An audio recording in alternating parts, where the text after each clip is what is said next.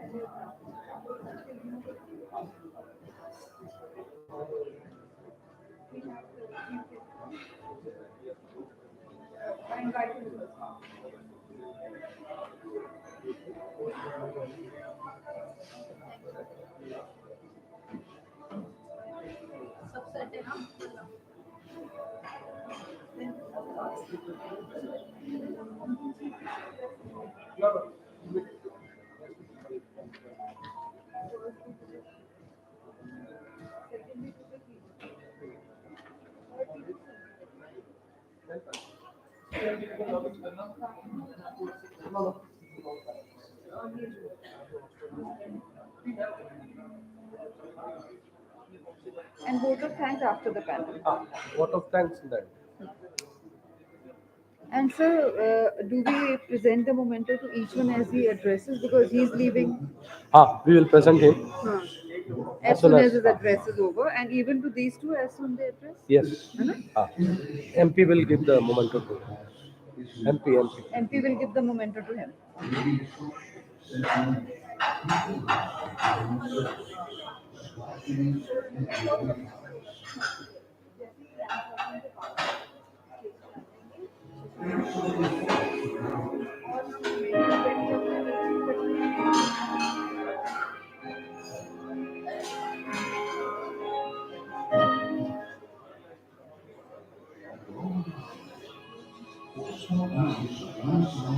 Approach to security will never be successful. Our dedicated teams have decades of experience solving complex problems in the most sensitive environments, building trusted solutions that deliver high assurance security. The time to act is now to secure essential services that families, countries, and economies rely on, and safeguard the future for generations to come. Let's do this together.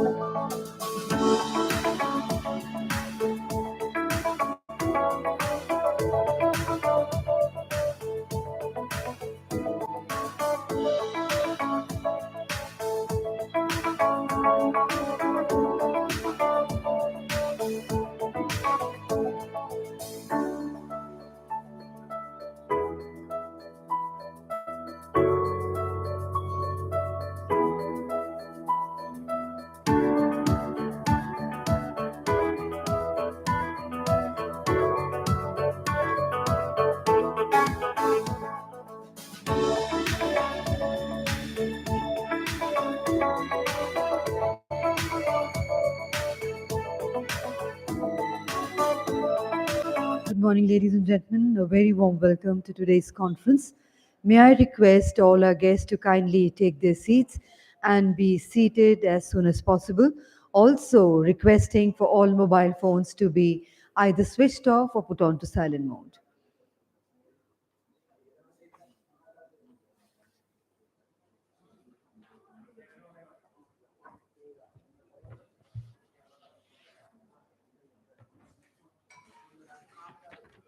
And ladies and gentlemen, we also have the proud privilege of welcoming amongst us our Honorable Chief Guest, Shri Sanjeev Arora ji, the Honorable Member of Parliament, Rajya Sabha.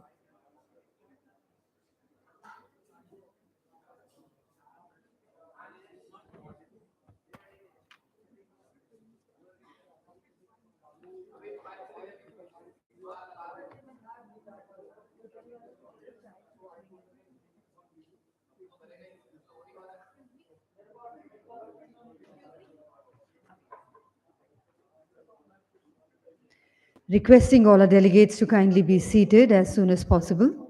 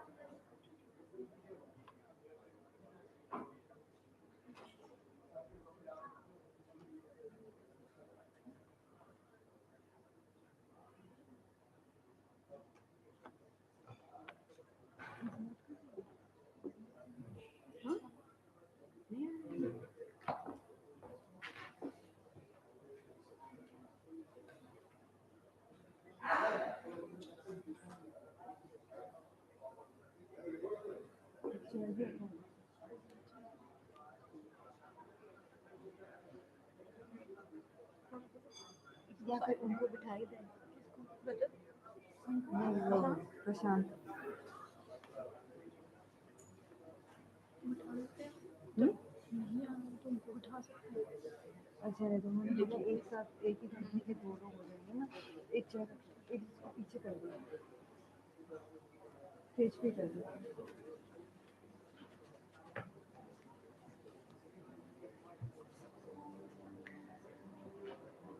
Ladies and gentlemen, once again requesting everybody to be seated.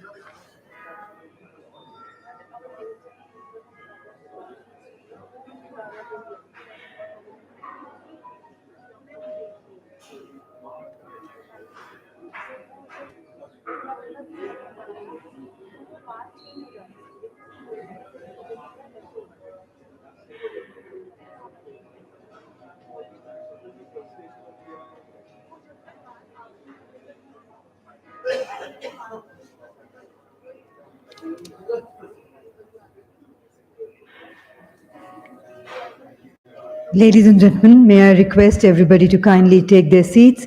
We are ready to go ahead with the proceedings of today's conference. Once again, requesting all the guests to kindly be seated. May I also request for all mobile phones to be put on to silent mode. Thank you.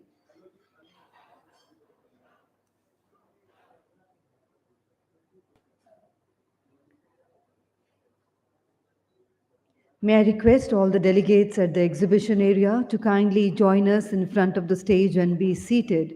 Thank you. Namaskar and good morning. Ladies and gentlemen, it is my pleasure and proud privilege to welcome you all on behalf of Bharat Exhibitions to the 8th edition of the Smart Cities and Intelligent Mobility India 2022 Hybrid Summit. This forum will trace the importance of various aspects of infrastructure that needs to be planned, designed, built, and operated in order to provide the smart attribute to a city development. That is integrated command, control centers, intelligence center, intelligent transport management systems, traffic management and information control center, smart governance, surveillance, network and communication systems, AI, IoT, innovative in-building solutions, etc. It is going to bring together global thought leaders to explore the intersection of technology, smart mobility, Internet of Things, M2M, cloud, artificial intelligence, renewable energy, big data, innovation, OSS and BSS, smart cities, skills, regional collaboration with education. And in this inaugural session, we analyze with experts the smart mobility and smart security, improving quality of life across 4,000 cities in India. And ladies and gentlemen, we thank the Almighty for giving us this opportunity, another day of learning and updating ourselves by lighting the ceremonial lamp. And I would like to invite Honorable Chief Guest for the lamp lighting, Shri Sanjeev Arora ji, Honorable Member of Parliament, Rajya Sabha, inviting our dignitaries, Dr. Rajkumar Upadhyay, Executive Director, C. Dot, our guest of honor, inviting Mr. Sajjan S., Vice President, Research and Development, Global Northern Communication, inviting Dr. Sumit D. Chaudhary, Founder, Chairman, and MD, Gala Smart Cities, inviting Sri George Kuruvilla, CMD, Broadcast Engineering Consultants India Limited, inviting Sri Sushil Kumar, DDG IoT, Telecommunications Engineering Center, inviting Mr. Rajat Mukherjee, Director, General Broadband India Forum.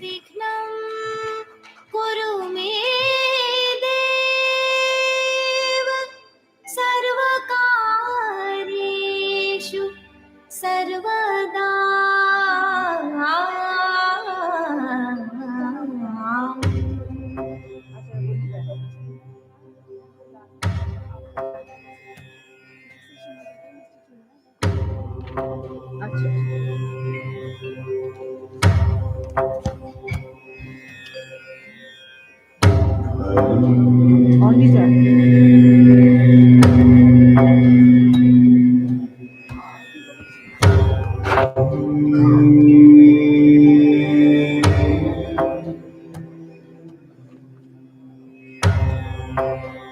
I also invite Dr. Chinmay Hegre, Managing Director,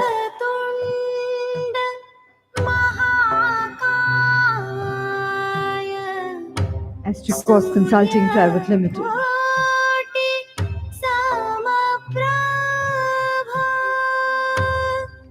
Thank you, gentlemen, for doing the honors. I would invite all our dignitaries to kindly grace the stage with their presence, inviting Honorable Chief Guest, Shri Sanjeev Arora ji, Honorable Member of Parliament, Rajya Sabha. Let's put our hands together to welcome. Inviting our guest of honor, Dr. Rajkumar Upadhyay, Executive Director, C. Dot.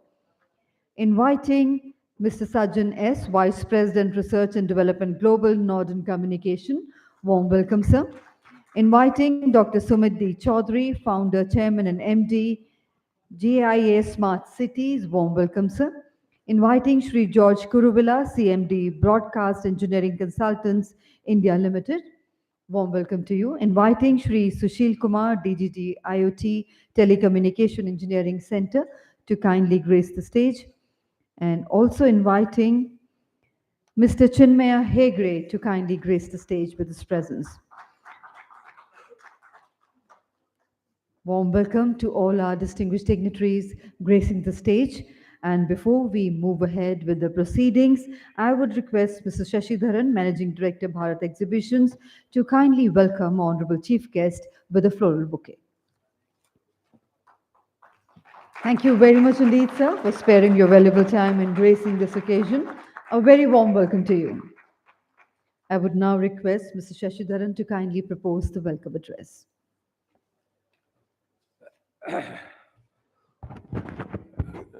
Good morning, ladies and gentlemen. A warm welcome to the Smart Cities and Smart Mobility event. We have a chief guest, Sri Sanjeev Arora ji, Member of Parliament from Rajya Sabha.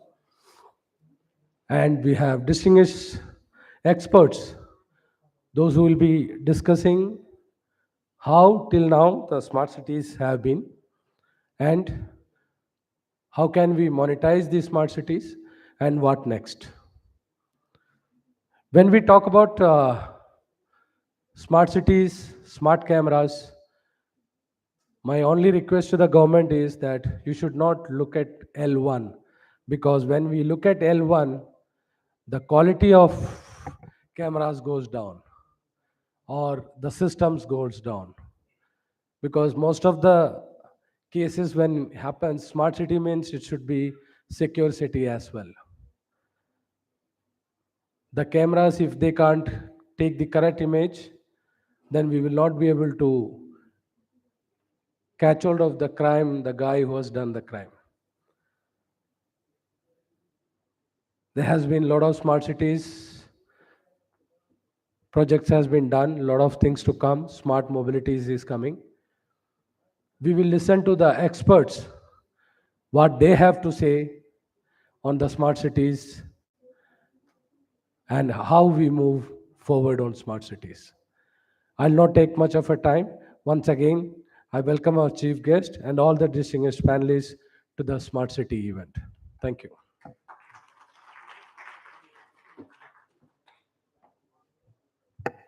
Thank you very much indeed, sir, for those warm words of welcome. And now, ladies and gentlemen, I have the proud privilege in inviting for the keynote address Mr. Sajjan S., Vice President, Research and Development, Global Northern Communication. Let's put our hands together to welcome him.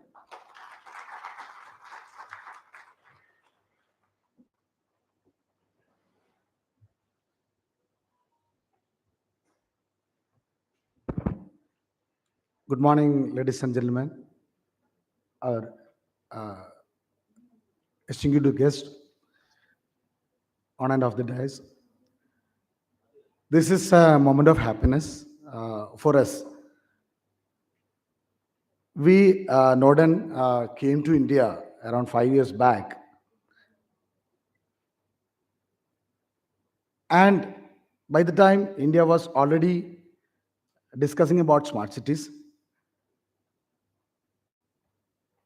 and when we were internally having our global discussions, how we have to focus on India, one of the key area proposed by the Indian team was to have a major focus on the smart city. But honestly speaking, there was all skeptical note. People were looking at it, how India kind of a country is going to take it forward. We were all hearing so-called countries talking about smart city, and a developing nation like India. Uh, was it the right area to be focused? Was a question at that point of time. But then, when after religious discussions and evaluation, then we have decided to uh, focus in that line. And today, after 7 years, when we look back, or the journey of smart city, as a citizen of India, I feel so proud, the kind of progress that we have done in this segment. And, I can proudly say that when we are talking to other countries, like, we are doing smart cities in Vietnam, we are doing supporting Africa. It is not called so-called smart cities as a name, but then they call it as social surveillance or whatever you call it as. But then they all look up to India, what we were doing last 5 years. And this success is something that we have to really celebrate. And our authorities and leadership, this is such a wise moment that we have done. We have to, this is another aspect of it actually. See, when you look at the civil infrastructure, I'm not going to take much of time, but then I have to put this also. See, any development when people are looking at on a political angle, the civil infrastructure, when it's being constructed, even now we are talking about parks also in a smart level. That's it. But then even a park also, at least you can, something is visualizable, you can communicate to the people. But when you are talking about a smart city, is it that is essential for a country like India? Is it our necessity? Was a question. But I know you must be aware, but then this is like health and beauty. When you talk about a civil infrastructure development of a country, it is more of a flesh or a beauty external. But the moment it is coming to smart city, it is your health. It is like your organs, your nerve system. It is getting connected to the deeper angle of our public. Now, the kind of data we are being pulled out. You have seen, we are predominantly on the computer vision, IoT, and robotics is our core area. So when you say computer vision, you have seen, ITMS systems are being implemented, and we are so privileged that our, Prime Minister, Honorable Prime Minister, on constituency Varanasi itself, we were able to execute the project. The project is now taking completion. You must be aware of it. So we were privileged to be a part of it actually. And today, the kind of data that is flowing to the control system. Earlier, we were fighting whether it has to be in the police department, whether it is in the other department. Now the data being pulled out is actually, we are able to use the total traffic flows, the total, the kind of data decision making that we are able to make out of it is too good. And the traffic is becoming more structured. It is not only traffic, any walk of life, be it your weather conditions, be it your, atmospheric data, be it your CV system, everywhere you can bring in this technology and bring out the data. You know about smart lighting. I don't have to brief all those areas. You all are expert, I know. So all the smart lighting also, how much of energy was being wasted out there? On a smart waste management, how much of lorries were running across, and still you have the garbage, storage out there. But then now you have centralized data. The authorities can make better decisions out of it. So this is all about health, having a healthier system. Yes, of course we need beauty, but health is more important. So that is what it is, becoming crucial, and India definitely is being successful and heading a global division, talking to multiple countries. I can understand, of course, not only developed countries, but then the Asia, other countries like, be it your Indonesia, be it your Vietnam, be it your Cambodia. When we are talking to people of them, they're little looking up to us. That is really a moment of happiness. And again, before maybe last parliament election, again, our meetings are all coming up. Boss, it is not 100, it's going to be 200. So I think you guys have to work more on the product, and that so much of directions are coming. No, but we have not seen anything happening. And now we are showing such a massive figure of 4,000, cities. And again, being part of that discussion of being 100 cities, skeptical on 100 cities, today when we are talking about 4,000 cities, I am not skeptical. Or maybe our system is not skeptical, because we know we can achieve it. We can very well achieve it. And on a last note, which I wanted to put forth, to the authorities, who are with the decision makers, influencers out here. There's a lot of fund that we are spending on local self-government departments every year, year on year, on your lighting poles, on your road infrastructure, different areas.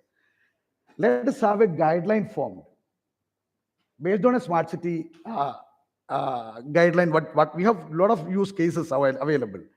So, for example, one simple example: putting up a light pole. Should it be anymore a light pole alone? Can we not think about a smart pole?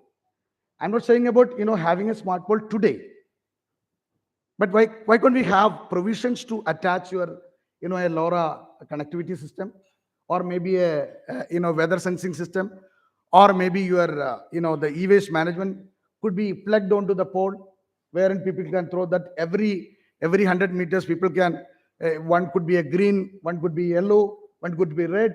Let them categorically let us make it a habit for the people to throw their garbage. Now you are cursing the people of throwing the garbage on the ground, but let's give a provision, and let's have the alerts coming into the central control room where we can make a measurement of that. Let's have a collection system which is not starting at 8 o'clock in the morning.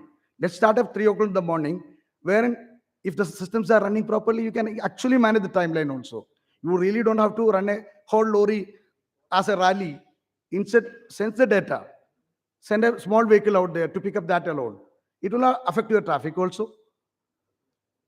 So my simple request is actually to have a framework developed, issued to the local self-government.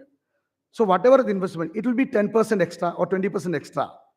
Or maybe you have to, maybe let the budget be there. You do lesser, but do it in a smarter way. So that the 4,000 can be made a lakh of poles available in the country. Each and every village is getting connected to the network, and the kind of amount of data that is going to flow is huge. And I'm sure the authorities out here, the decision makers, could make a better judgment out of it. And we are all there. And finally, the Make in India process. People like us can invest more on India. We are right now coming with a factory in Bangalore, and we have a lot of, there is a drone development thing is happening, thanks to the central government for the wonderful decision of, banning the other this thing. So there are a lot of things that people will, I'm sure that, the investment is going to be huge. And that's all what I want to tell. I don't want to take too much of time. Guests are waiting, experts are waiting. So this is all from our end. So thank you so much for Mr. Sasidharan and Mr. Ashokji for giving this wonderful opportunity. And thanks for the patient listening. That's all. Concluded. Thank you.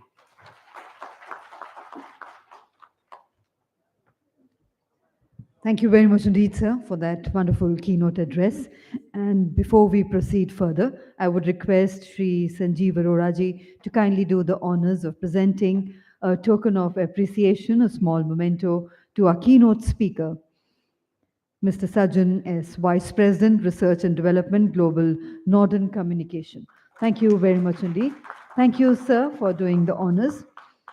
And now, ladies and gentlemen, I have the proud privilege in inviting our Honorable Chief Guest, Sri Sanjeev Aroraji, the Honorable Member of Parliament, Rajya Sabha, for the inaugural address. Let's put our hands together to once again welcome.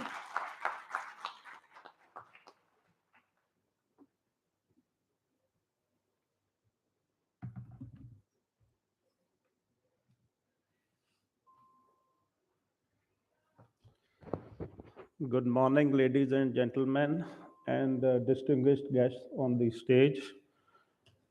Thanks for having me over.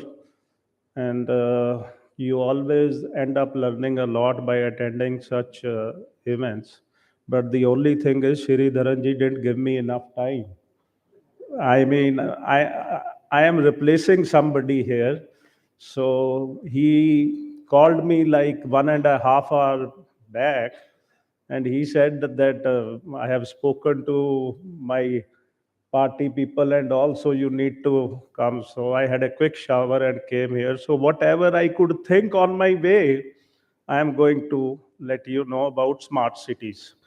First of all, I would like to introduce myself. I am Sanjeev Arora and I am from Ludhiana, which is one of the city which has been taken up by government to be developed as smart city.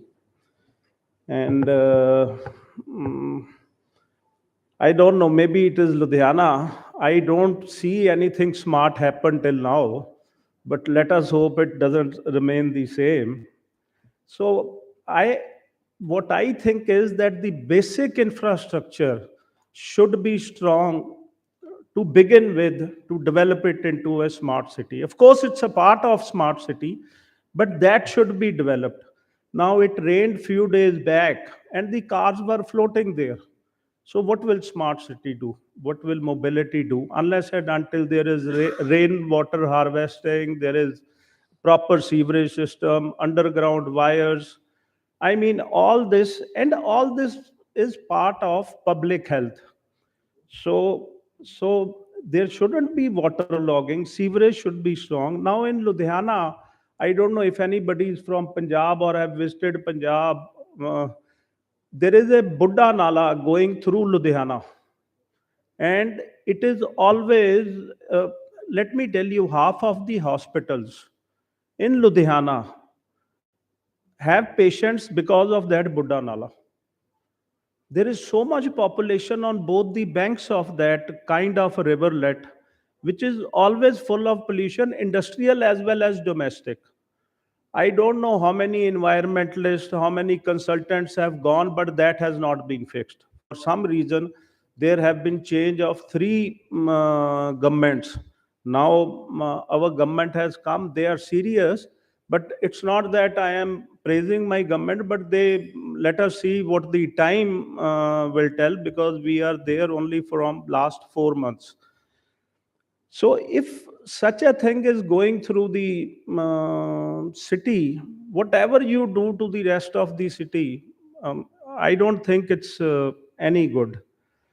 And when Shri Dharanji called me in the morning, I said, "What are the topics of discussion?" He must have said that smart city and mobility. Do you know what I understood? Whatever, maybe it was on speakerphone. I thought he's saying smart city and monetization of the expenses. So when I came here, I came to know it's mobility. Of course, mobility is very important, but I have a few pointers on monetization also, because it is very important.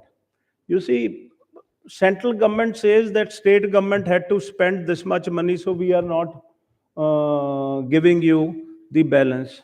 Now, state government says, okay, you first spend, then we'll spend, because all the state governments are starving at present because of freebies or anything, whatever you may say, of their political promises, or their own income is less. So half of these smart cities, maybe more than that, are not going to take off. uh, uh, Gentleman, he was talking about Agra, that it is the most successful city. So the one reason behind it is that UP is a rich state. They are flush with funds. But the states which are not, I mean, they can't. He was nodding. So you are saying that UP doesn't have funds? You are not agreeing. Yeah, that's fine, but income is there. That's what I feel. Compared to other states, that's what I am doing. But yes, you all the experts are going to talk a lot about mobility, but what I would like to talk about is monetization, if at all states can't afford. So the best way of monetizations is, other day I was in Parliament. Mr. Gadkari was telling us about the GPS system they are going to start to collect tolls, and he was so sure that within 1 year it will be operational in India, or maybe start the operations in India. They have already shortlisted. Now, in every city, if you people know, there was octroi. But most of the cities in India, in Punjab, they used to call it chungi also, but it's octroi. When you enter the city, especially the goods trucks and all, they had to pay a fees, then only they could enter. So it became traffic hassle. It became so finally governments abolished octroys. But if they want to collect that, that's another system of GPS where the traffic doesn't have to stop. So they can collect and spend it on their city. Now, second thing is the collection of taxes by local bodies. Till it is in the hand of governments, I am sure it's never going to happen. So they need to privatize that. At same taxes, same percentage of taxes, if they privatize just the collection, I can assure you the collection will go to double within couple of years. First of all, half of these houses are not registered for house tax, so they don't even get tax notices. The people who get, they do not pay. They say साल के end में जब government को पैसों की जरूरत होगी, they will come with OTS. That's what local body. So if the collection is privatized by cities, especially the smart cities which are coming up, I mean, they will have money to spend. They will have money to give to you guys so that it can be a smart city. Economics have to work. Neither central government can spend all the money, neither state government. I was just sitting on mobility, we were discussing. I said, in Ludhiana, if we have to do, we do not have any money. So they said the best way is we get a share from the traffic challans and we will do it. So I said, okay, go ahead and give a proposal which makes sense. So what I am trying to say is that this is an important part to make this a successful smart city. Of course, there will be quite a few cities success, but to make it successful countrywide, we have to think all of these issues. Once again, thank you very much for having me.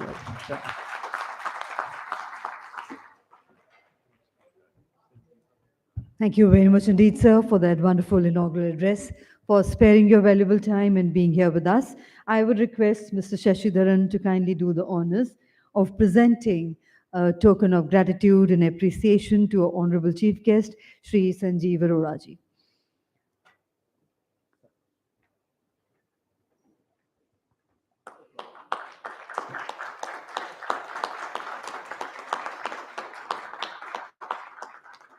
Thank you once again, sir. Thank you, Mr. Shashidharan, for doing the honors.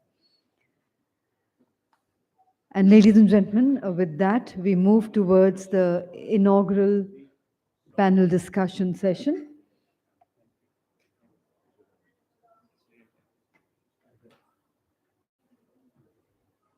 And we thank our honorable chief guest once again for being here with us. Thank you very much indeed, sir.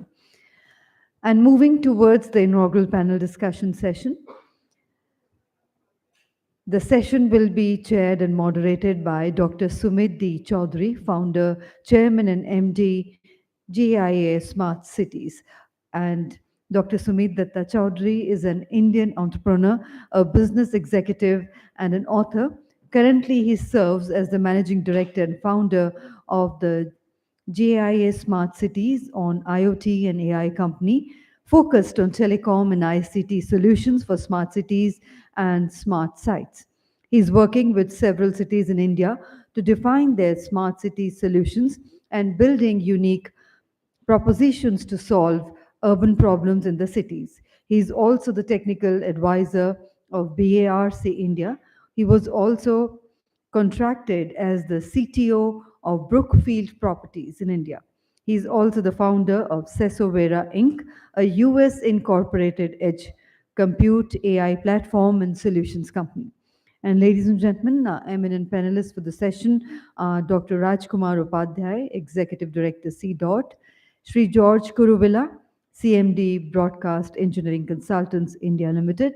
We welcome you on the dais, sir. Shri Sushil Kumar, he would be joined, he's here. Very warm welcome to you, sir. DDG IoT Telecommunication Engineering Center. Mr. Prashant Oberoi, Head National Sales, E-Governance, Northern Communications. Mr. Chinmay Hegre, Managing Director, Estricos Consulting Private Limited. And we also welcome on the dais Mr. Rajat Mukherjee, Director General Broadband India Forum. Warm welcome to you, sir. And may I now hand over to our moderator.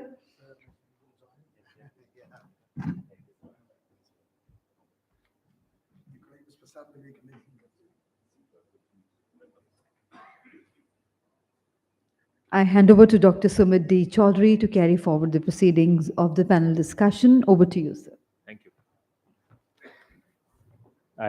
I'll head back to the seat after I just introduce the topic and also um, give a little bit of a brief as to why we are here today. I was told to um, sort of come up with this slot, the inaugural session of this conference, and I talked about not just smart cities but smart mobility, and this is one of the things that Sanjeev ji was talking about, that the projects that work across the country, projects that can be monetized.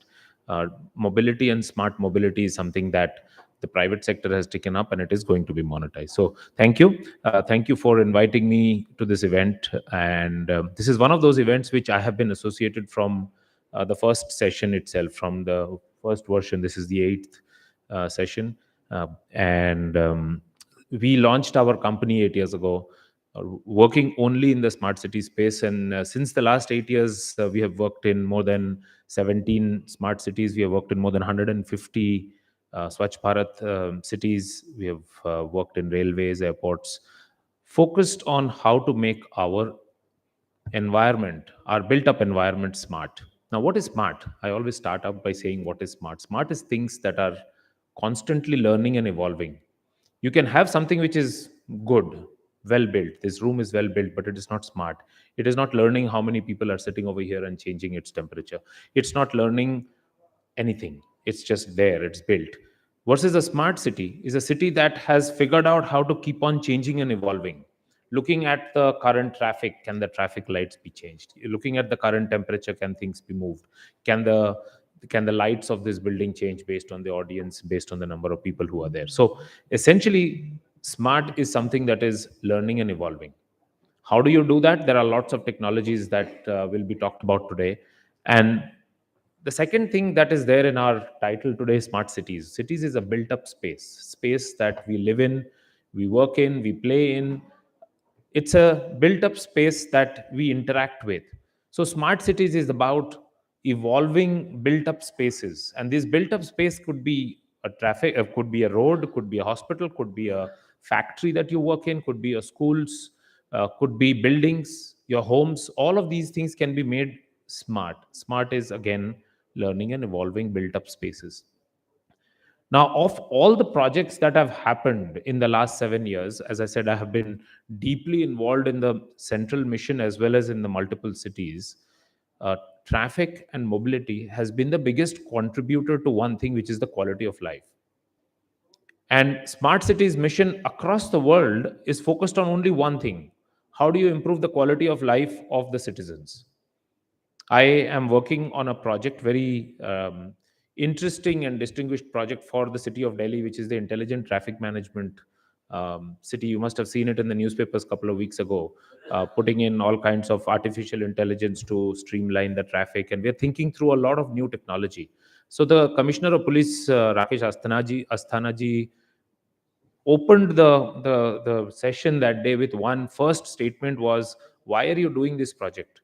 And his first statement was, we are doing this project to make the quality of life of Delhi citizens better. If you look at everything else we are doing in that project, it is all magajmari. The the main intent of the project is to improve the quality of life so that you can get home faster, you can have a quality of meal with your family, you can improve that. And that is the biggest contributor to quality of life, including health and other things that sir talked about before. That if you don't improve the health of the people, if you don't improve the quality of education, if you don't improve the quality of air, you are going to have a bad quality of life. So today's session is about understanding how can we improve our quality of life, and how can we take the projects which have successfully run over the last 6 7 years in this country and scale it to 4,000 cities. So this is about scalability, it is about innovation, and it is about improving the quality of life. So with that, today I would like to welcome my distinguished panelists, all of them are really smart people working really hard to make this country better for all of us. So let's applaud the audience with the panelists first, and then get straight into the session today. I think you have already got the session. We have got Dr. Rajkumar Upadhyay. We have got Shri George Kurvela, Sri Sushil Kumar ji from DOT, who's specifically looking at implementation of IoT. Then we have got Prashant Oberoi ji from Norden, and finally we have got to give the vote of thanks. I think Mr. Mukherjee is going to come back later on stage. So I will start the session today with a set of with giving each speaker time to talk about their own opinion about this topic, and then we'll come up with some questions. I deliberately did not want to prep you all with some questions, sir, so that it comes spontaneously, because smart cities and quality of life is something that impacts all of you dearly. I don't want you to come prepared with an answer which is canned. Talk about your own experiences in this city. You all are part of this ecosystem, and let us see what we can do collectively as smart people to help the country. Thank you. So Sushil Kumar ji, you are sitting on the leftmost seat from here, or rightmost from the rest of the people. So we'll start with you, and we'll just go around if you don't mind. Speak from here or there? Thank you. Thank you, Dr. Chaudhary, and I'm really thankful to Bharat Exhibition for giving me this opportunity to speak here. My views about IoT and the smart cities, as Dr. Chaudhary has spoken, the smart city as a evolving things. And the IoT and the ICT are the technologies which makes the things smart. And smart city will be having the this smart homes, smart automotive, smart healthcare, city surveillance. That is one of the most important part, and the traffic, intelligent traffic, and so on. And, there may be so many verticals and large number of applications in the smart cities. Now you see these IoT and ICT technologies, how we can utilize these technologies, and a lot of work has been done in the country in 100 smart cities, which were finalized sometime in 2015, and a lot of work is in progress, and a lot of is required to be done. It is very much required that the smart cities which are being developed using huge expenditure, they should remain smart not only for the present generations, they should remain smart for the future generations also. And it is necessary that we should use the standard-based solutions in the smart cities. The platform is one of the most innovative item in the smart city, and after that we are having the communication technologies, and these two items they are very essential for any vertical, whether it is automotive, city surveillance, or anything. In the case of platforms, the platforms should remain evolving. And future platforms will be the based on data, and for monetization we can use various data which will be coming from the either from the traffic or the vehicles that can be used for the insurance purpose of the vehicles. So that is the part of the monetization. And working on this, TEC released 18 technical reports in the last 6 to 7 years. And the latest technical report which was released, that is on IoT ICT standards for smart cities. And these documents are having the various challenges in the smart cities, the study of the policy and the guidelines analysis available in India, and some of the smart cities across the globe, then the study of the verticals, and further the security challenges in the smart cities and the recommendations. We are working with the ITUT Study Group 20. ITUT Study Group 20 has released a series of standards ranging from devices, gateways, then platforms, data, and blockchain, artificial intelligence, and about the secure onboarding of the devices.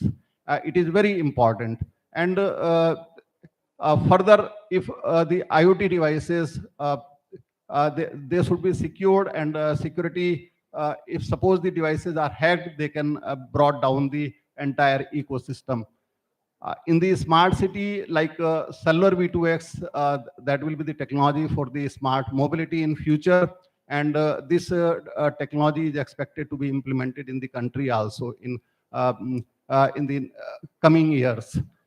This Niti Aayog has formed a committee for finalizing the technology around 3 years back, and last year they floated a policy paper, and TEC has given comments on that. And 3GPP based cellular V2X is the only technology as on date which will be used, and the trials are going on by 5G AA, a 5G Automotive Association across the globe in Europe and US, and this technology is being implemented in some parts of the globe.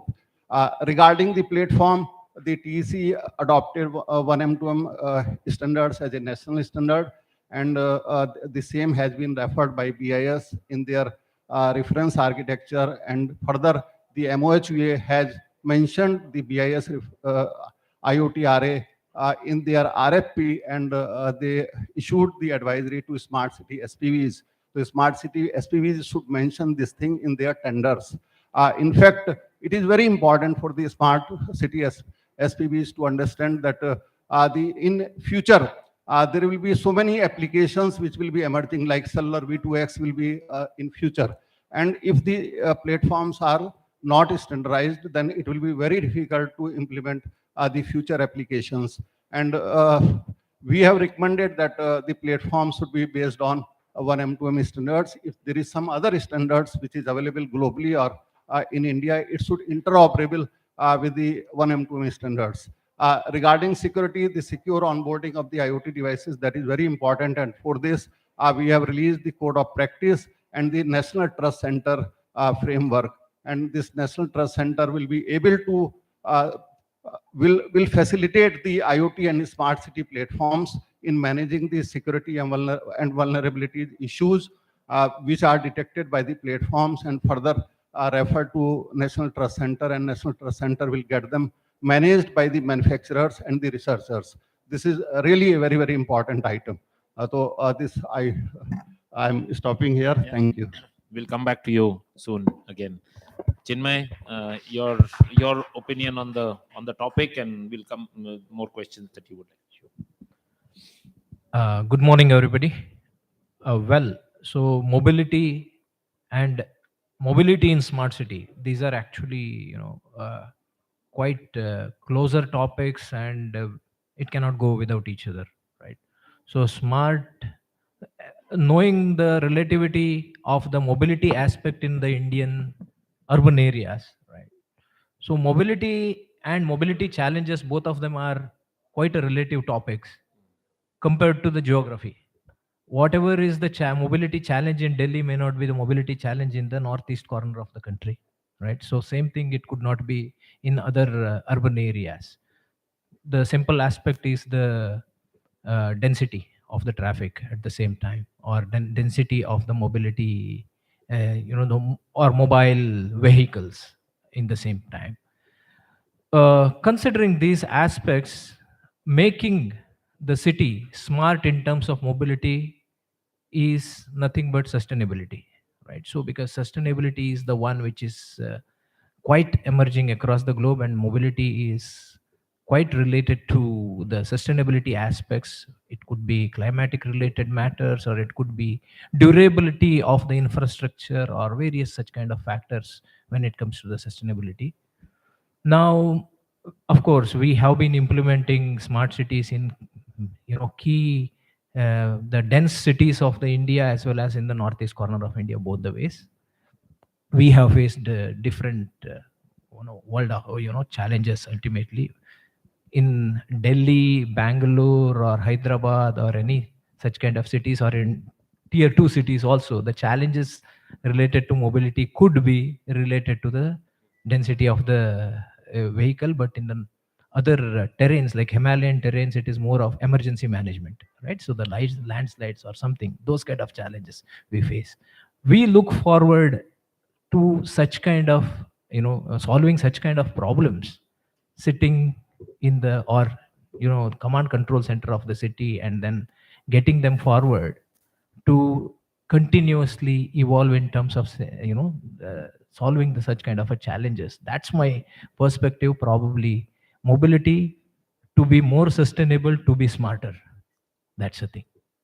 I would ask Shri George Kurvilla, who's the CMD of BESIL, to talk about the work that they are doing Hello. quite extensively, building command center, building communication systems, making a lot of our infrastructure smart. So I think he has got a lot of perspective on the work that is going on. So, George.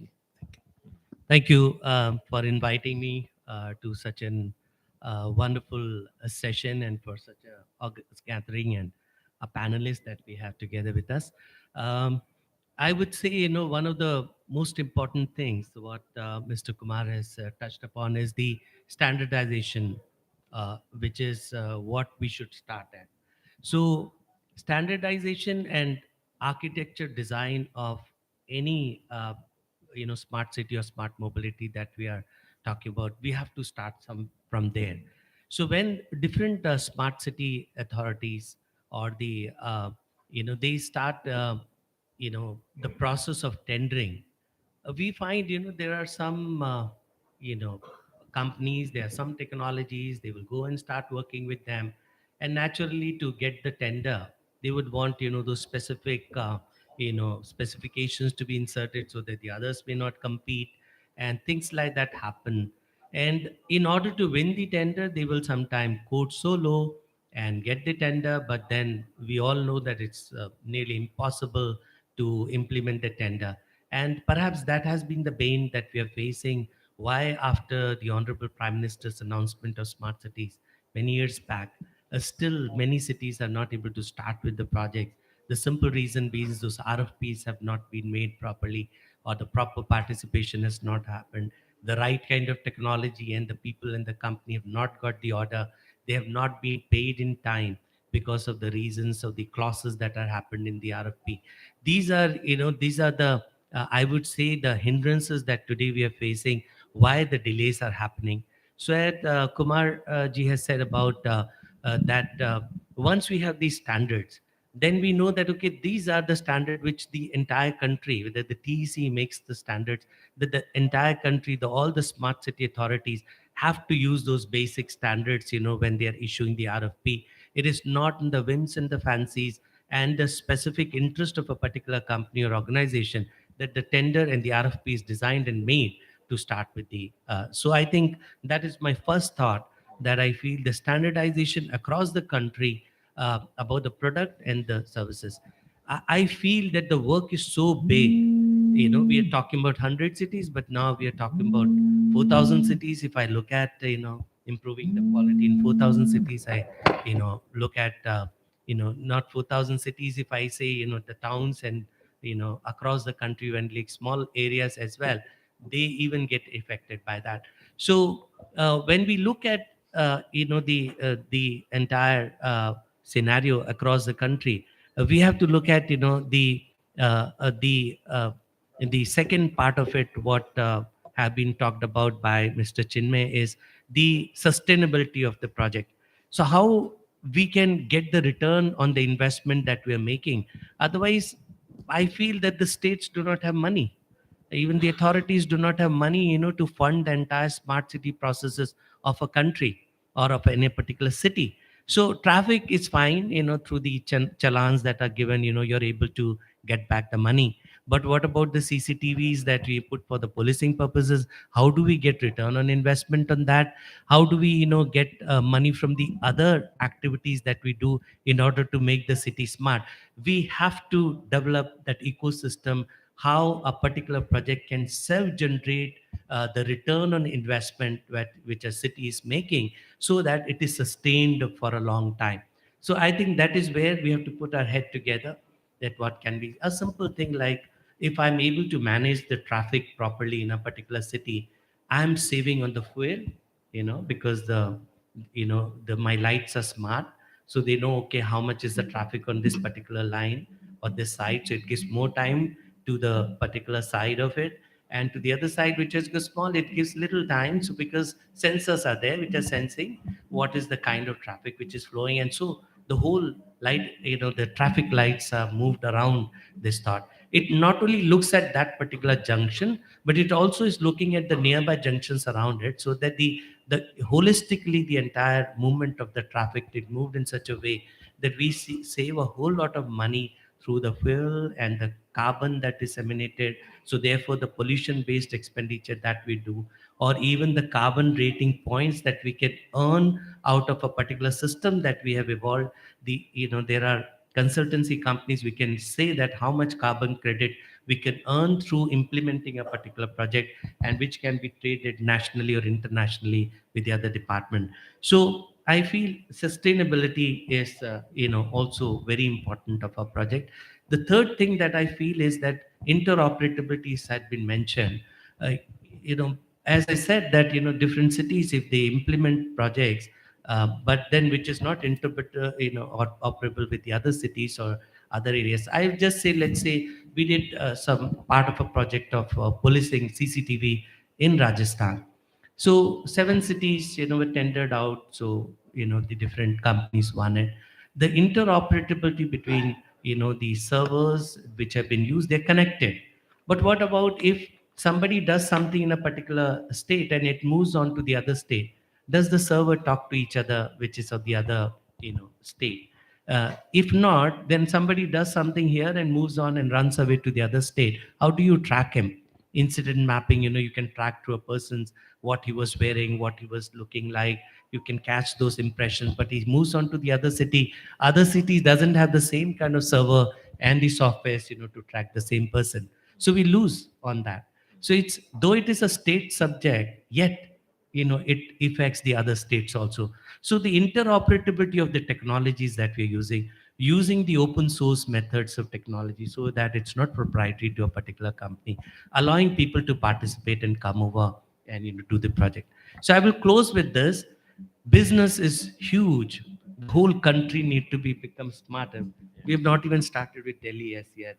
So much of business is there. So why fight with each other? Get the right price for the right thing and give the work to everybody. Everybody is happy, and the work will parallelly move across the country, makes the standard, make the rate contracts, and let us move ahead, to implement the project, which is the key thing. If we implement it, everything is going to move with it. Thank you. Yeah, I completely agree with you, sir. There is a lot of money available in this country to be spent.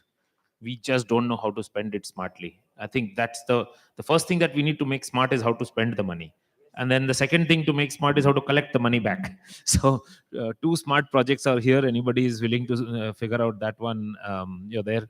Sir, Dr. Upadhyay, you are a very noted, knowledgeable person in this space of how all the things that people have said. You are a guru, so please enlighten us as to your perspectives on. I think, good morning, everyone. Good morning, everyone. I think most of it has been summed up by my fellow panelists, the challenges, the opportunity, the sustainability. So I'm not going to repeat that. I would only say that uh, I'll give the view of CDOT. So the main thing which Sushil Kumarji said, the standards. We need to have all our smart cities following the national standards. If they don't follow national standard, what happens? What is smart city? There are sensors, there are actuators, there are applications, there are command and control, and there's a platform which is managing all this.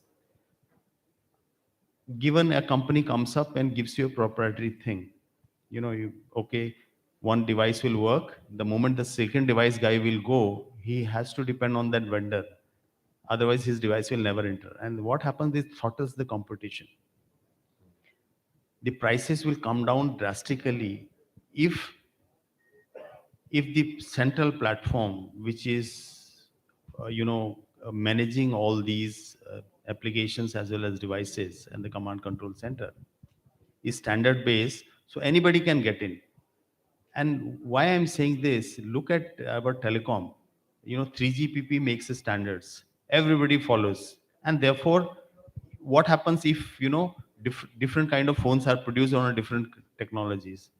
One, it will not interwork with each other. Secondly, prices will go up because on a particular standard, Standards are already given by 3GPP. On that, everybody makes their BTS, everybody makes their core system, everybody makes their UEs, and they interwork. Whether you move from Karnataka to Delhi, Delhi to US, US to Europe, it all works because the standards. And therefore, the main thing is the standards. And some success we have achieved. We have been also lobbying with urban ministry that whatever RFPs are done in the states need to follow the standards. And what are those standards? The national standards of our country are nothing but 1M2M global standards. 1M2M global standards have been adopted by our country. And we at CDOT have designed a common service platform, which is fully compliant to this particular platform. Apart from us, CDAC is another company which has also made the platform.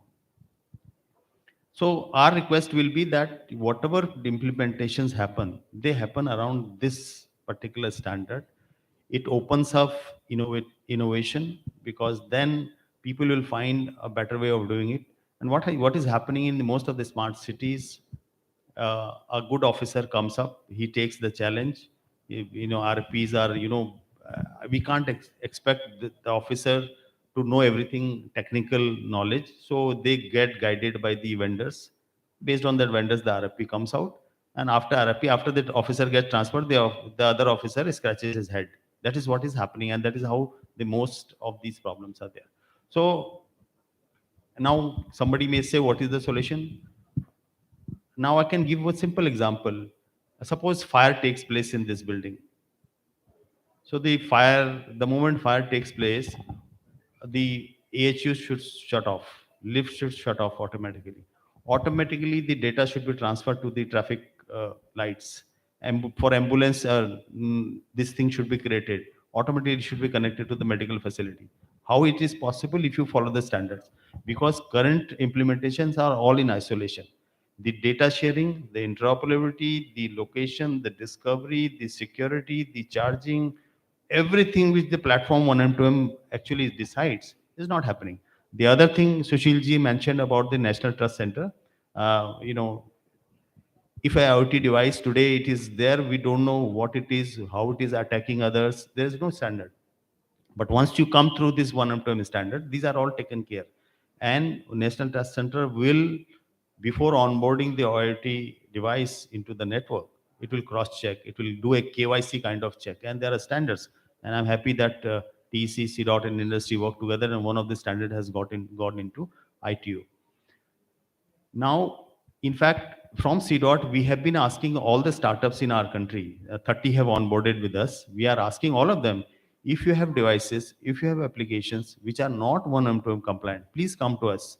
We will give you assistance free of cost. If required, space in my office, I'll give. Any funding is required, I'll give. Please come, make these devices and the applications 1M2M compliant. Why it is true, if you implement a solution in India based on compliant, you can tomorrow go to Sri Lanka, tomorrow go to Indonesia, Malaysia, anywhere. Once a standard base. But if you integrate your system to a particular vendor, I won't name them. If it can only work there. It can't move the other side. So therefore, if you have to monetize one, then the question was sustainability. Sustainability also will come. The cost goes down, and the data sharing happens from one side to another side. Data sharing is not happening. Like traffic thing, if somebody is not wearing belt, for example, I saw this application working in Bangalore. Somebody is not wearing a belt, automatically the camera detects, it should automatically go to the transport, and the transport record should come out. I mean, unless there is a interoperability among the application, data sharing among the application, we will not succeed. And therefore, our request will be that whatever tenders come, they should be as per the 1M2M global standard, which are our national standards today. Thank you. Thank you so much, sir. I think I'll just add in a couple of things in your point about the fire and the lights going on. Did you know that in Delhi today we are working on the traffic management project I mentioned? There are 6 different names given to the single traffic light by 6 different departments. PWD calls it something, Ministry of Road Transport calls it something else, the guy who's actually maintaining the traffic calls it something else. The police actually inherit those two. So the signal cell of the police call it something else. So there are 4 or 5 different ways in which, forget about the technology of what the light is. This is the name of the light. If I don't know the name of the light, it doesn't matter what technology I'm using. I won't reach the light. I'll reach some other light. For the last 2 months, my people are finding lights around the country. वो कहो, है कहाँ ये light? ना ये junction किधर है? Junction का ड्राइंग तो बनाना है, बट जंक्शन किधर है भाई? Lat longs are all wrong. So master data, I am coming to the point. I'm making a joke out of it, but it's not a joke. Master data about our infrastructure is the driving force of anything to glue together. It doesn't matter what technology it is. It could be totally different technology. I believe in standards, but I also believe that standards stifle innovation. I will fundamentally disagree with a little bit to that, but I also agree that standards should be there after some time. After some time, if you make everything go to the standards, I am always controversial in my sessions. If most of you, any of you have seen me in my past, I always introduce one left brain idea. Well, there are many standards people over here, they'll beat me up outside, but that's okay. But you see, the master data of a city is what glues everything together. If the master data is not there, no amount of technology standardization will work. Departments need to collaborate to work together. They need to have a standards body for naming, is what I'm going after, actually, in a slightly different way. But I'll invite you to share your comments, Prashant. You come from a technology specific thing. Would you like be controversial? It's okay. No, I mean, if so everybody agrees with no, everything else, we won't have a good session. I was about, you have done half my work. So actually, I will take middle position. So anyway, thank you very much for the opportunity. I'm privileged to be sitting among such esteemed guests. We have touched upon multiple things, right from standards to monetization to technology to mobility. So I will begin with saying anything which is not mobile is dead. So mobility is very important. So starting with that, when we say mobility is very important, we have been talking about standards. Sir has talked about the ITOT standards. I am for standards and I'm against standards, as he said, because beyond a limit, if we put too much of standardization, it really kills the innovation. But if we keep on upgrading, unfortunately, sir, I have to say this, the time for upgrading our standards is pretty long. Setting up standards is fine. The time for upgrading it continuously has to be very short, because globally the innovations are happening and the standards are evolving like every quarter. And if we start setting up standards and evolving it over 2 years, 3 years, 5 years, it's too late. We should set standards. However, we should have a particular time frame to evolve those, improve those, see what's happening globally, how it can add value to our ecosystem. There are few things which may not add any value. It is okay, that's fine. But there are a lot of things which can add value to our ecosystem, and that has to be upgraded. Those standards have to be upgraded very frequently. Very, very frequently. That's where I said I will take a middle position. That, in a way, that doesn't kill the innovation part also, because whatever is being innovated and required by our ecosystem is picked up in the standards also. Yes, and then second, we were talking a lot about monetization. Our chief guest also talk about monetization. When we talk about monetization, there are two ways which I look monetization at. One is monetization, which is real-time monetization in terms of what I am spending and what I am getting back out of that project straight away. But there are different ways. One of the ways which one of our panelists picked up is the carbon credits. Because of if the mobility is smooth, there could be a lot of, if there are no traffic jams, obviously the pollution is less. There could be a lot of carbon credits which we can pick up. That is indirect mobilization. Now, I would go a step beyond and say, what are the other monetization which we are already doing, which we are probably not counting, is same pollution level, the number of health hazards which we can remove. There is huge amount of money being spent by state as well as the central governments on the health. And because of pollution is one major factor in India, at least in the bigger cities.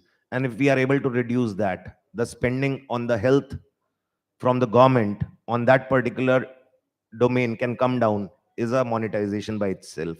Similarly, George sir said about ki when we talk about a signal, we should not talk about one signal. It should be able to see the signals nearby, which is automated traffic flow. If we can create that flow, we save huge amount on fuel, and we are still dependent on fuel. We are dependent on external sources. We don't have internal sources for fuel. We save huge amount of forex. That's also monetization. So it is not only direct monetization which is the thing.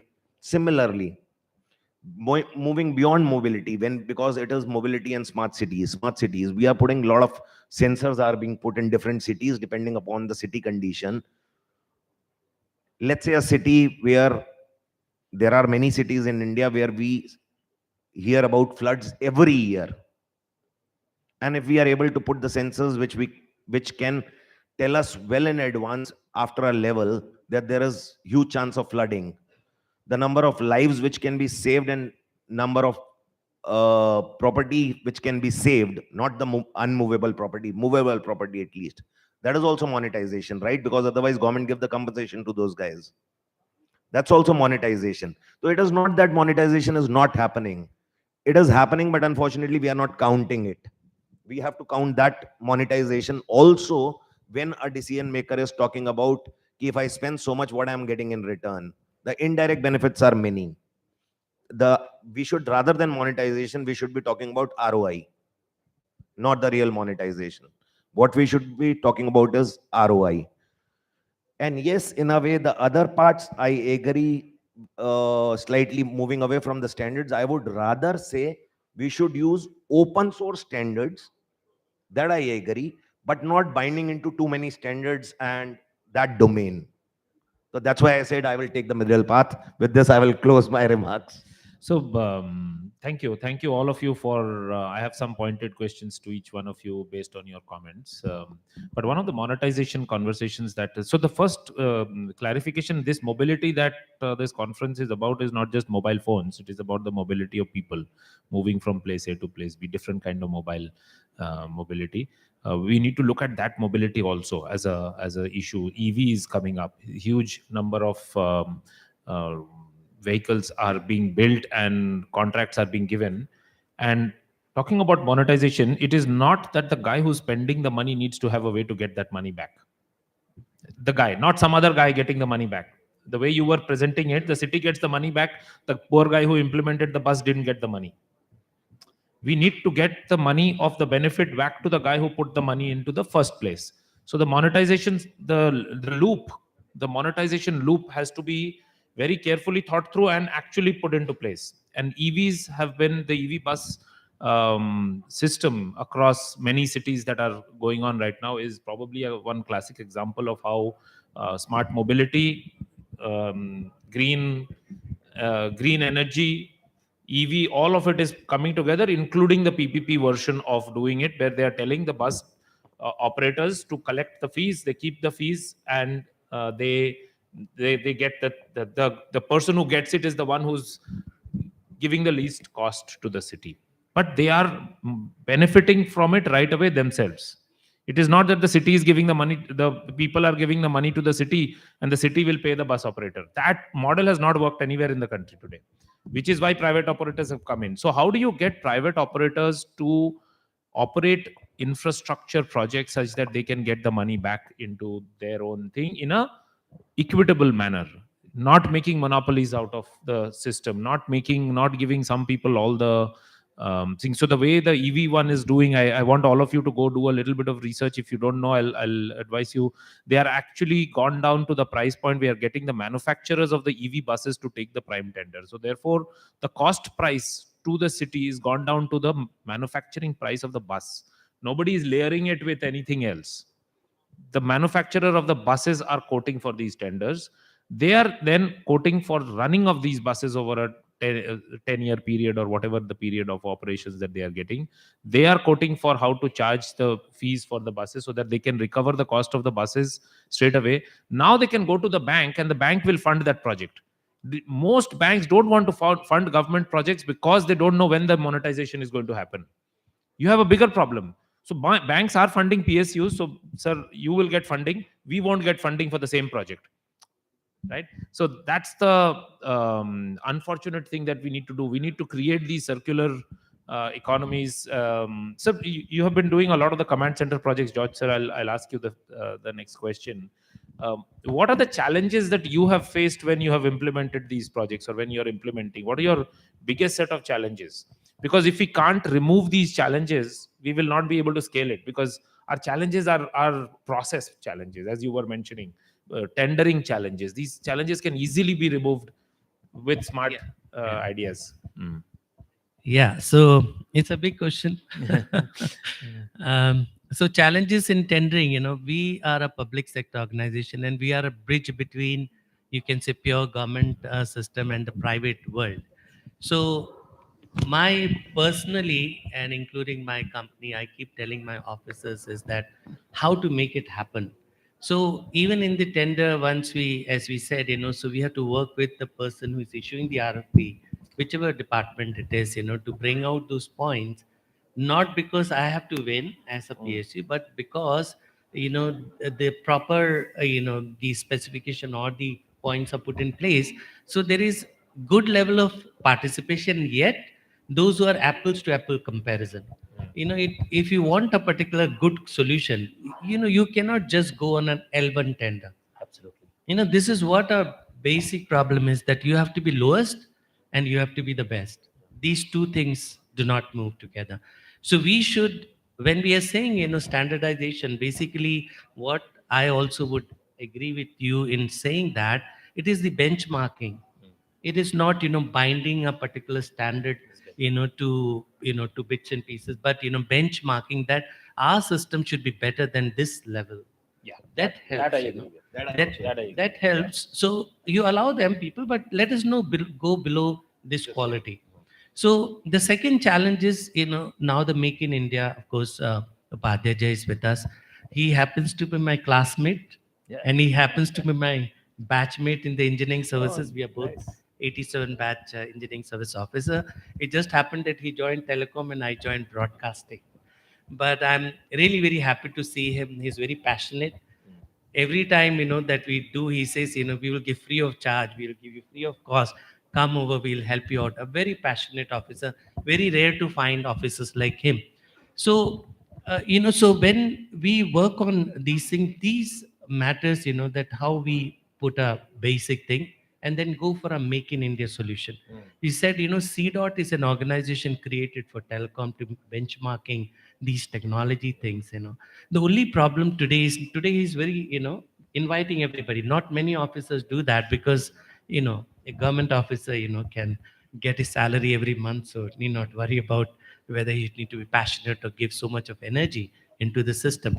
But organization like CDAC in the IT sector, CDOT in the telecom sector, they have made so many solutions, but yet, it has been not been marketed because people do not know. Now he's doing it. And how the private sector can already use the system which are nearly freely available and make a solution around those solutions. So it, fulfills the Make in India condition, at the same time make your cost much lower if you take, all the technology from outside.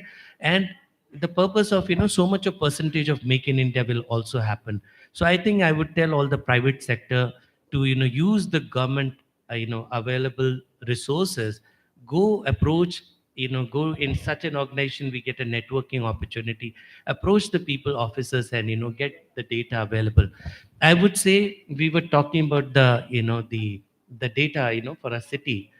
Perhaps our country now, we are waking up into this realization how important is data. So we have not collected or stored our traffic data for years. We have not collected any data for that matter. But we have got, institutions, we have got rich data with them. They have it. Research organization who have done and have the data with us. We have to, try to collect those data, And I would say that project management companies, who are consultants, like they're big force, we know, but why can't an Indian companies come up, go into these institutions and collect those specific data about it, and uh, get accordingly. I would say, like whenever anybody approaches me, they say, we want to do business with you.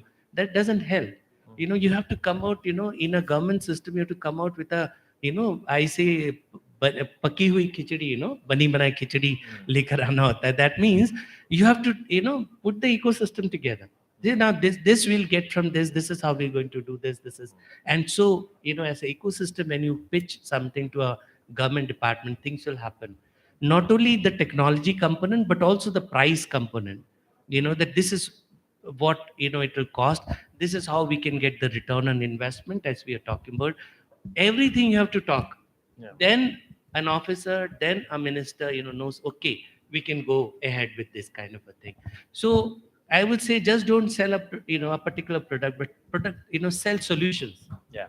Solutions, the entire solution. If you're able to do that, I think things are going to happen. So I think I'll leave that, and these Sir, are I the was challenges that going to come to you on innovation. So because please, I want no, you to focus on innovation as the. No, I think why I'm saying standards, I'll again harp on the standards. Your M2M system cannot talk to 4G, 5G unless it is standard based. For example, if you go to the national standard compliant, today it is working system. We have given to BSNL our 4G.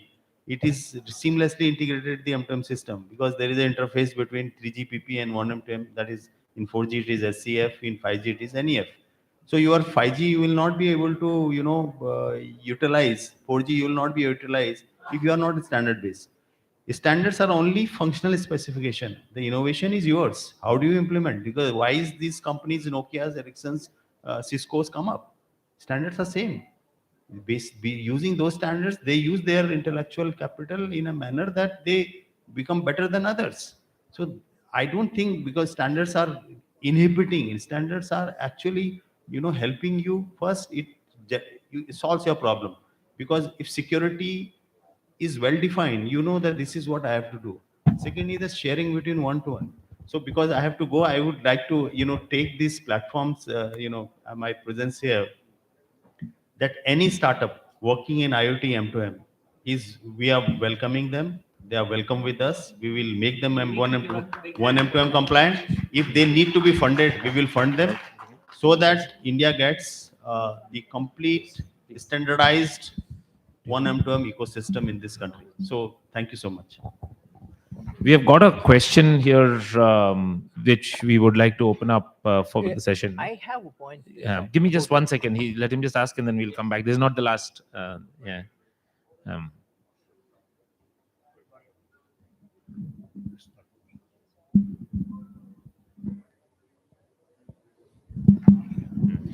Good morning, everybody. I have a question. Mr. Prashant Obra, you said, sorry. I'm Group Captain Manoj Kumar Singh from the Directorate of Standardization in Ministry of Defense, Directorate of Defense Production. I would like to ask you a question. Since we are looking after standardization, as you mentioned, you are for standardization and against standardization. How do you explain that?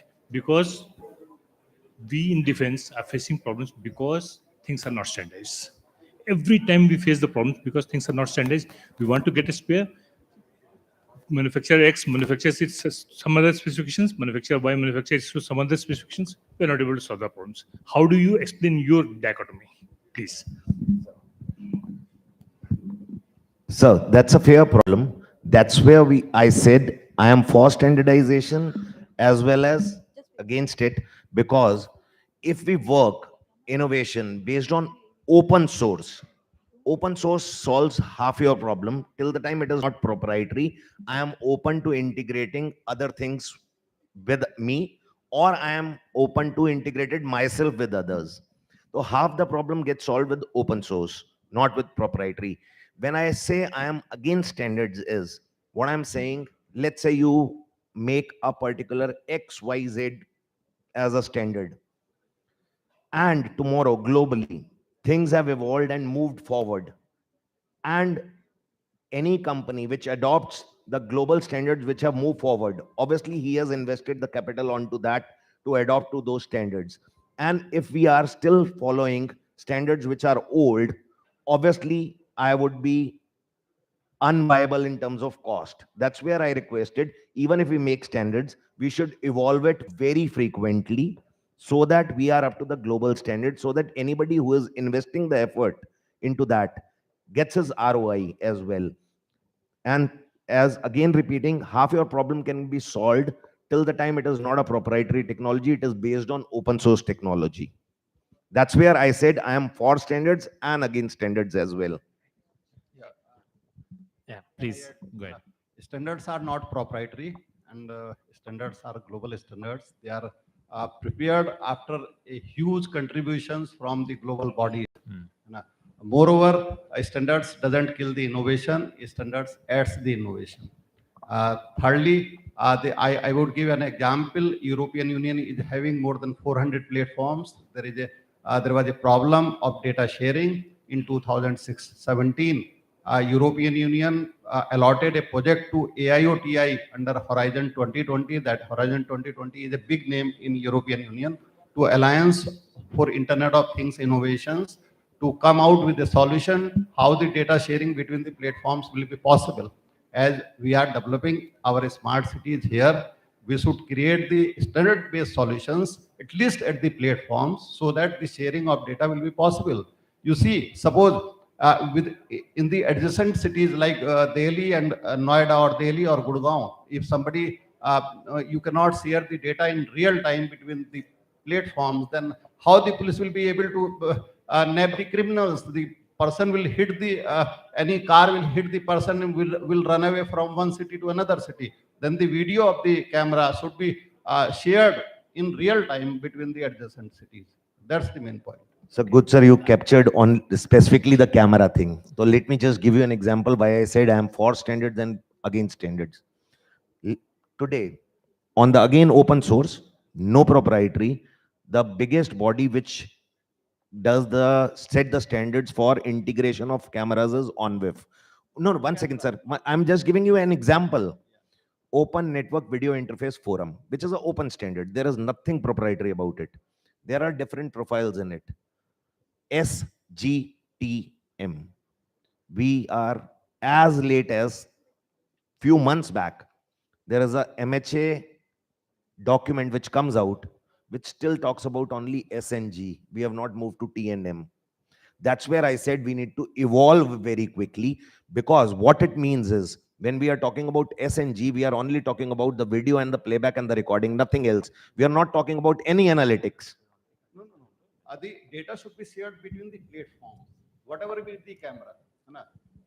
I think all of you are on the right track of saying that there is a certain amount of standardization, but that will not prevent Delhi police from sending data to Haryana police. That might not happen regardless of standards. But I am waiting for my opportunity to talk. But I 100% with you. Well, Chinmay, so the thing is, we have been given about 2 minutes to finish this. You will get the answers that. within that. I hope I will solve the conflict. Okay. So, well, standardization is mainly to solve and make the thing simple, right? So that is the goal of the standardization. Probably we might have had different mindsets, which is making it more and more complex, right? So the thing is, what do we do for simplifying this? It is mainly to solve the conflict. Standardization is to solve the conflict across multiple complex systems, so that each system can talk to each other. That is the goal of the standardization. So when we talk about smart city and smart mobility, we have already an aggregation platform that is an integrated command control center platform, right? So the use cases have to be in such a way that they make more and more the systems interoperable. Example, ICCC platforms have the capabilities of doing the asset management, creating the API conversations across the platforms, like the way camera, auto follow, or aggregate them together with some other systems. So the thing is, what has to address this is nothing but the set of the use cases in the ICCC implementation, right? So it has been, though the major goal of the smart city guidelines has been bringing in ICCC platform to integrate everything, but the projects have been implemented in such a way that everything is in a silo. That is where we have this conflict of this discussion right now. The thing is to mainly ideate a particular set of use cases who make each system interoperable. Already there is a REST API integration, ONWIF, and all these various different standards where everybody talks. Ultimately, it is a derivative of a IEEE standard, ultimately, right? So that is there existing already, but the thing is the inspection, due diligence, and the the checks and balances of implementation so that make it more and more sustainable, right? So that is where it is. Thank Hope- you. Thank you so much, Chinmay, Dr. Upadhyay, Prashant, George sir. We have talked a lot about the topic of why we are here today. We have to close this session right now, so I'll take your question in the session in the next session, which is also similar, and I am only chairing it. I'll start with you first and let you speak, and then we'll go. But this session needs to close. Thank you. So- Thank you very much indeed, sir.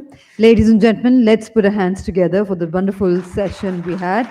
As I invite Mr. Rajat Mukherjee, Director General Broadband India Forum, to kindly propose the vote of thanks.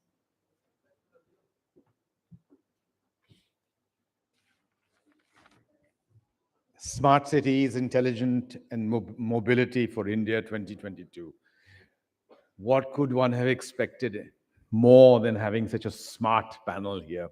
And then one comes away with so much knowledge every time one of these sessions takes place. It's amazing. And, there's a lot of talk about standardization. And I'm glad that there's no standardization as far as building and inculcating knowledge is concerned, because otherwise we'd all be frozen in one point in time.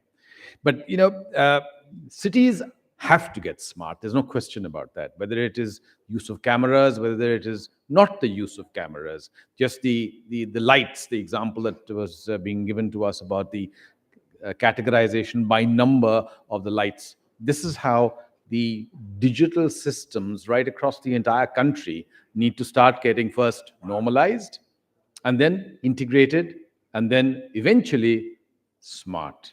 So it's a case of going from kindergarten up to your postgraduate qualification. And I think at this present point of time, we're still somewhere in high school stage.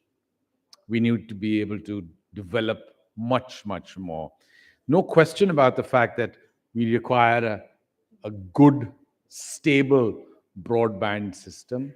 No question about the fact that every one of these systems have to talk to each other. No question about the fact that without this kind of integration, there would be nothing smart. But these are all the points which have been raised by the members on the dais today, and I'd like to thank them for setting the tone for the rest of the day today.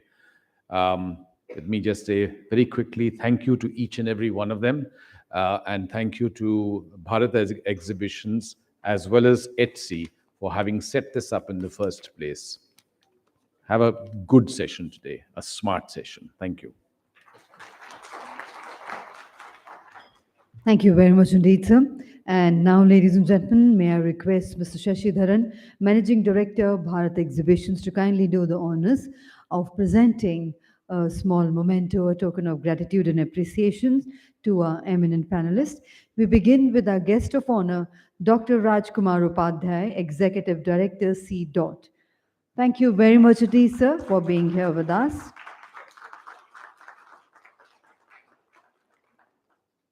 We present to Shri George Kuruvilla, CMD, Broadcast Engineering Consultants, India Limited. Thank you very much indeed, sir, for being here with us today. We present to Shri Sushil Kumar, DDG IoT, Telecommunication Engineering Center. Thank you, sir, for gracing this occasion.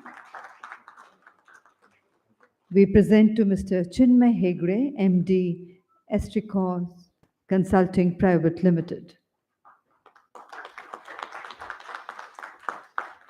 We present to Mr. Prashant Oberoi, Head National Sales E-Governance Northern Communication. Thank you very much indeed. And we also present to our very distinguished moderator for this session, Dr. Sumit D. Chaudhary, Founder, Chairman and MD, JI Smart Cities. Thank you, Mr. Shashidharan, for doing the honors. May I request for a group photograph of the panel? And with that, ladies and gentlemen, we have a short break for tea and coffee of 15 minutes. It is served on my right hand side. I request you all to be back and seated in 15 minutes for the next session. Thank you.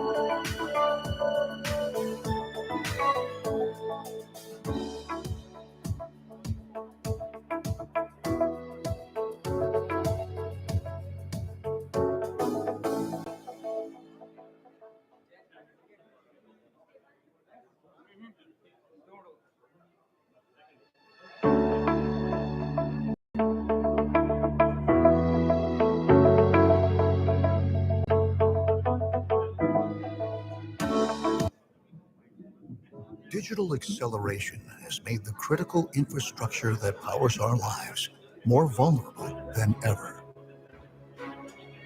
The speed and innovation of malicious cyber attacks is impossible to keep up with, creating disruption in essential energy, utilities and government services, supply chains, and global economies.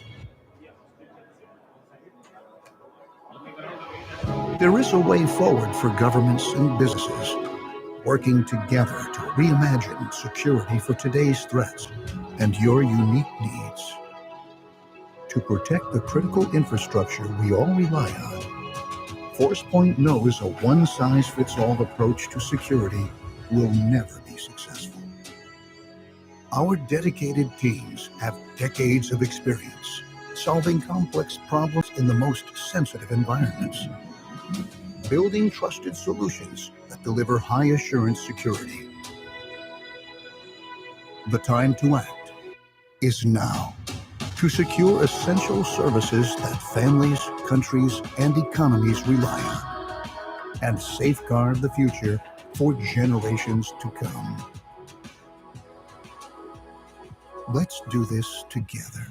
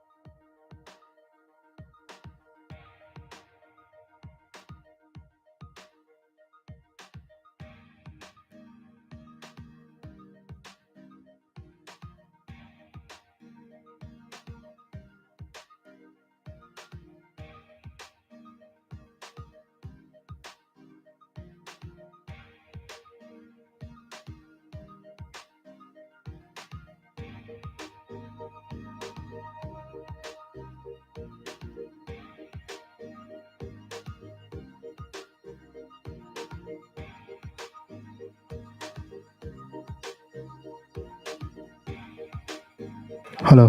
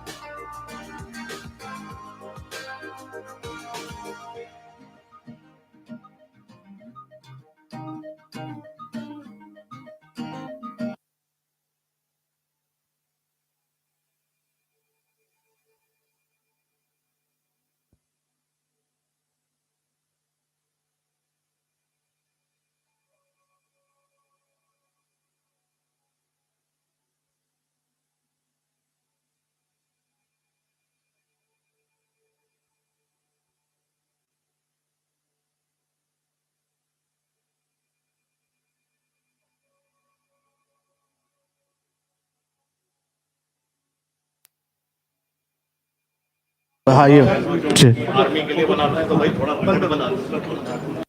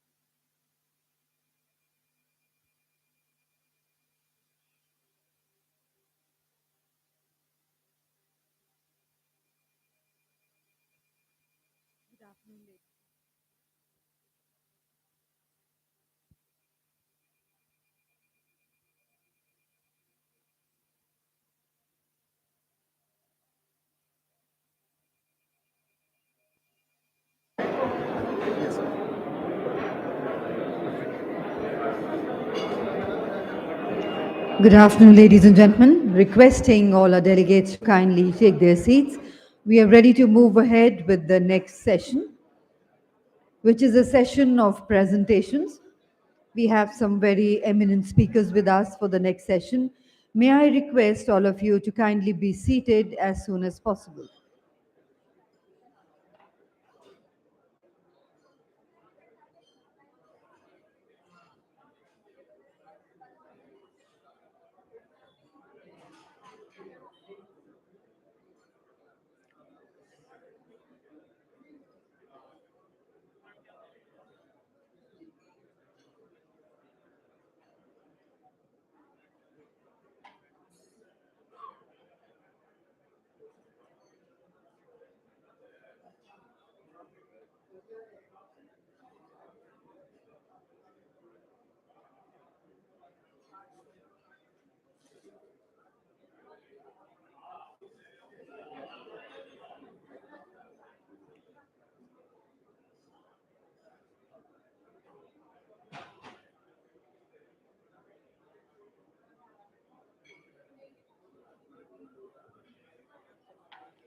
Ladies and gentlemen, once again requesting everybody to be seated.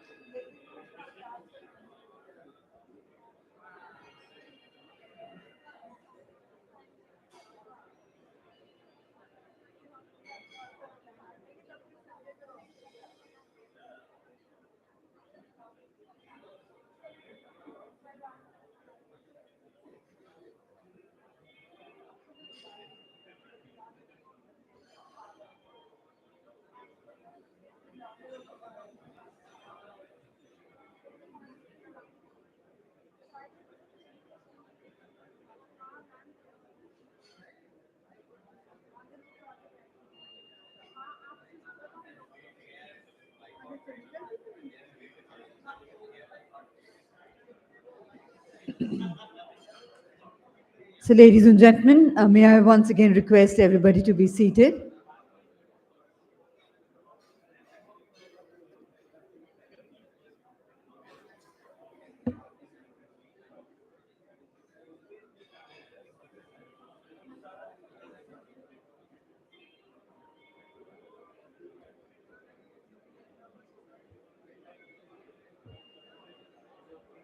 Requesting all our delegates and guests to kindly take their seats.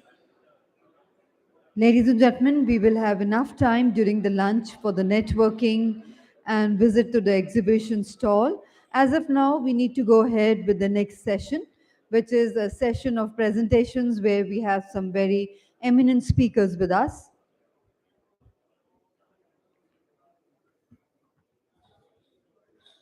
And may I invite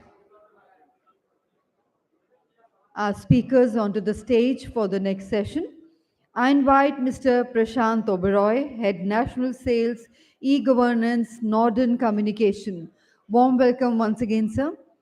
I invite Dr. Chinmay Hegde, Managing Director, Astricos Consulting Private Limited. A very warm welcome. I invite Mr. Vaibhav Chauhan, Head Smart City and Traffic, CMS Computers.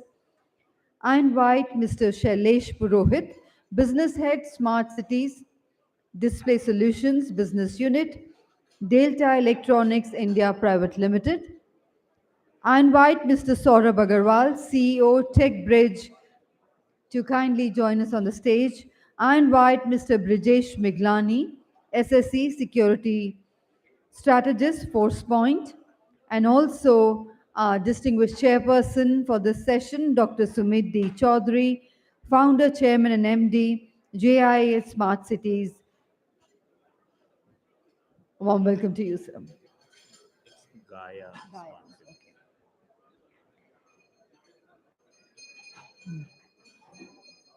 Dr. Sumit D. Chaudhary is founder, chairman, and MD, Gaia Smart Cities. He will be chairing this session.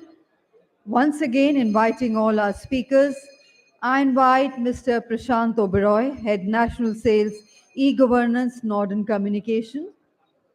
We have on the stage with us Dr. Chinmay Hegde. He is Managing Director, Astricos Consulting Private Limited.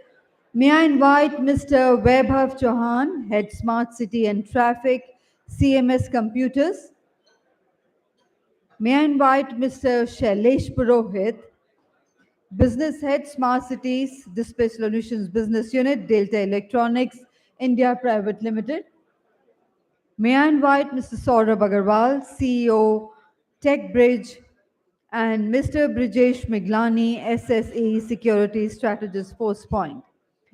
So, ladies and gentlemen, the theme for this session is digital transformation of Indian cities towards smarter, sustainable, and safer future. And the time duration for the session is approximately 1 hour 30 minutes, which includes the opening and closing remarks by the distinguished chair and presentations by all our eminent speakers for about 15 minutes each. And we shall have question and answers in the end if the time permits.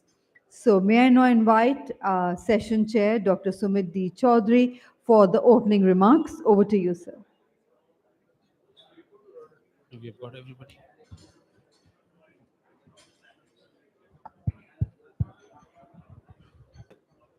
Hello, hello.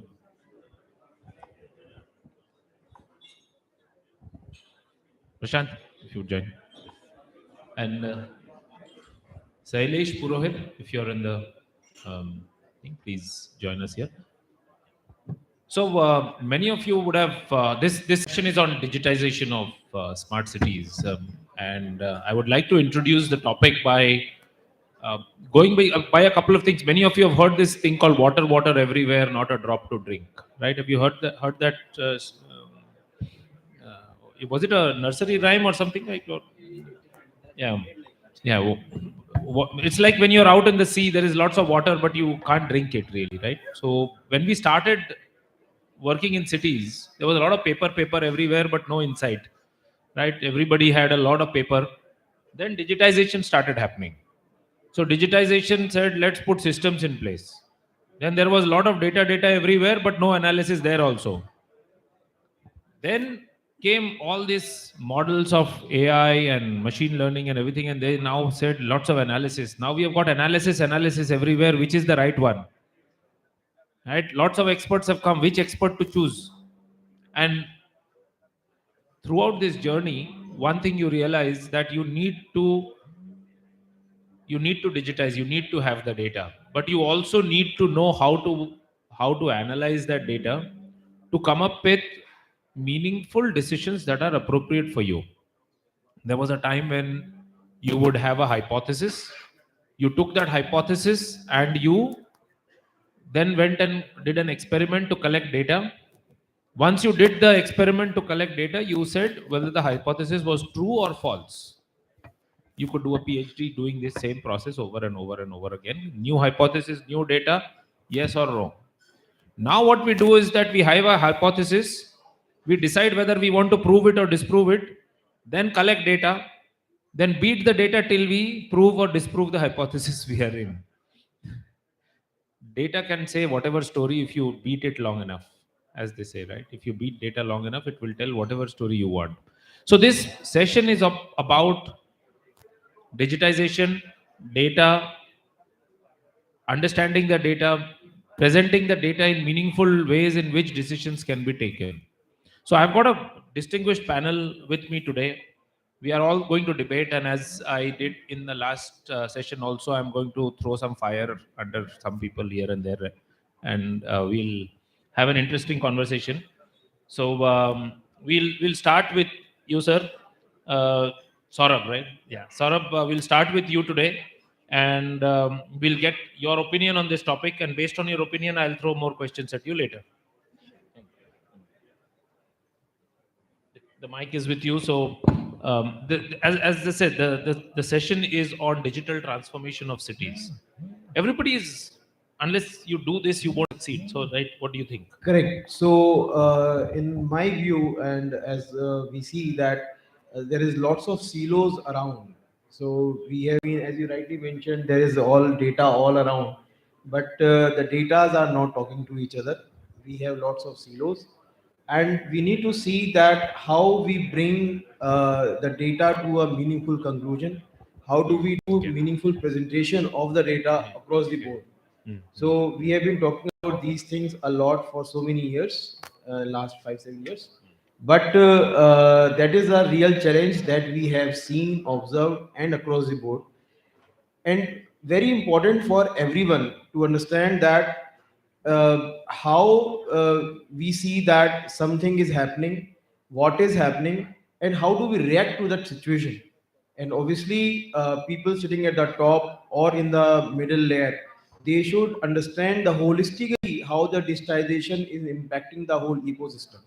So yes, correctly said, data and analysis of the data is very, very critical, and to see the whole data as a connected piece of system. That is what I would like to start with. So I was told that all of you have presentations, which I did not know. So if you have a presentation, do you want to go up first, or? I can take it up. That's not an issue. Okay. So please, who? So every there is a sequence. Oh, there's speaker one. Yes. So Yeah. Prashant, you are the speaker one. So I would ask you to go and do your presentation. Thank you. I'm sorry.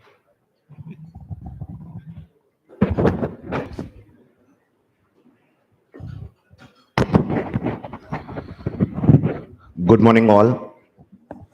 We are close to about good afternoon. And since we are talking about digital transformation and we are talking about all the data around, the question is, how does data is captured, especially when we are talking about the context of smart cities? One of the big component is surveillance cameras, which are not about, which can be for general surveillance or for the intelligent traffic monitoring purpose, face recognition, which I will cover in my presentation. Can we have the presentation up?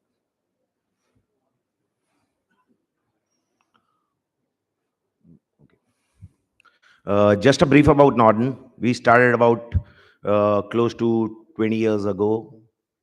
And we are a UK headquartered company, and over the years we have presence about more than 20 countries today with a direct presence, and a few other countries captured with partners, having probably all the global standards certified in terms of surveillance security, connectivity and cabling solutions. Very recently, we have gone into public address system and few other areas of access control as well.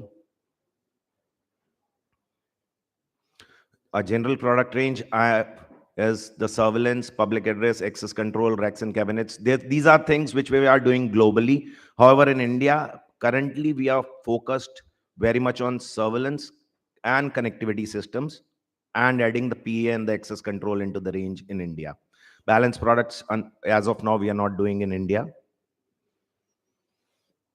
So I would restrict myself more on the surveillance, all about surveillance, because we are talking about the digital transformation, all about smart cities and mobility, and all. That's the theme of today. The surveillance system in the smart city can consist of different level of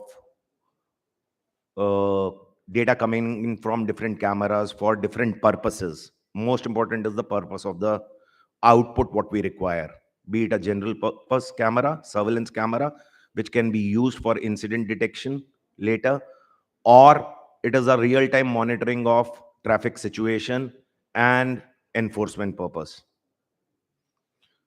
When we say different variables, data coming out, it could be the face recognition system, the intelligent traffic monitoring system of having automatic number plate recognition, wherein we are eliminating human intervention and thereby reducing any so-called controversial effect between the two humans in terms of enforcement and the guy who is on the road. The red light violation detection, speed violations. So this is all about the violation and the enforcement system. No helmet, illegal parking.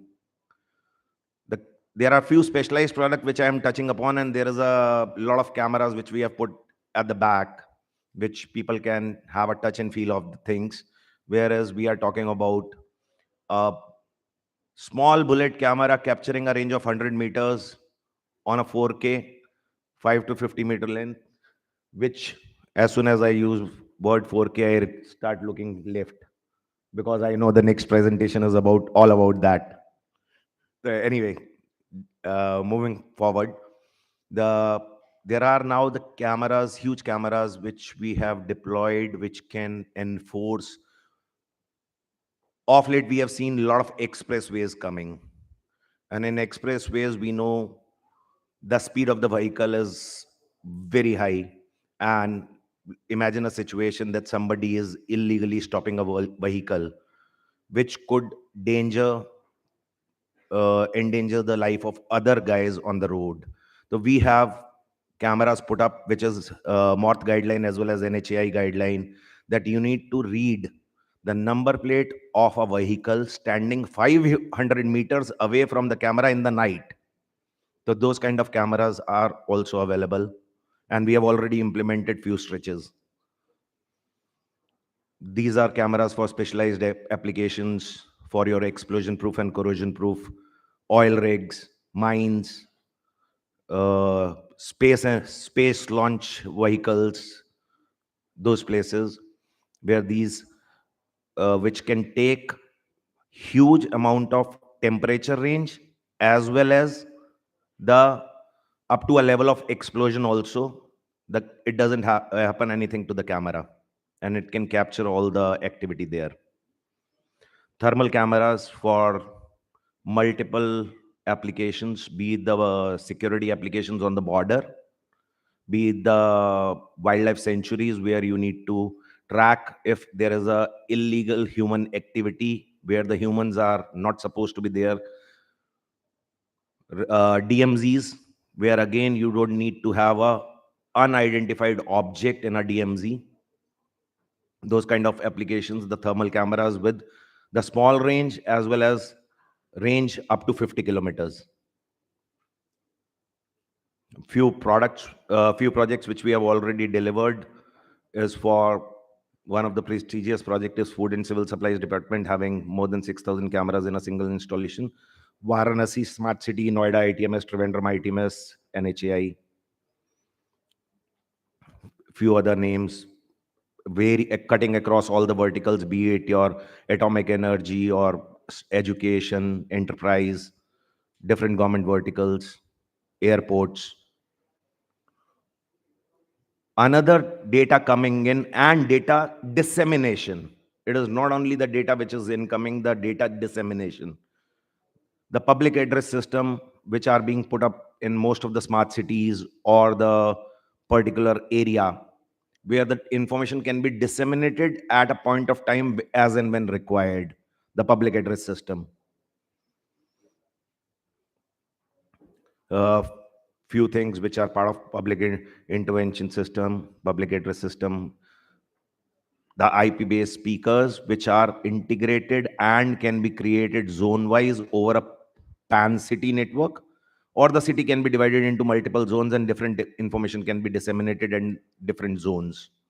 All that flexibility, just being on the IP, we can create n number of zones, whatever authorities want.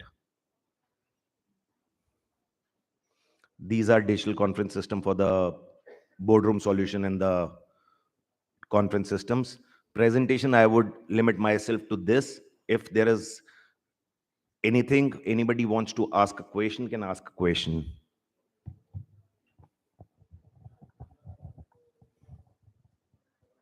Yes, sir. Can we get the mic there, please? Can we reach the mic to them, please?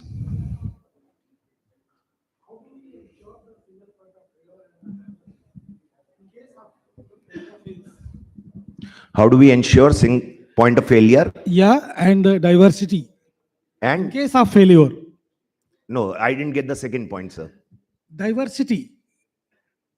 In case your camera fails, then what will happen? How you will ensure monitoring should be 24/7 without any fail?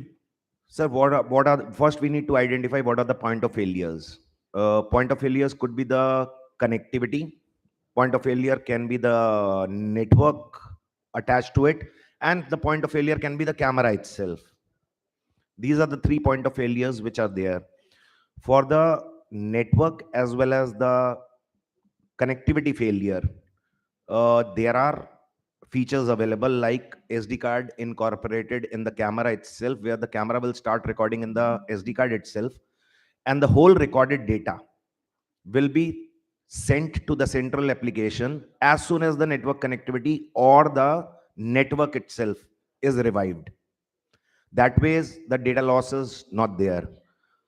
However, if the camera itself fails, which is a possibility, I will never say that camera doesn't fail ever, but the possibility of camera being failure is based on our MTBFS less than a percentage. Unfortunately, if our equipment fails, it fails. We don't have a option. We have to replace it. But if anything around it fails, till the time it is on, the data is available in the SD card and it can be passed on to the central application as soon as the connectivity is restored. Thank you. Thank you, Prashant. Yes, sir.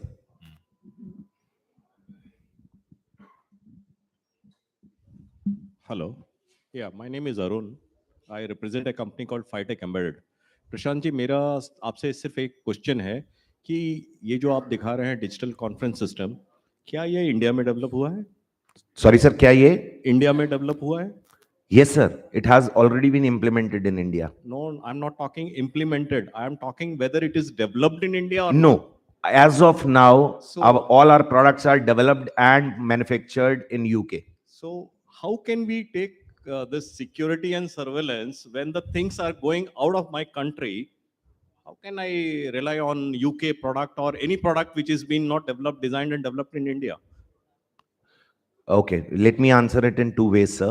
Okay. One, first of all, the data flowing out of this is all in India. Point number one. So data is not going out of India because the connectivity is within a limited zone. Point number one. It is not going out. Second, following all the international standards, and which Make in India companies also follow the same standards. It is the same guarantee which Make in India component gives. We are giving the same guarantee that the data doesn't flow out. Because as you say, what is the guarantee it is not going out? Similar way, what is the guarantee that Make in India product there is no leakage? Because they also follow the global standards. We are also following the global standards of security so that the data is secure.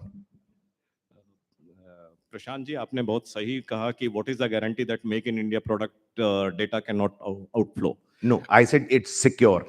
No, secured only. I'm Yeah. just telling you that a lot of guarantees has been given by Facebook, WhatsApp, Google, and everybody is entrapped in some of the country where they are having the leakage of data. So for getting these guarantees and warranties, basically, unless and until we design our own product in India, like real Atmanirbhar India should be there. And that is possible when we have our own productions. I absolutely don't disagree with you. I Yeah. absolutely agree with you. Yeah. And that's why probably in the keynote address, Sajan touched upon the activity that we have already identified a place in Bangalore where we are soon going to start manufacturing these products in India. Yeah. However, again, I would repeat, it is the standards and the security systems which define the data security, not where it is manufactured. Till the time we are following the standards laid down globally for any product, the data is secure. If we violate those standards, data is not secure with any product, even if we start manufacturing in India. It's okay. I That's think, correct. I think the point has been made. Let's move to the next point. I think he won't have a different answer, right? So let's, yeah. Very rightly said. Okay, a little bit zooming out of that perspective, right? Now, obviously, in city surveillance and all that, one of the common problem is if the camera is kind of tampered at two levels, right? One is the hardware level, physical itself. If somebody replaces the camera, similar but a rogue camera, right? And also by virtue of infosec, right? Hacking and those freeze frames and all that. So, how does your solution, protect from these kind of tamperings? Physical layer and at a software layer, right? But that's very common. You can actually freeze a camera, right? And cities are not upgrading at the rate at which they need to upgrade. Of course, not their fault, but hackers are improving faster than anybody else. That's a real problem for everybody, right? So, how does your solution, differentiate in this aspect? I would answer in two parts. One, tampering is two types. One is a physical tampering and one is a data tampering. Physical tampering is controlled because there are a lot of analytics already inbuilt into the cameras, because as soon as you try to tamper physically, put a cover onto it or throw something on it, there is the last captured photograph available. Anybody. However, it may not be still. So now I have to answer you on the physical aspect itself. I'm not coming to the data aspect, that I will cover. Physical aspect itself, what if the person is not in front of the camera? So for that, we need to understand what is camera. Camera is nothing but an eye. And if it is anything is visible to eye, as a human also, if somebody tries to attack you, if you see him, then only you can anticipate something. Similarly, if camera sees something, it can anticipate. If it cannot see anything, it cannot anticipate. So unfortunately, it is like a human eye. One. Coming on to the data tampering. As I said, all these networks, most of the public infrastructure networks are not hosted on the public network. Those are private networks. They have their own checks and balances, plus the cameras also have the securities of DES and AES and all those security parameters there in the camera, which you can enable to make sure that data tampering doesn't happen. Because that has nothing to do with what camera sees, but it is like what the data flows. So both ways it is secure. On physical tampering is only secure if the camera is able to see, because it is just like a human eye. It is like an extended eye, nothing else.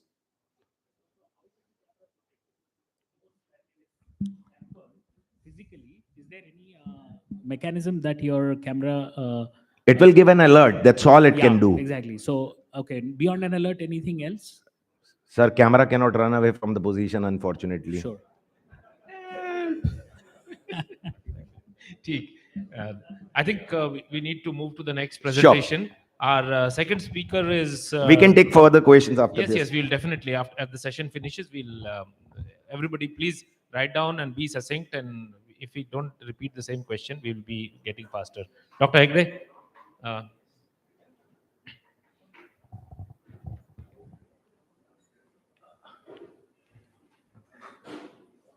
Can we?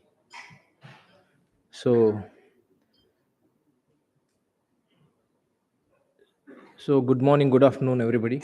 Right. So intriguing sessions since morning, definitely intriguing, controversial, and then some commonality, everything well. So what I believe is, let us address some solutions part, right? So that is where I'm coming with some kind of a common solutions, so that everybody can come on a common ground. Okay, my topic today is about role of urban mobility and safety in smart city. Okay, so one of the thing is, how do we effectively utilize the implemented mobility infrastructure? Do I have something to change this? Or?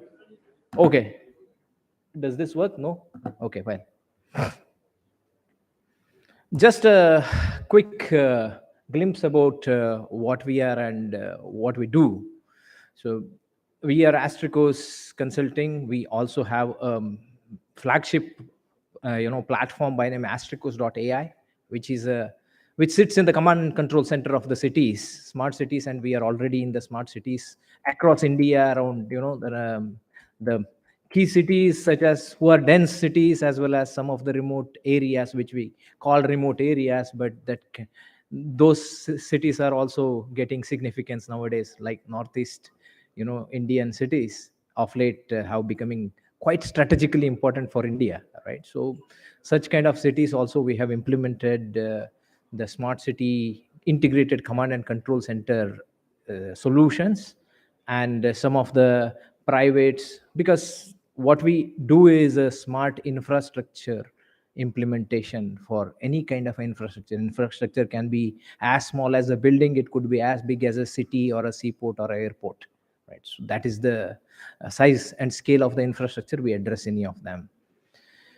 Just to touch upon the agenda that I'm going to cover today is about the overview of a mobility system. I don't always like to talk about pointed product related matters, and this is my personal preference, of course, and my personal opinion, that I want to take a particular problem statement and start analyzing that and probably arrive to a particular solution, where I would be showing you at the end of the session a particular capture or a video capture where we would have addressed such kind of a cases, right? Use cases. So that's the flow of my presentation. We'll go ahead with the mobility ecosystem and the evolution, right? So one is, when we talk about the urbanization, of course there are urbanization challenges, there are various such kind of a challenges. Similarly, when we talk about the urban mobility, yes, if I ask the audience about the questions, I think we'll be done with today. That's it, right? So urban mobility is full of challenges. It's not easy domain to solve. We cannot, think that idealistically that, okay, Delhi's or Bangalore's or Bombay's traffic problem will be solved. Yes, that's, let us, like, similar to the world hunger problem. But what we can do to make it better. So that's the idea. First and foremost is to understand the urban ecosystem, which has got the various factors where there is the urbanization is increasing, migration from the the rural areas to the urban areas in search of opportunities and better quality of living is increasing. And similarly, the increase in the accidents, road accidents, right?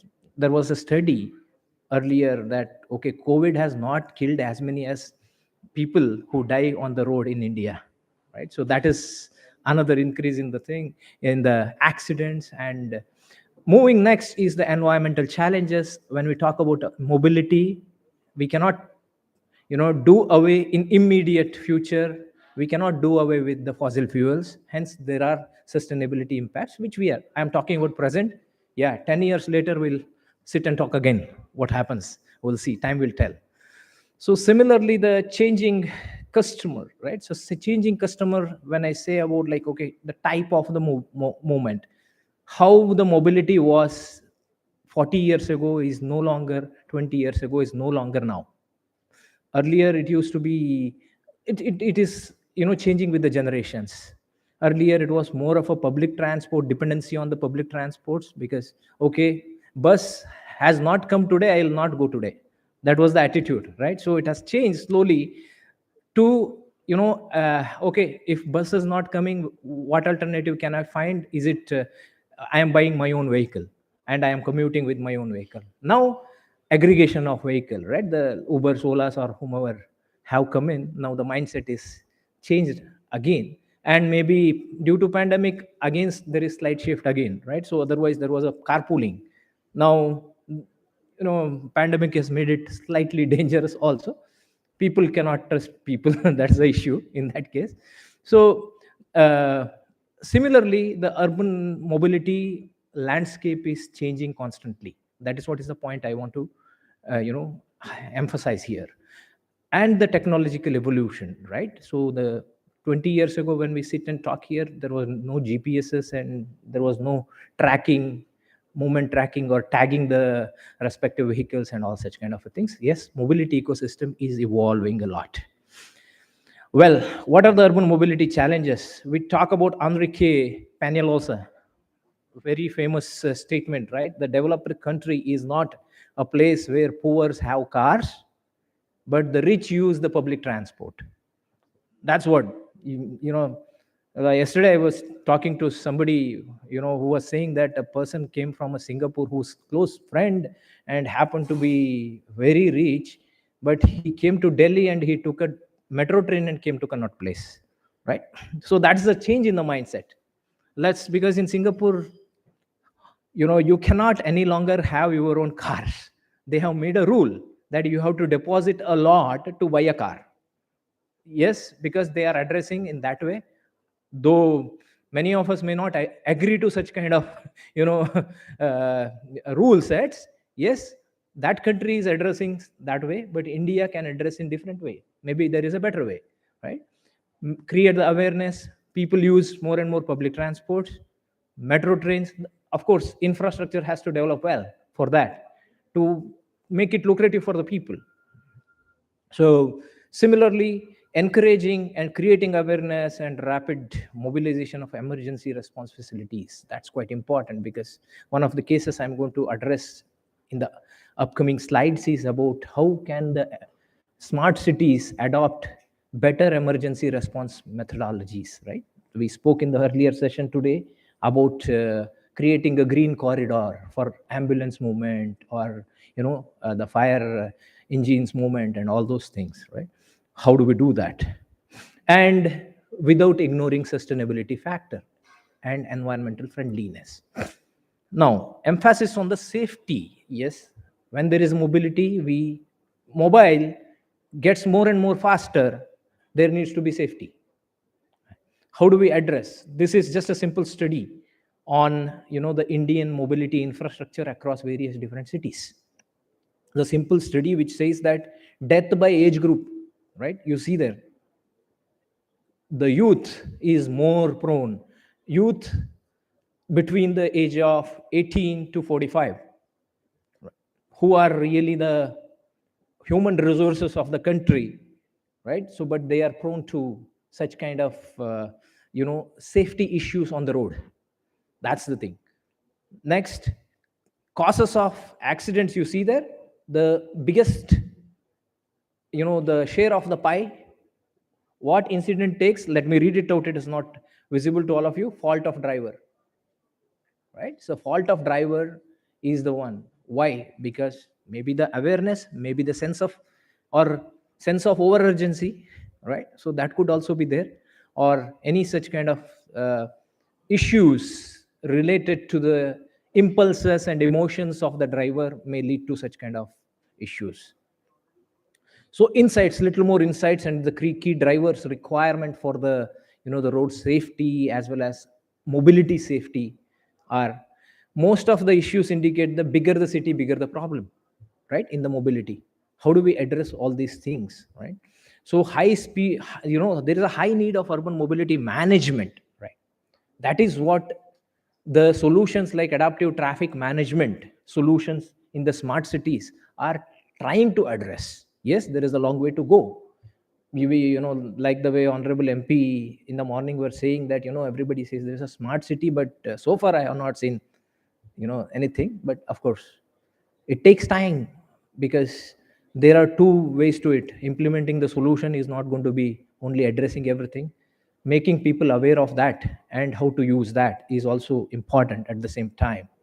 And there is another analysis which is showing this part of the screen, the right part of the screen, about the 17 deaths, like the way I indicated in the thing. Now the ICT intervention, information communication technology intervention in Indian smart cities, right? So one is, as I said, adaptive traffic control, the smart transport and virtual boundaries, right? So virtual boundaries is to carve out the respective geofencing for the respective vehicular movements in the city. And adaptive traffic control is the one which typically earlier days, okay, when we go on any important roads in any major cities of India, right, all of us think that, okay, see, I stand here in this signal for about 100 seconds, I go to next signal, again I have to wait for another 100 seconds, right, or 60 seconds, or whatever it is. Why can't these signals be synchronized, right? So this is the common thought every driver, everybody who drives their own vehicle thinks, right? Why can't this? Because I have heard many people talk about it. Yeah, to address that, there is this adaptive traffic management or adaptive traffic control. The solution has been there. The idea is not to increase the red time in every signal, increase the green time, that even impacts positively on the environment, positively on the traffic density, and various such kind of aspects. Next is a GIS enablement in the urban administration, the geographical information system, ultimately the map based in the command control center in the smart city. Every smart city has got now, these 100 smart cities have got command and control centers sitting there on the GIS map, maybe in the 3D way next, that is upcoming, right? So the administrators watch and control the mobility in terms of tracking and transportation systems, or monitoring the signals or the management of the signals. Similarly, traffic enforcement, of course, monetization by means of chalaning is one aspect, yes. At the same time, without the enforcement, just the monitoring, people are not going to follow. Let us agree to it, right? Because we need some rules to be followed. Without that, it is, everybody is not that mature to be on their own and then be following, abiding by the respective rule sets by their own. There should be rules and laws which will be which needs to be enforced. That is a red light violation, speed violation, and based on that, the fining system like e-challans and etc. Similarly, rapid emergency response and mobility, because the emergency response is quite important aspect for any smart city, so that citizens get the best benefit out of the systems and the technologies implemented at the right time. Emergency response is nothing but, if that has to happen at that time, it has to happen, otherwise there is no use of it, right?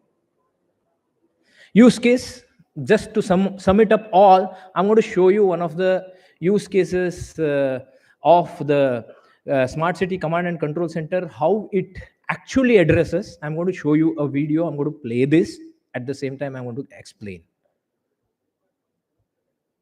Okay, so as we move on the smart city, there are SOP engines, because every infrastructure runs based on the standard operating procedures. So this is what you see is a SOP workflow on your screen out here. There are multiple stakeholding departments out here, right?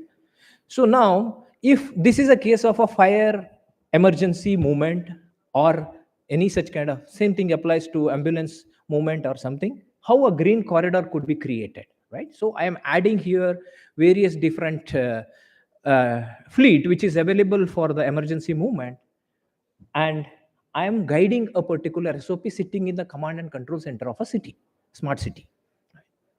So I let it go on its own because I wanted to have a slider and then show you. SOP is created and SOP is updated and it is deployed. Now, similarly, there are how many departments when we are doing emergency movement? Number one, there is a surveillance, that is a city law and order police. There is a city traffic police.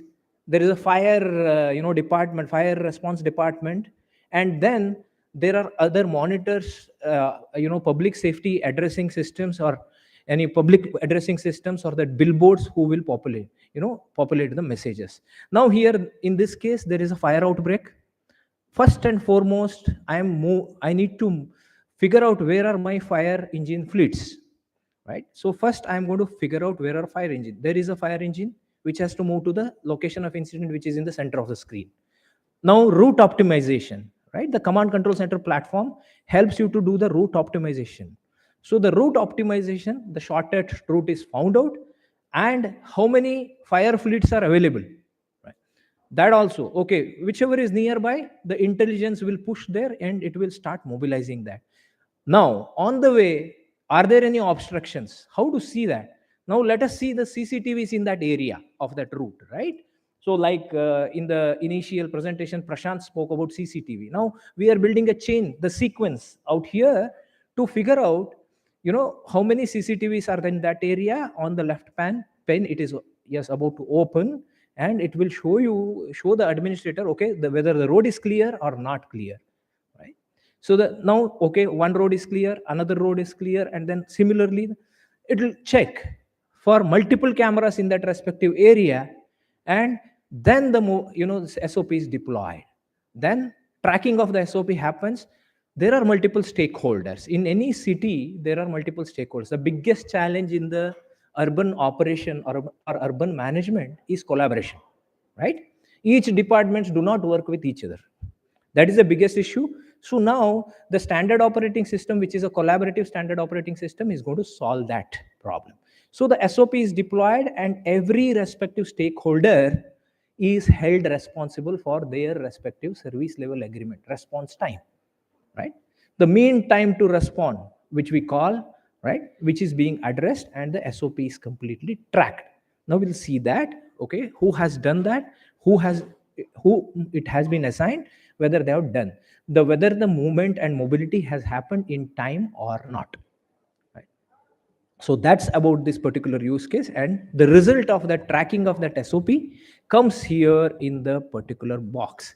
See here, somebody has attended, somebody has not attended, right? How many are critical, how many have not been addressed? All these, the details of the result of the SOP deployment, standard operating system procedure deployment, will be available in the command and control center. The respective officials will be held accountable and responsible for the same. So that's about a simple use case which we have done in one of the cities which I have showcased. And that's, I think, that's about my time. If you have any questions, please feel free to ask. We'll take one question now and then we'll come back to it. Ma'am, you had your hand up first. Somebody, please mobilize the mic there. You just stand up and ask while the mic is coming. Yeah.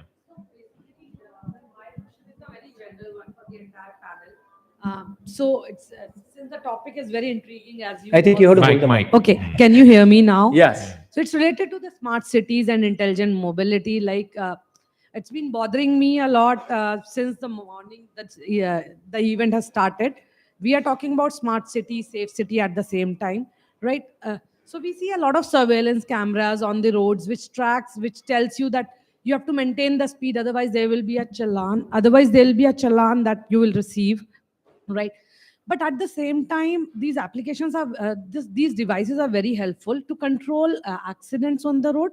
But at the same time, I see there are applications that an individual can install and see where these cameras are there, and can control, which misleads a driver. Most of the times I've seen that, because I've been traveling with few of my colleagues, and I see it is misleading the people who are driving, when you say that most of the accidents occur due to the fault of the driver, right? Yes. Because we are misleading the So- driver with those applications. Definitely there are more chances of those accidents.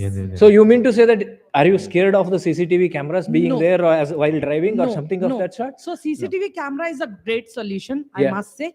But at the same time, these applications that have come up in the market, which enables a driver to see, because everybody is in a hurry, right, to reach a particular destination. So you So don't what want, application? Are you saying navigation? applications to be there? Exactly. We'll address your question in the panel when we finish this, if Yes. you don't Sure, I mind, think because that there's would be a helpful. whole bunch. Yes. I think our next speaker is Vaibhav from Yes. CMS. So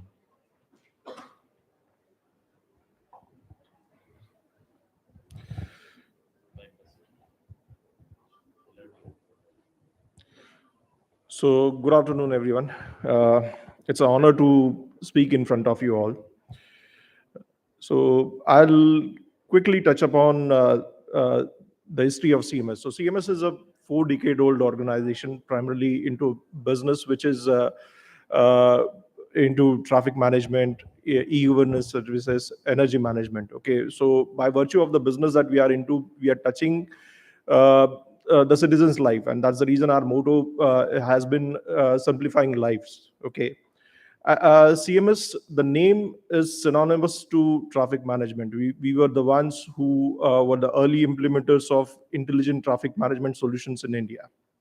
So our journey in traffic started way back in the early 90s, I would say, when we started delivering traffic management solutions for the city of Mumbai.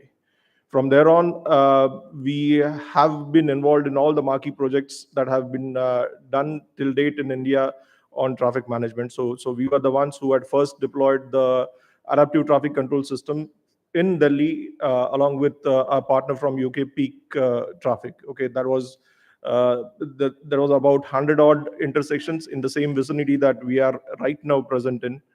That was followed by our next successful implementation, that was for Mumbai, which is up and running till date. So in the early 2008, we started off a project for deployment of adaptive traffic control systems for the city of Mumbai.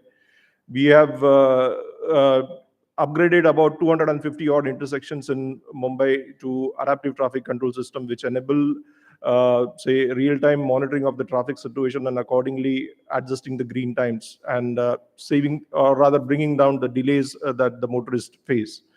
So these are a few of our marquee projects. So in the year 2015, when the India started its journey on the smart cities, we were the ones who that time had all the experience required. Like we in isolation had been delivering such solutions for the nation already. So all our traffic projects, all our energy management projects, the safe city projects, or the critical infrastructure surveillance project that we had been delivering till date were kind of say complementing the mission's motto, the smart city mission's motto. So we saw a lot of synergy in the business that we were doing and the vision that the government had. So we embarked on this journey from 2015. So for us, luckily, the PM's constituency of Vadodara was the first project that we have delivered under smart city, and it was inaugurated by the PM. And till date, we are running the city on our solutions in Vadodara. So just to take you through the experience that we have on smart cities, Vadodara, as I mentioned, Vizag, we are delivering our traffic management solution for the Vizag smart city. Kalyan Dombivli, along with traffic, we are also deploying the enforcement solution for Kalyan Dombivli, along with our partners.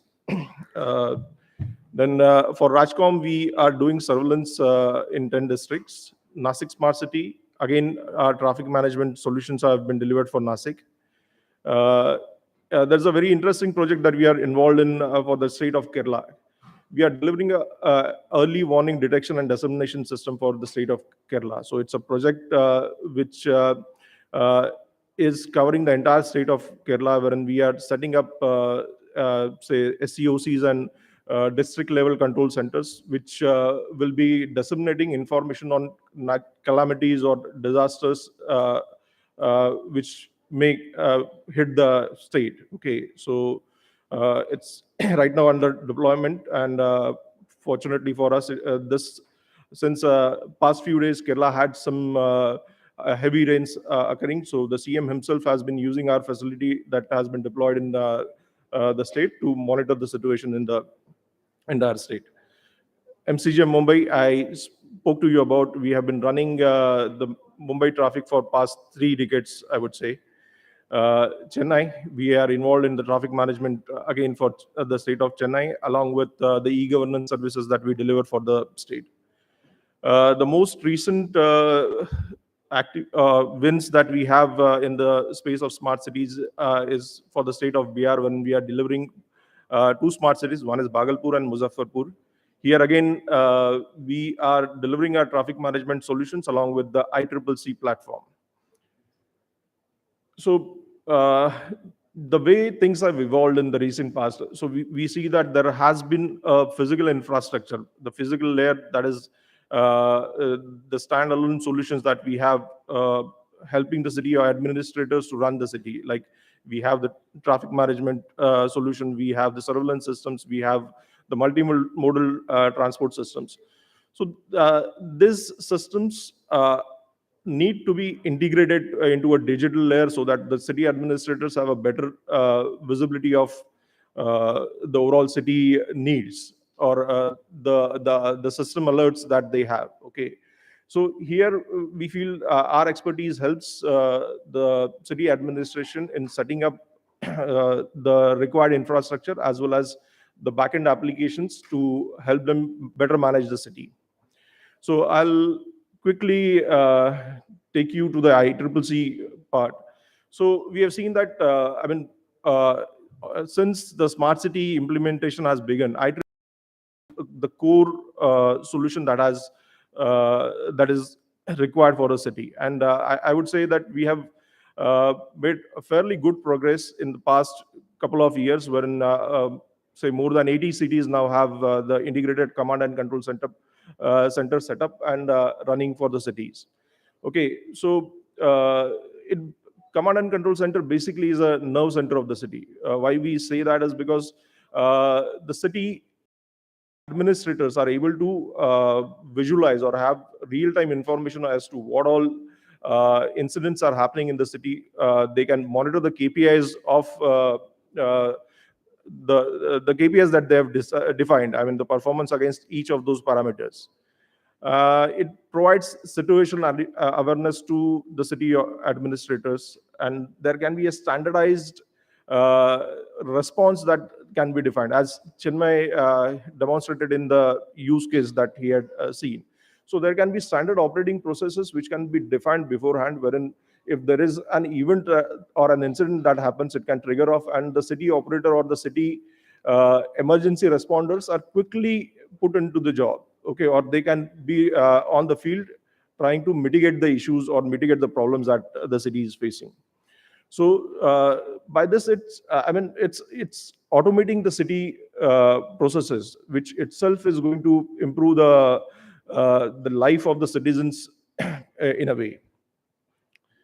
So collaboration, again, I'll refer to Chenmay's discussion, wherein we saw that with the incident, there were multiple agencies which were quickly alerted, and the resources from each of those agencies were deployed to say attend to the accident or the emergency situation that was.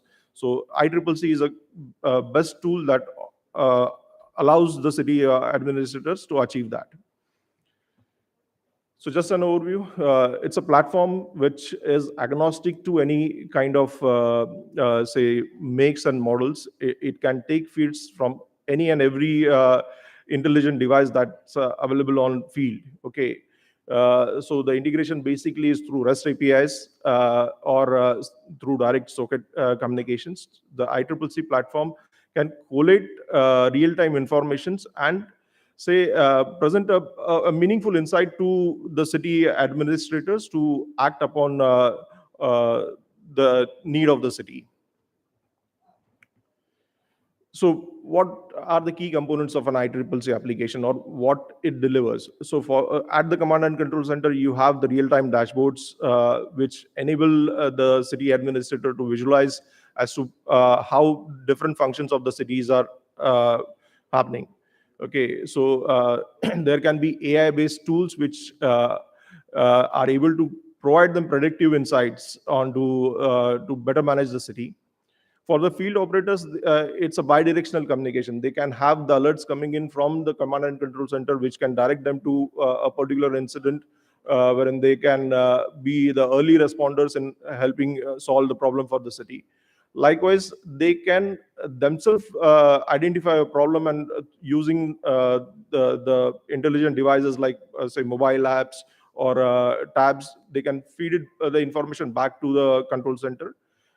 In case of emergencies, it can also possibly help the city administrator understand as to what's the magnitude of the incident or the emergency that they are trying to tackle.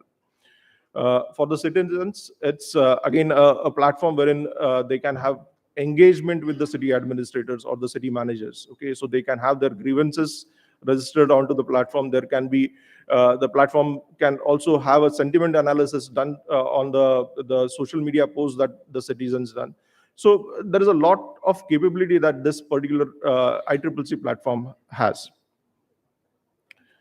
So this is just the integration architecture. So this ICCC platform can consume data from various data points. It can be the on-field devices that we have. It can be some say possibly the SCADA network that electricity discom is running. There can be a multimodal transport system which feeds into the data into the ICCC. So this data can be collated, correlated, and accordingly action items can be defined, or SOPs can be defined. So these are few of the dashboards of ICCC. So this particularly are from our implementation in Vadodara. So I'll just talk about the thoughts that we have, what next needs to be done. The city has already invested into the required hardware and the application software. So what next that we need to do in this space? So what we believe is like more integrations are required. More data needs to flow into the ICCC platform so that we can have a more synergized approach into managing the city. Like I'll just quote a instance. Like say if most of the cities have the ICCC platform wherein the elements that the city has deployed under the smart city project are say integrated to the application, but say there are floating car data that is available through say a Uber or Ola. There is a metro network that the city has, or a train network that that city has. That data is still not fed in most of the places. So if there is an event, like say possibly there is a train network which is down, or and because of which the authorities are required to deploy more number of say public transport buses, or even the Ola Uber network will have that point in time a lot of demand that is generated. Okay, so this insight basically I think still are missing with the city administrators, because that type of integration hasn't happened, or people need to start thinking in that direction and have this data also collected and say analyzed in the control center. So we suggest that we should also have a data aggregation layer which helps us build a predictive and cognitive model to manage different situations. uh, we talk about, say, leveraging the cloud capabilities. So it need not be a on-prem infrastructure heavy a platform. Okay, it can be a model wherein we have a hybrid on-prem plus cloud infra available, which can be used for by the city. So these are the few thoughts that we have. With this, I'll end my presentation. If there are any questions that you have, I'll be open. We'll take the questions at the end. Fine. No worries. Thank you. Our next speaker is Mr. Sailesh Purohit. He's from Delta Electronics, and they have got a wonderful set of devices for this industry.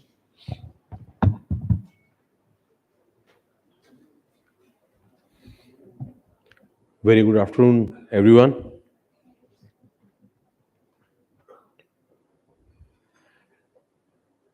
So, just beginning the presentation directly, otherwise I was about to mention what ma'am has just highlighted, that since the morning we had been, I mean, couple of times we touched the note that uh, even why smart cities and is it really bringing something to us?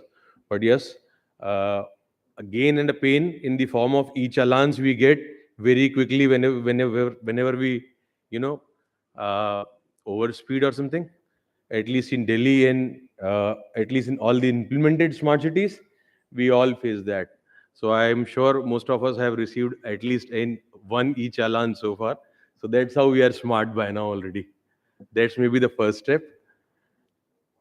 I'll just brief about Delta here, that we are a global organization, an MNC from Taiwan, having a global presence worldwide in more than 175 countries.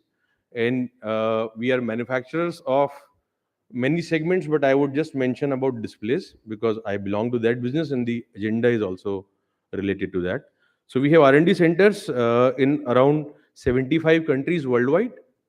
We have manufacturing locations, including India, at 38 places by now, and we do a turnover of around $9 billion plus with a decent workforce of 100,000 associates.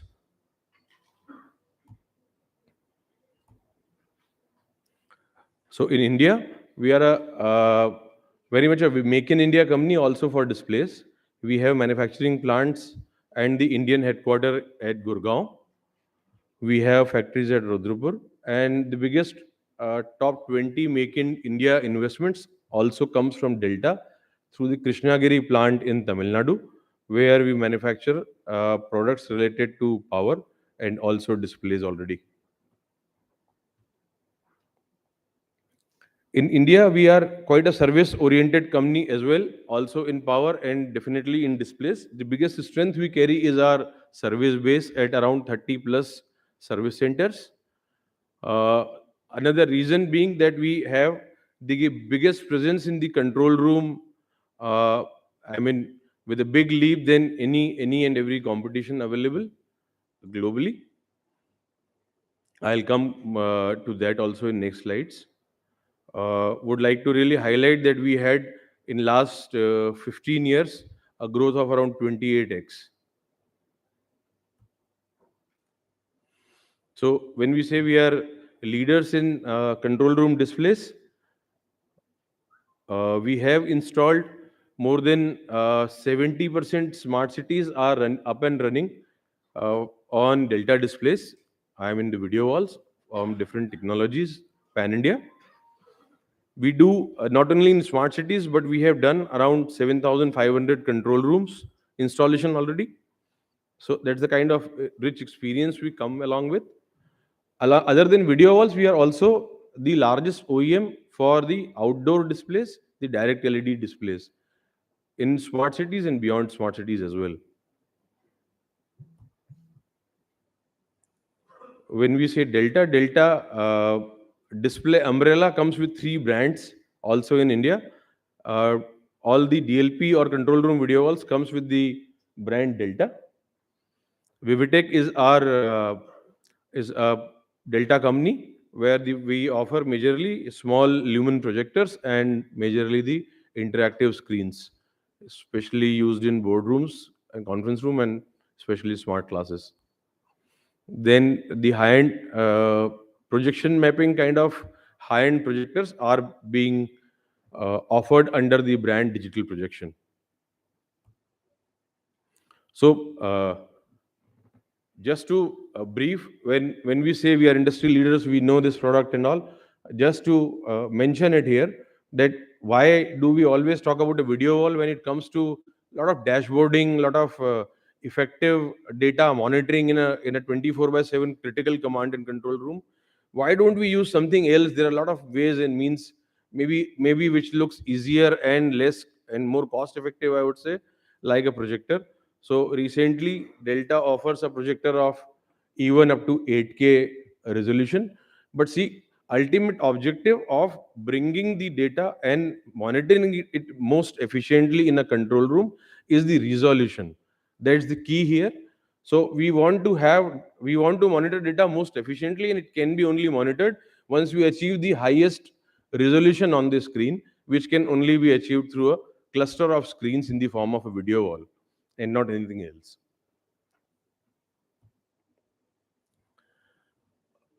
Just to give you a feel, this does not come from a very true reference, but I feel I was not even born in 1980s, but I feel a typical control room used to be, cluster of screens used to be assembled like these in way back 1980s, which is transformed to a very detailed and aggressive solution, which I'll be showing in next slides. So these are the kind of and variety of solutions you can have for a display solution today. Where you say a lot of you see a lot of numbers here, like 4K, 2K, and some resolutions. So I'm talking about resolutions because that's the key, as I said in the slide before this.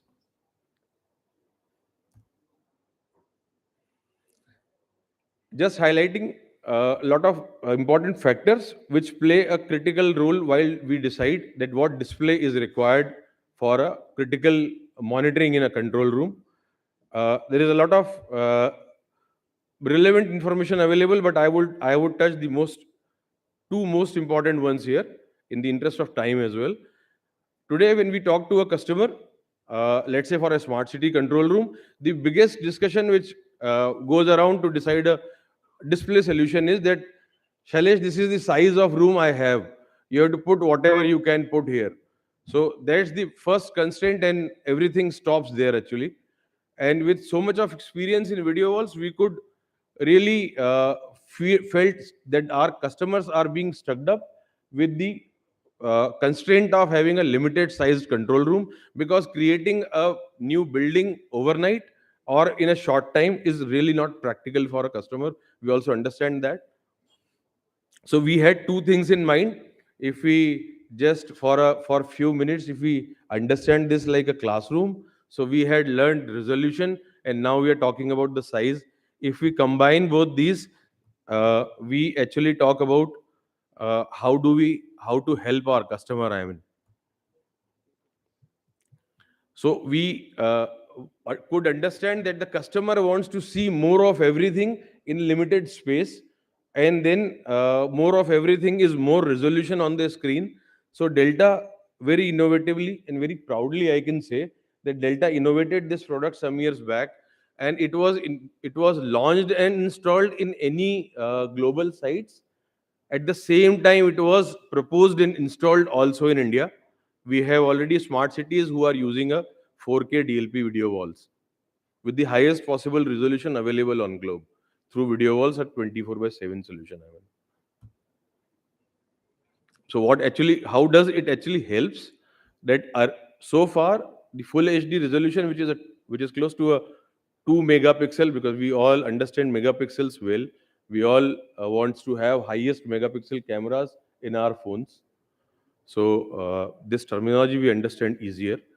Full HD is the most popular one. I would say at least 2 years back, till the time 4K was launched, and now in control room display, just to have 4 times visually big canvas or on the same physical size to observe 4 times resolution. This is the I would say, upcoming and already set trend with a lot of use cases also in India. Another way how it helps the customer is, we already know at least if 60 cities are implemented out of 100, and we understand that by 15th of August, possibly 100 cities would be virtually inaugurated by Honorable Prime Minister. So once we see 100 cities are implemented and at least 20 cities, Sumit ji, you would agree, I hope you would agree, 20 or more cities have come up with an expansion scope by now already, like Prayagraj, like Gurgaon, and at least 20. So, but these 20 cities who are expanding to second fold are having a biggest constraint of expanding the command and control space, because again the space constraint comes into picture. So then we have a solution for them which is more futuristic, where they can go for a high resolution display, and they need not to worry about the limited spaces available. Some quick success stories we have done. We started with Surat Smart City as first smart city, which is expanding the capacity to, I would say, n number of times. Surat Smart City had installed a video wall. Being a video wall OEM, I can at least replicate in that way only. For 16 screens were installed in 2015. That was the first smart city. Now they have come up with an opportunity for, they have procured already 110 screens altogether. That is going to be the biggest installation in India in smart cities through Delta. This is Jhansi Smart City, PCMC, Aurangabad, Kochi, NDMC, Bhubaneswar, Raipur, Indore, Aligarh. Using these pictures just to show up that how we have helped our customers, and when we say displays, video walls, how does actually it looks like. This is Agra. I think Sumit sir would want me to keep a pause at Agra for some more seconds. Naya Raipur Smart Cities. This is Bhopal. This is Surat I was talking about as the first smart city implemented in 2015. Other than control room displays, how we help as an extended display arm to the smart cities and beyond is following. We are the biggest OEM, again, as I had shown in the earlier slides, for the outdoor displays, like similar to these, which are replacing day by day the flex boards from the cities. This is another way you see actually a city like a smart city. At least you showcase that. And cities like Jhansi, Agra, and those Prayagraj, I would say, which are considered to be old heritage cities, but we have a lot of foreign footfall also. We also, so being Indians also, we go to the city, we see a lot of enlightenment through these. We really feel proud, and that's how our foreign travelers must be understanding the city, that India is Badalta Hua Bharat. This is a proud installation inaugurated by Prime Minister Modi ji on 15th of July. This shows the live Ganga Aarti. So objective is not to show up displays. Objective is to all of us should make feel proud, I mean, that yes, we are actually going smart. So if I go to Varanasi station, I may not be having enough bandwidth to go and attend the famous Ganga Aarti, but I can have a darshan through the display itself. That was the idea while implementing it through the smart city. This is Ahmedabad, around 160 screens. Sushma Swaraj Bhavan. If you go to Bangalore airport, you will see that. Chinmay, next time you are going back, you can see this screen again. So when we say we are display OEMs, we are also solution provider for network controllers. So this installation is 339 screens across Rajasthan state, where we control it from a single command and control room in Jaipur. This is Vigyan Bhavan. This is what my time was. Thank you so much. Thank you so much, Sailesh. I would like to invite Saurav Agarwal for the next session. He is with TechBridge.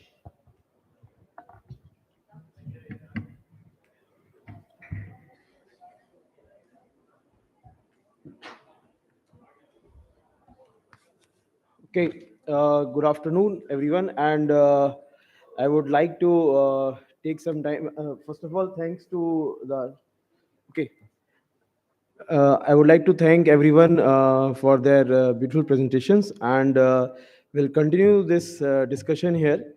Uh, Here we are since morning we have been having the discussion around smart cities and data and other things, and we started the discussion on some note of data, how the silos are happening. We want to take this opportunity to present our thought idea. May not be it is driven by products, but the whole thought about how the smart cities should be working and what should be done in India. uh, with the same breath, I would like to speak that yes, I am presenting or representing TechBridge, a company which is based in India, make in India, and everything from heart and soul, it is Indian. Okay, this is about couple of some accreditations that we have, just to quantify the capabilities that we carry. Uh, I would okay main thing is that we have a couple of the whole thought about our thing is that we are developing softwares which are required in data centers or command control centers or smart cities, because ultimately we are now talking about the data world, and for data to be visualized we need certain tools and components which are being developed by our company. Okay, the whole thought that we carry today is about we have been seeing that in silos there are lots of data being collected, but is that data working in sync? Are we able to take meaningful decision based on the data that is coming up? And as we are getting into more bigger data lakes and more information around us, and the security is a bigger concern, then as we believe and we understand that integration of NOC and the SOC ecosystems is critical to the growth and to take meaningful decisions on the information that we have. Now, there has been a debate going on across the globe also, not only in India, that should this be done or not. We have been talking to CIOs or CSOs, and they all have multiple different departments, but they don't converge to single ecosystem. What we are trying to advocate here or present here is that it should be a merged ecosystem. Why? We always try to see that how, because I personally myself come from IP world, or the world where things are converged. We are talking about convergence, data convergence, and information convergence. In that ecosystem of information, we always take that stand that we should have single set of information as a bird's eye view for the whole management or people to take decisive steps.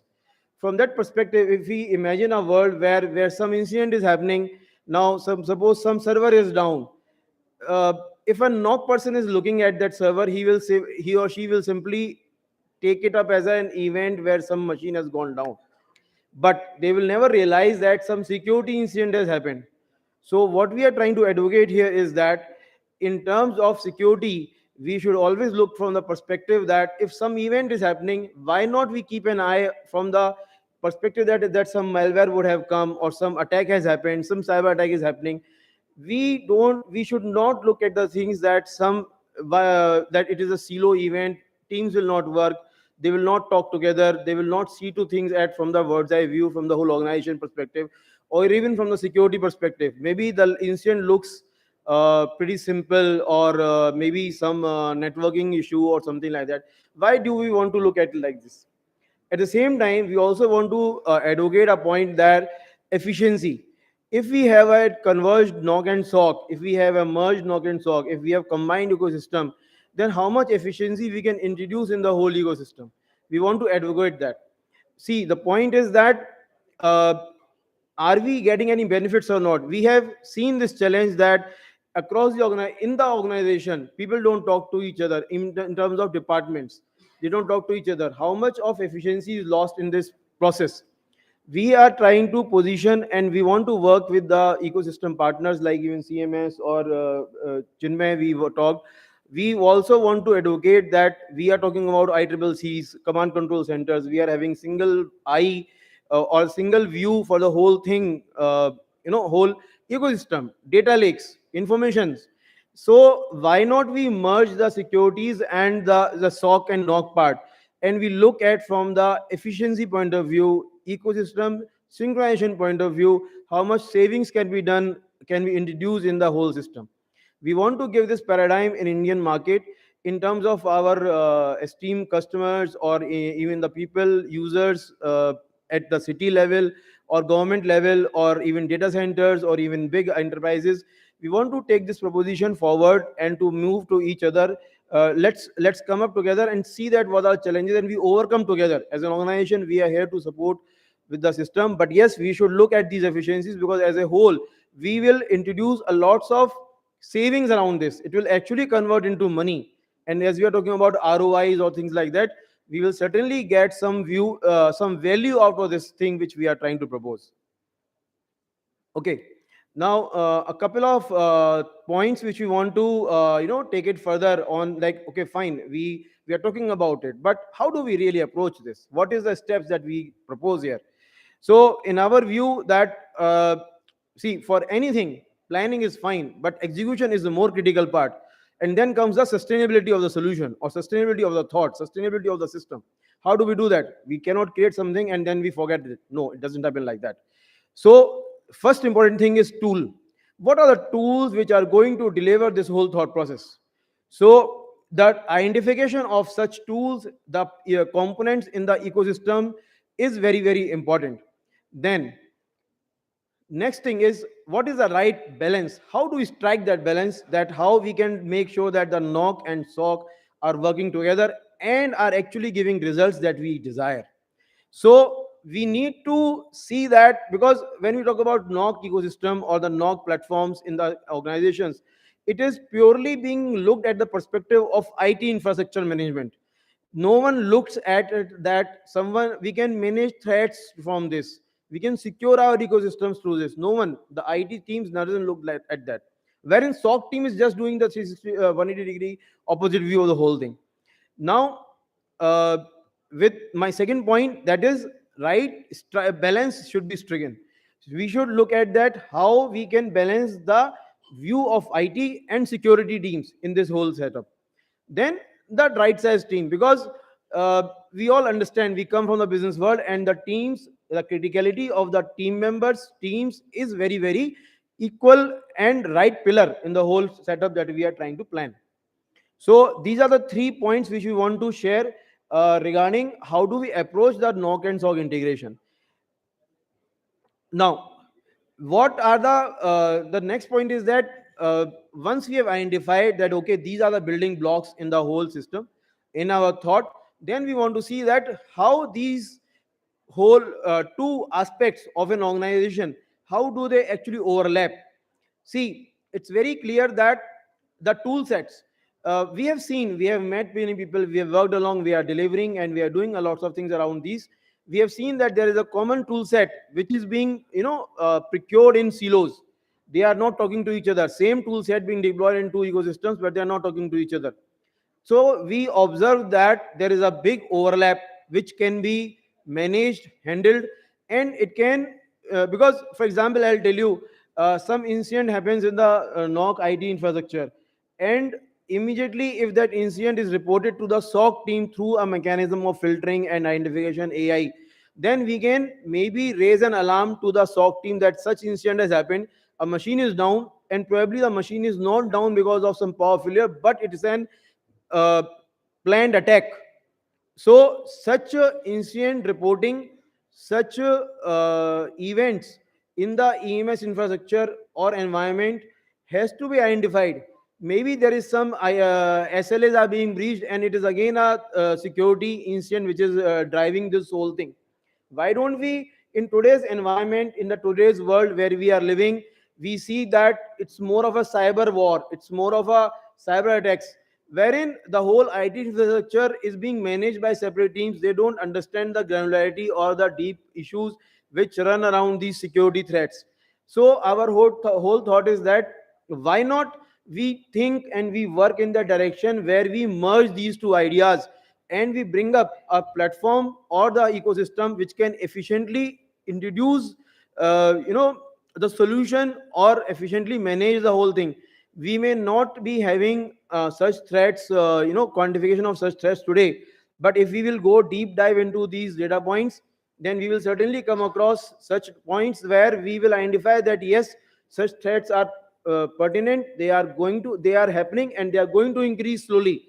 If we are better prepared today with this whole thought process, then I am sure after a few years down the line we will have a better view and control over the situations. That is what we want to say. See, as it is mentioned here, like process the alerts from the log sources.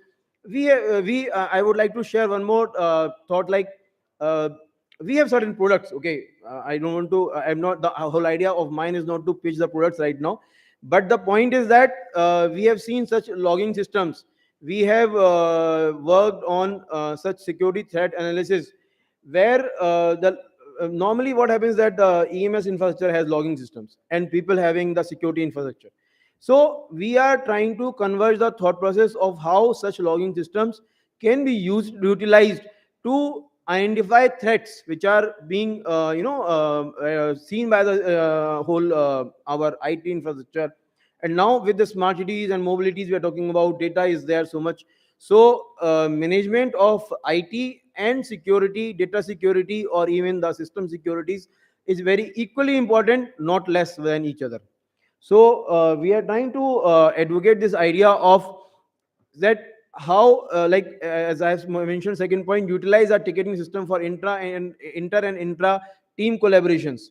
So it may look very very trivial, okay, ticketing system, help desk system, but we are working on certain things with some customers, and we have come with a solution where we can do a very very more a very very high degree of intelligent ecosystem, where this ticketing system can be used for a very efficient way of managing the IT as well as security systems. So as next point is about the set and enforce policies and knock and sock areas.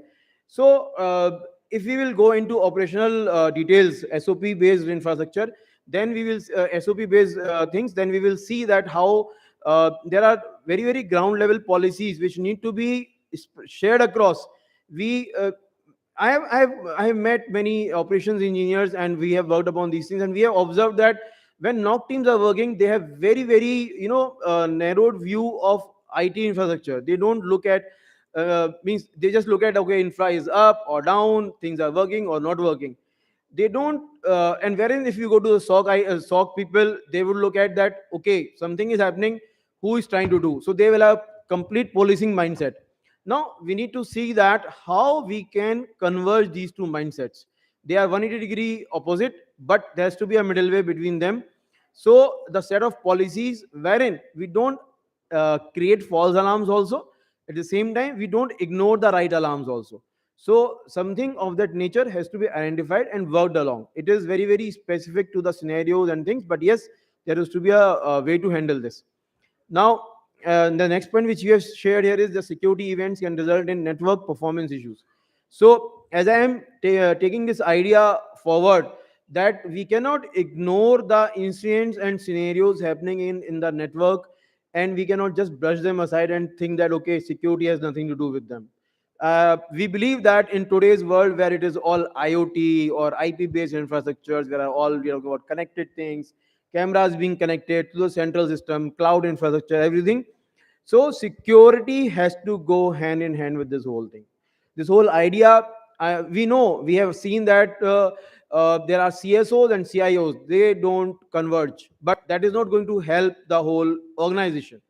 So we need to take this thought forward that with countries like let's say country like India, where we are talking about millions and millions of IoT devices. We are trying to manage those IoT devices through network infrastructure management. We cannot isolate security from that. So our whole thought is that we should take this point forward. We should not take it in silo, and we should converge the security and network IT infrastructure management together. So in continuation of that, our next point is that security events causes availability issues. So I'm sure many people are aware that some incident happened in Mumbai a couple of months ago, and it was reported as a security incident, wherein on the practicality side it was shown as an IT infrastructure issue. So our power grids are connected, so we cannot again, as I'm saying, we should see the IT infra events as actually the security events also. Yeah, we need to draw the line. We need to see that what is right and wrong. We should, as I said, we should not unnecessarily make everything trivial or overload the whole system. So we need to be intelligent there. But yes, we need to work on this. Sorry. We need to, sure.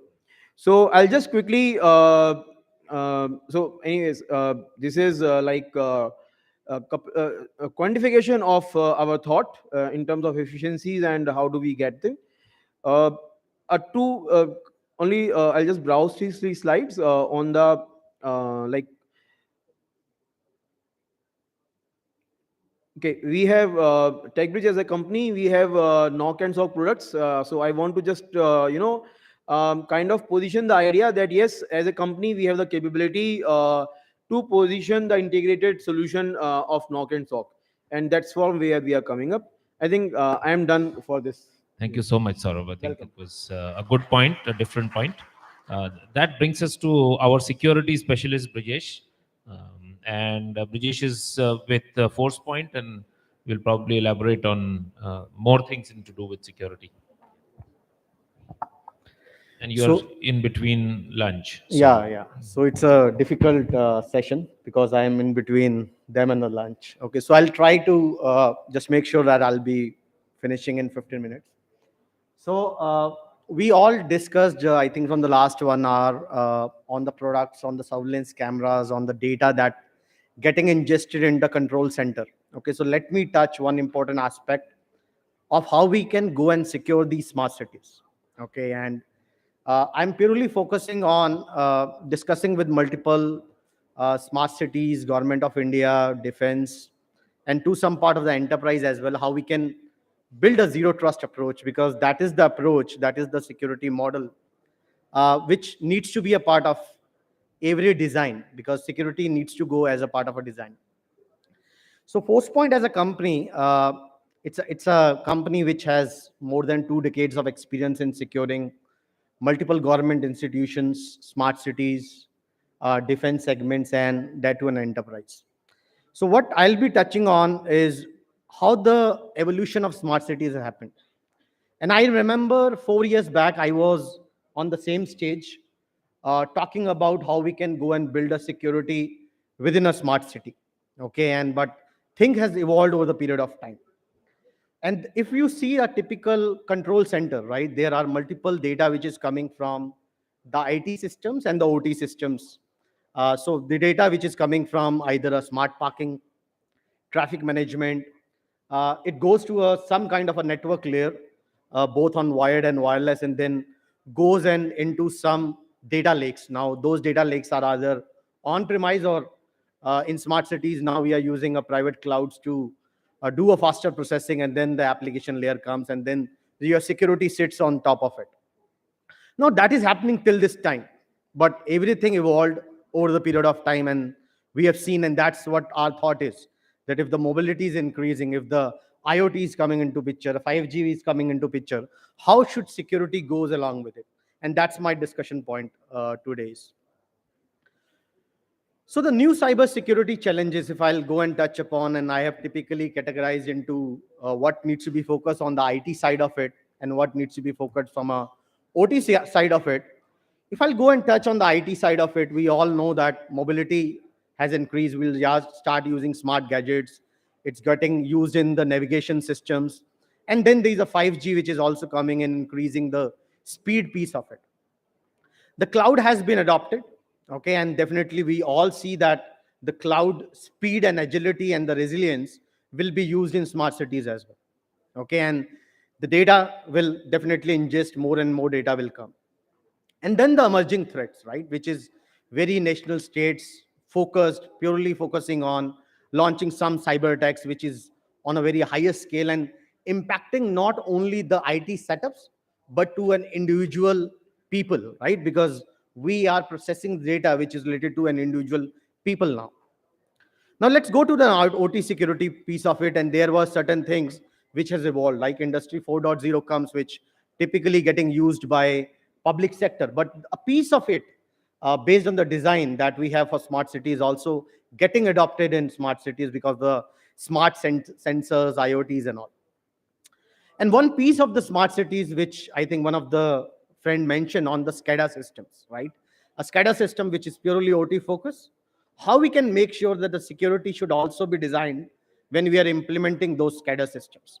How we make sure the knock and SOC systems, which we just discussed, how those data can be ingested back to the knock and SOC systems and bring a unification view rather than currently we are taking it as a separate entity, right? IT needs to be managed separately, OT needs to be managed separately.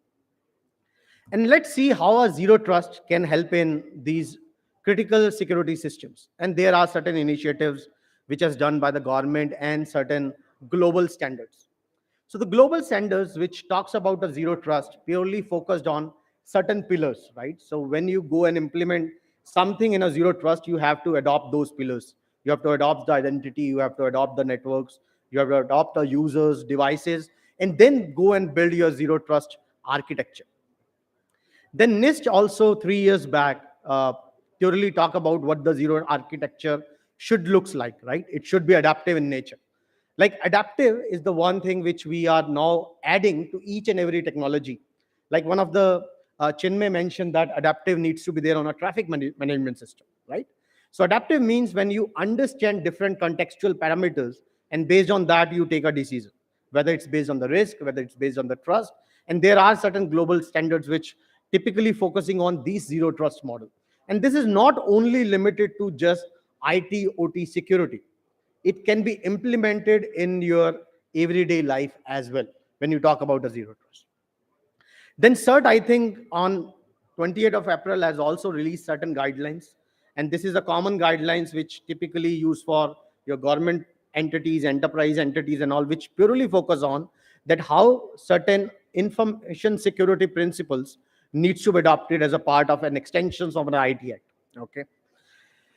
And as I mentioned, the pillars, so zero trust maturity model has also been introduced. Okay, and this is also a global standard which says the different entities, and if we see those entities within a smart cities, we are working with identities. Okay, we are working with device, we are working with multiple networks. Those are highly integrated or disjointed networks. We are working with application and workloads. Okay, and we are working with the critical aspect, which is data. So these 5 pillars of the zero trust needs to be incorporated when we are designing the security for the smart cities as well. Okay. So Force Point is helping in achieving multiple smart cities in going to this path of a zero trust security model with the different technologies related to it. I'll be not going deeper into a technology. We have a booth here outside. You can go and meet our complete team and they can give you a walkthrough on each and every technologies one by one, starting from all the 5 pillars.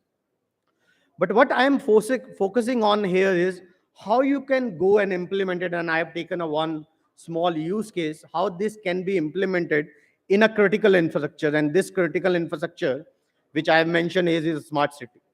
And I have taken a reference of a Purdue model. This model typically keeps track of how you can go and build a security into a network segmentation or a micro segmentation approach. How you can go and build each and layer. So there is a level 0, level 1, there is a supervisory level, there is a control level, there is an enterprise level. How you can go and build a security in each and every level. And that's what we are talking about. We are talking about terms like network segmentation, micro segmentations, right? These all goes on to the principle of zero trust. So how we are doing on this typically is when there is a critical infrastructure, okay, and there is a segregation which is required, on the network side of it, there's a segregation which is required in IT/OT, boundary protections. There's a DMZ which needs to be exposed for the visibility of different zone. There's a remote access which is required for secure vendors. All this can be enabled with the next generation firewall and IPS capabilities. Okay, so that goes into one layer of it. Then there's a high assurance. There's a transmission of data which happens between your IT components, OT components, cross-domain components, and these are typically air-gapped. Okay, and these are not only network transformations. There is a content, there is a data which transfer across to it. So take an example: when a video get captured from the camera and feed back to the control center, there is a path it has to traverse. Okay, there is a data integrity which needs to be maintained. Okay, so all those high assurance data communications are protected with a data guard, which is our cross-domain system, which captures it on a deep packet level. Understand what data which is traversing between those typical components. Then the users who are typically your managing the control centers, they are working on that data. They are typically capturing certain reports. They are doing a detailed monitoring. You can also understand, can I capture their insider threat? Can I understand that their machines should not be compromised? Okay, because we have seen that the cyber attacks is not only happen from outside to inside. There's always something weak element inside which typically reach to a breach or a kind of an attack, which can be a malicious, which may be compromised user. And then there should be a technologies which should be next generations. We can't only limit it to the technologies which is only database based like viruses, or a sandbox based which started 5-6 years back, which is a 0-day. So there are technologies which purely talks about a zero trust content delivery. How we can go and deliver a zero trust content, and that's where CDR technologies come into pictures, because they are not only protecting us from an office documents, but also kind of a steganography attacks. Now, steganography attacks is where the data and the threat is going within some videos, some images. Okay, so these technologies help in removing those threats between those data points as well. Now, I have taken one example of a video surveillance computer because I have seen that's a hot topic from the morning. Okay, so I thought, let me put my security back to it. So the thought is how we can go and protect a deep inspection between your messages and your camera. So camera is designed on particular positioning, and sometime someone has changed a position, or someone have moved the camera, right? And I think one of the friend was saying that if there's some physical tampering which is happening. So there are messages which go and communicate between the camera and the systems. Okay, so what do we make sure is that we are getting in between. So we have a technology called Data Guard, which sits in between and makes sure that these client and the cameras can communicate without any tampering. Okay, and there is a technology behind it, how we do it. So we deploy a data guard, we have a video adapter, there are different plugins which is available. That's not only limited to surveillance, but other factors as well. We do a data validations, we do checks those file filters, we do monitors those protocols messages, and this all happened in a real time. And in a real time, we are not only forwarding those messages, we are also inspecting that messages for any tampering which is happening.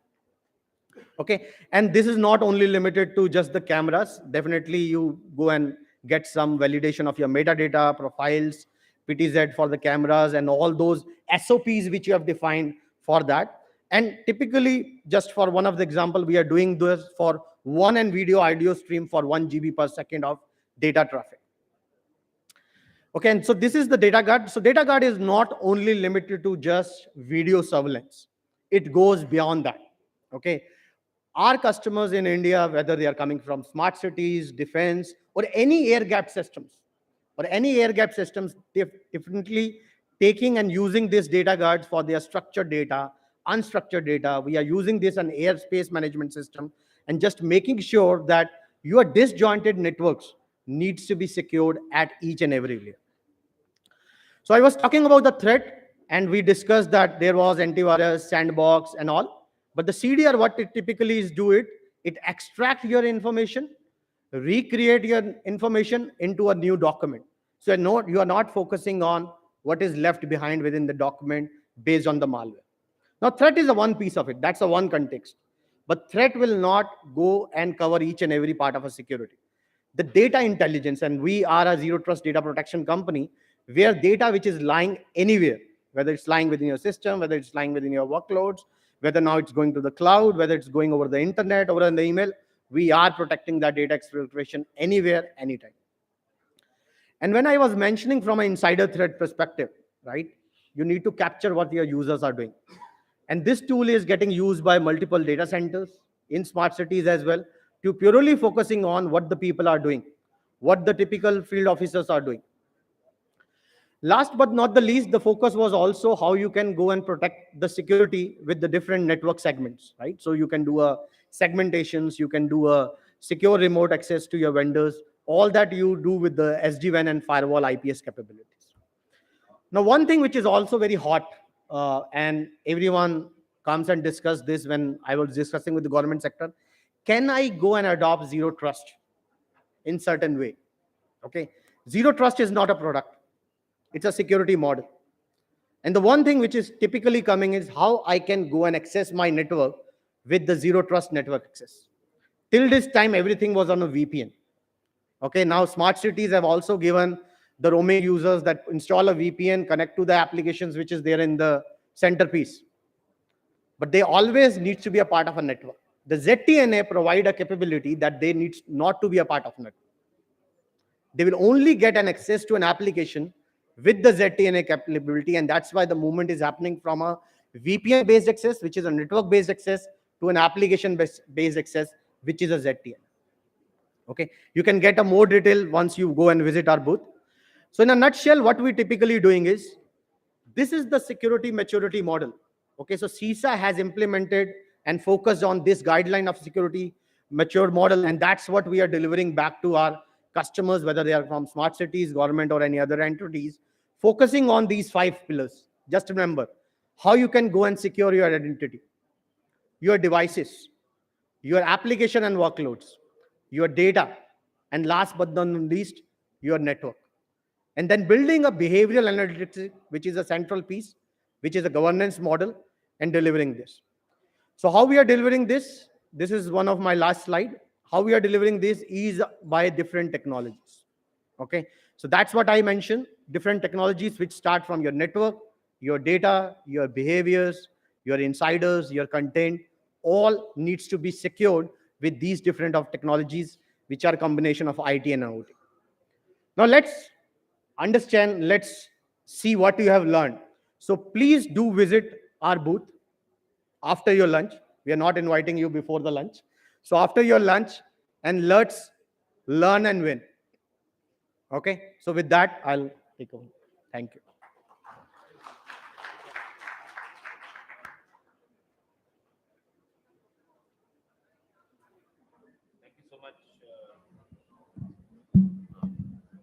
Yeah, thank you, all of you, for your wonderful presentations. I learned a lot from each presentation. You think you know it all, but then new things come up, and appreciate the time. I will open it up for a couple of questions from the audience.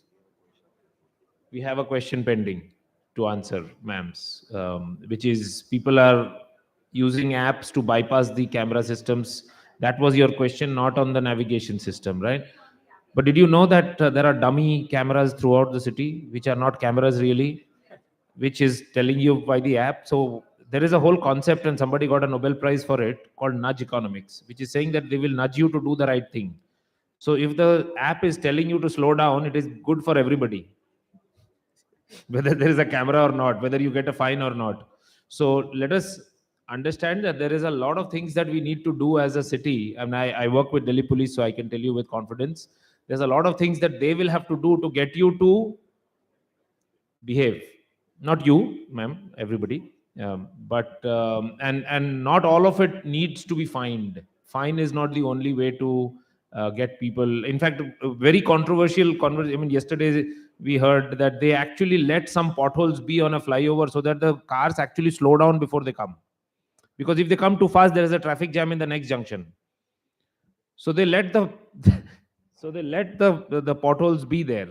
No, so it's a very contrary thinking, but these are the people who are on the street trying to get things. So that answers your question, that follow the app, slow down.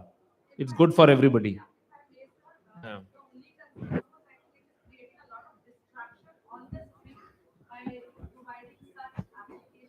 Well, you cannot control the applications. That is public.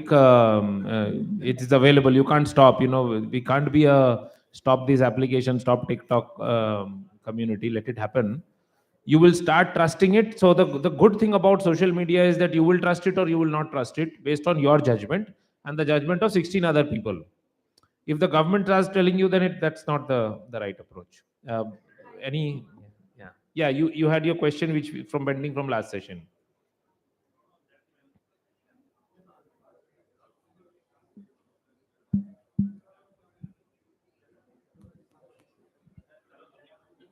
Yeah. Hello. Yeah.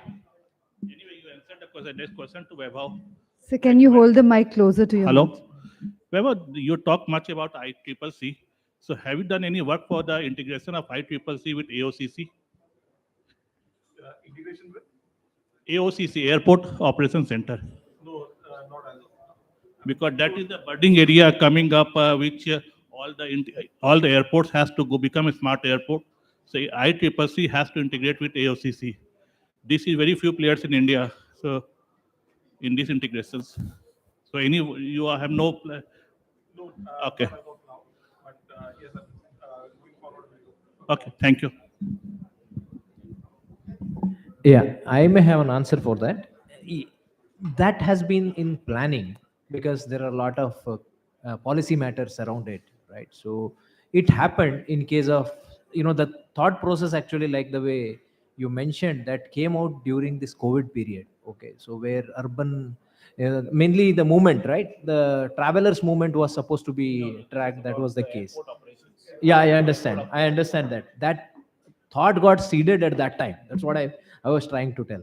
So it has got a long way to go because there are a lot of policy matters, because airport is one of the critical infrastructure in terms of security more than a public area like a city.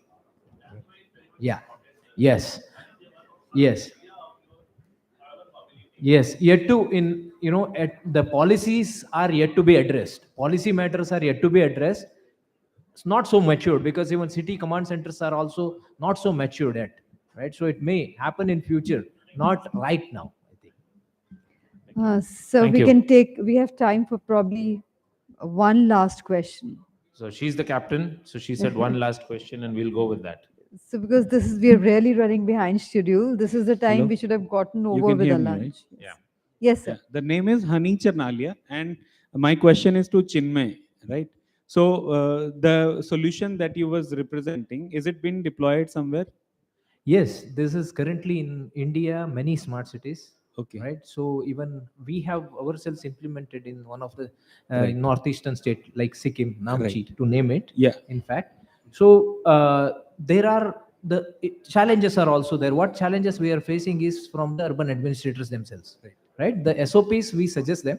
Right. They have some kind I of. have a counter question. I Yes. live in Gurgaon in a society called Chintal Paradiso, the one which was in the news lately. Few towers fell off, and there was people who were stuck in between. Right, I was there at that time when the incident happened. 2 people died also, and I called up all these emergency services, NDRF, SDRF. Right, the problem which I faced at that point of time, it took almost 2 hours for the police to reach out to the society, because they were not able to track, and everybody was calling me. I was there in the middle of the crisis, and trying to help whatever people we could. Yes. Right, and then we see that they were asking me questions like, I'm sitting on that particular pool which I haven't even heard of it. Right, and they were asking me to guide where to come at that point of time, because your solution which I was saying. Absolutely. And the problem which I wanted to pinpoint is that the sophisticated solution that we are making, but at the end, at the root level, when the people doesn't even know how to use a Google map, how we are going to make these things so simple that everybody and anybody can actually The be a idea part of it. is that, in fact, because idea is not to expect the citizens to know, be aware of everything, but the urban administrators to know that, right? where you are, you may not be knowing, and what you have to do in such emergency situation as a citizen, you may not be knowing. But urban administrators are trained for years together for such kind of a things, that if a citizen is stranded, if our defense forces can do that, right? If somebody is stuck in the flood, navy can land there, or the coast guards can land there and pick them out, right? Rescue them, right? If that can be done by the defense forces or armed forces, then why can't other urban administration departments can do? That is the idea, right? So the thing is to guide them. This platform's job is mainly to guide the urban administrators to rescue the citizens from such kind of situations. Of course, eventually citizens will also be aware of these kind of things, right? Hope I'm addressing your referring question. to the NDRF teams who were coming, and they were very smart at their work. Actually, by the way, they were very smart at their work. But the basic thing was they were calling, Hanji, I'm sitting at that particular pool. Tell me the way where to come. Sir, I agree with you. I agree with you. One example was given by Sumit sir in our previous session, that one signal itself, different authorities are naming it differently. There are problems, yes. We are slowly coming out with solutions. We have still not matured to a level that all the urban different bodies have collaborated. They have started collaborating. It will still take some more time. And second, you need to understand the guy, ultimately he is an individual. Everybody may not be a tech savvy. It will take some time, because these technologies have been adopted by authorities also in last 5-6 years, and everybody is not savvy to these technologies. It will take some time to stabilize, for them to understand how they can use those SOPs in the best manner. So there are certain inherited problems, And unfortunately. there comes Yes. the need of the training to be done for the grassroots people, and that is why I'm just referring. My name is Hani Charnalia, and I represent a training company called Rio Global Services. So we are a training partner with a lot of companies. So anybody Good. needs some support, just Good let me selling know. point. Free publicity. Please go to him for training. And sir, over to you, sir, for your closing remarks. Sir, can we have some closing remarks from you? If No, you no, I wish? think it's Okay, over sir. to you, ma'am. Thank you. Thank you, ladies and gentlemen. Let's put our hands together for all those wonderful presentations we had. As I request our session chair, Dr. Chaudhary, on behalf of the organizers, to do the honors of presenting a memento to all our eminent speakers. We begin with Mr. Prashant Oberoi, Head National Sales, E-Governance, Northern Communications. Thank you, sir, for that wonderful presentation. To Dr. Chinmay Hegre, Managing Director, Estricos Consulting Private Limited. Thank you, sir, once again. To Mr. Vaibhav Chauhan, Head Smart City and Traffic, CMS Computers. Thank you very much indeed for that wonderful presentation. To Mr. Shailesh Purohit, Business Head Smart Cities, Display Solutions Business Unit, Delta Electronics India Private Limited. Thank you once again, sir, for that wonderful presentation. To Mr. Saurabh Agarwal, CEO TechBridge, and to Mr. Brijesh Miglani, SSE Security Strategist ForcePoint.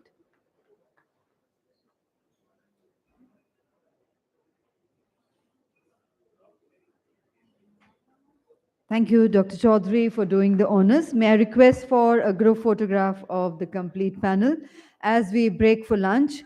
The lunch break will be of 45 minutes only, requesting everybody to be back and seated in time for the concluding session of this conference, which is a panel discussion. Thank you.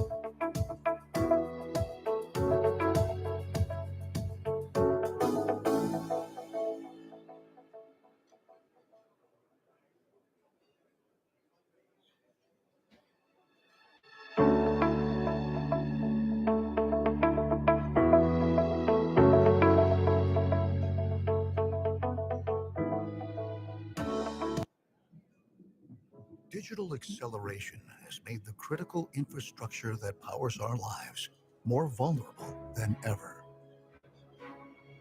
The speed and innovation of malicious cyber attacks is impossible to keep up with, creating disruption in essential energy, utilities and government services, supply chains, and global economies. There is a way forward for governments and businesses working together to reimagine security for today's threats and your unique needs. To protect the critical infrastructure we all rely on, ForcePoint knows a one-size-fits-all approach to security will never be successful.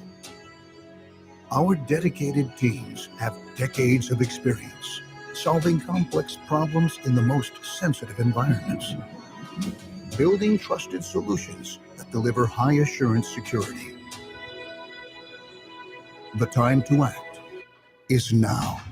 To secure essential services that families, countries, and economies rely on, and safeguard the future for generations to come. Let's do this together.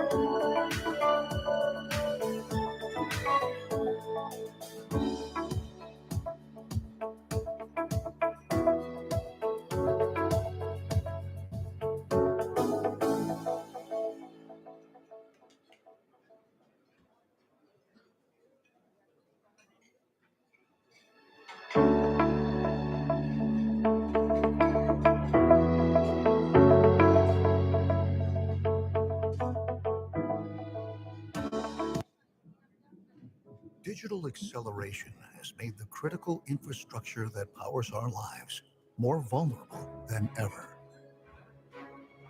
The speed and innovation of malicious cyber attacks is impossible to keep up with, creating disruption in essential energy, utilities and government services, supply chains, and global economies. There is a way forward for governments and businesses, working together to reimagine security for today's threats and your unique needs. To protect the critical infrastructure we all rely on, ForcePoint knows a one-size-fits-all approach to security will never be successful. Our dedicated teams have decades of experience solving complex problems in the most sensitive environments, building trusted solutions that deliver high assurance security. The time to act is now to secure essential services that families, countries, and economies rely on, and safeguard the future for generations to come. Let's do this together.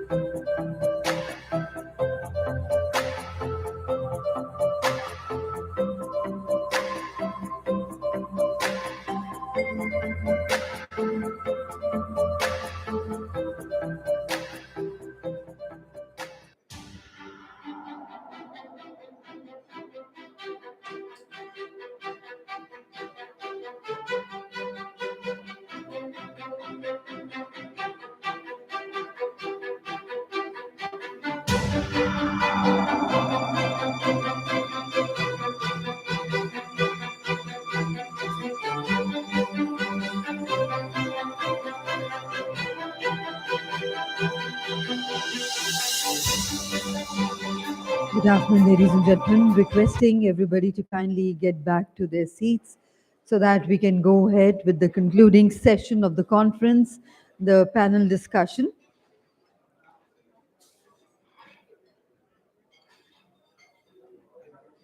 May I once again request all our guests to kindly take their seats in front of the stage.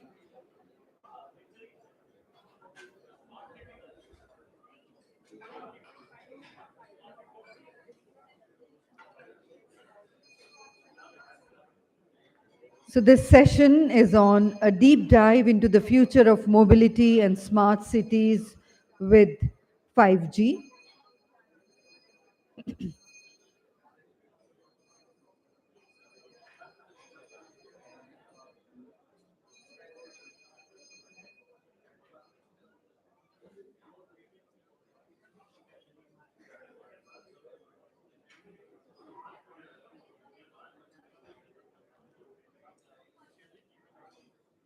Ladies and gentlemen, once again requesting everybody to take their seats.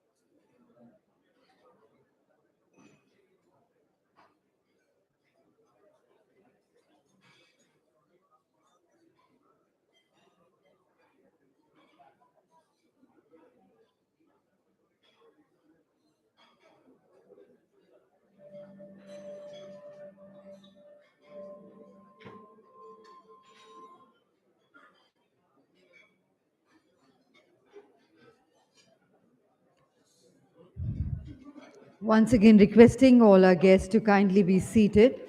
We need to move ahead with the next session, which is also the closing session of this conference. It is a panel discussion session on the theme, a deep dive into the future of mobility and smart cities with 5G.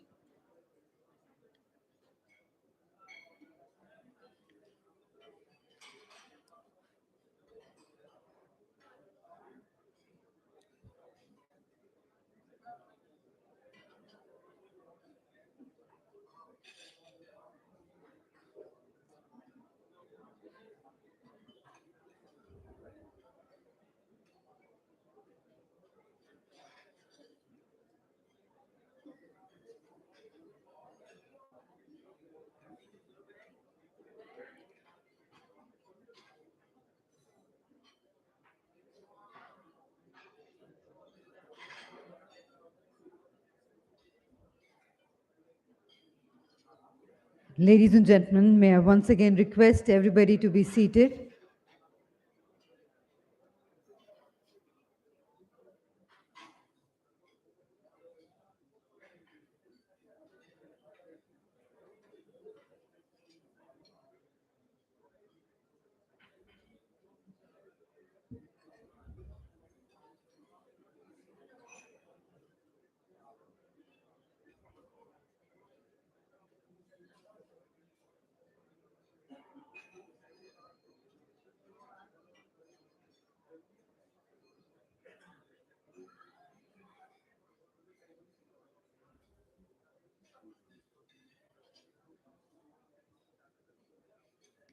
So, ladies and gentlemen, we are ready to go ahead with the panel discussion session.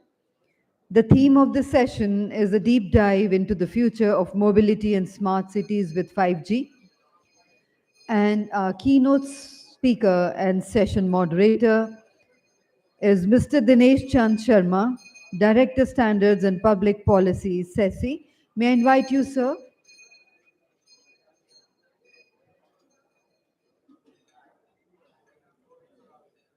Also inviting eminent panelists for this session, Shri Sudhendu J. Sinha, Advisor, Infrastructure, Connectivity and Electric Mobility, Niti Aayog. A warm welcome to you, sir. Inviting Mr. Alok Sethi, General Manager, Transportation Technology Solution, DIMTS. Mr. Alok Sethi, warm welcome. Inviting Dr. Sumit D. Chaudhary, Founder, Chairman and MD, Gaia Smart Cities. Inviting Mr. Nilesh Kelkar, Vice President, Emerging Business and Smart City Indus Towers Limited. Inviting Mr. Mohan Raju, Vice President and Business Head, Smart Mobility Geo Platforms.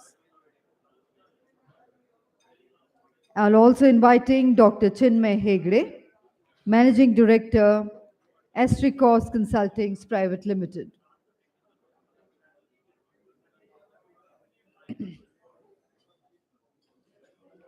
Once again, ladies and gentlemen, for the panel discussion session on a deep dive into the future of mobility and smart cities with 5G. May I invite our eminent keynote speaker and moderator for this session, Mr. Dinesh Chand Sharma, Director, Standards and Public Policy, SESI. Warm welcome to you, sir. Inviting Mr. Alok Sethi, General Manager, Transportation Technology Solution, DIMTS.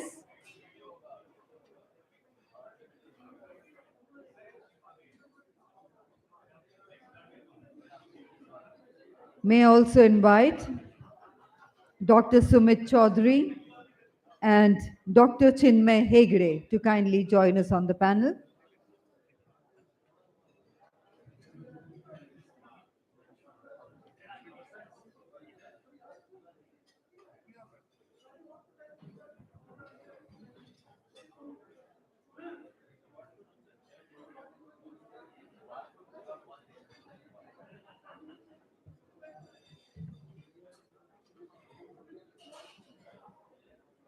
Also requesting all our delegates, guests to kindly take their seats and be seated as soon as possible.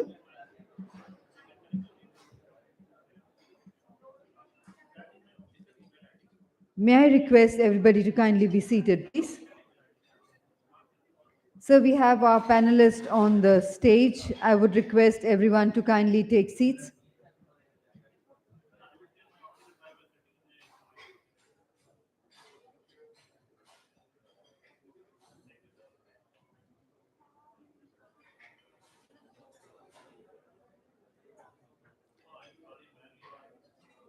So we are ready to start our session and we have eminent panelists on the stage.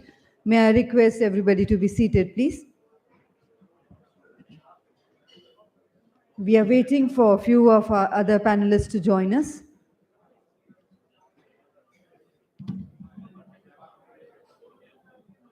So ladies and gentlemen, once again, the theme is a deep dive into the future of mobility and smart cities with 5G. The session will be chaired and moderated by Mr. Dinesh Chand Sharma, Director Standards and Public Policy, SESI. Our eminent panelists are Shri Sudhendu J. Sinha, Advisor, Infrastructure, Connectivity and Electric Mobility from Niti Aayog. Mr. Alok Sethi, General Manager, Transportation and Technology Solution, DIMTS. Dr. Sunil D. Chaudhary, Founder and Chairman and MD, Gaia Smart Cities. Mr. Nilesh Khelkar, Vice President, Emerging Business and Smart City, Indus Towers Limited. And Mr. Mohan Raju, Vice President, Business Head, Smart Mobility Geo Platforms. And Dr. Chinmay Hegde, Managing Director, Astricos Consultings Private Limited. So I hand over to our moderator and keynote speaker, Mr. Dinesh Chand Sharma. Over to you, sir, for your opening remarks and to carry forward the proceedings.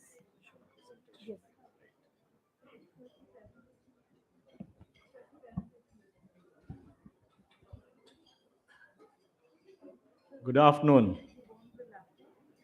Good afternoon. I hope you had a good lunch. And good lunch should come out in your voice as well, because I don't want you to sleep for next at least 1 hour, 15 minutes, because we are running short of time. But then, considering the number of panelists, we will be able to finish. We should be able to finish by 4:15. Before we start our panel discussion, to set the context, I have a short presentation. Since morning you are hearing about smart cities, smart mobilities, standards, policy makings. So I could have spoken to set the context, but it's better that we share some slides, because in these slides, I will talk about briefly a snapshot of, from an Indian context, where we stand when we talk about smart city rollouts, and what other projects are in place to strengthen or support this smart city initiative or smart city mission in India. I also have a few slides covering about the Europe, more from a standards, because since morning we are talking about standards. And so I have a couple of slides to give you a snapshot about standards which India has adopted or developed, and what Europe or globally, what's happening around it. And then 5G, of course, because this session is a deep dive into these technologies, using the technologies as 5G.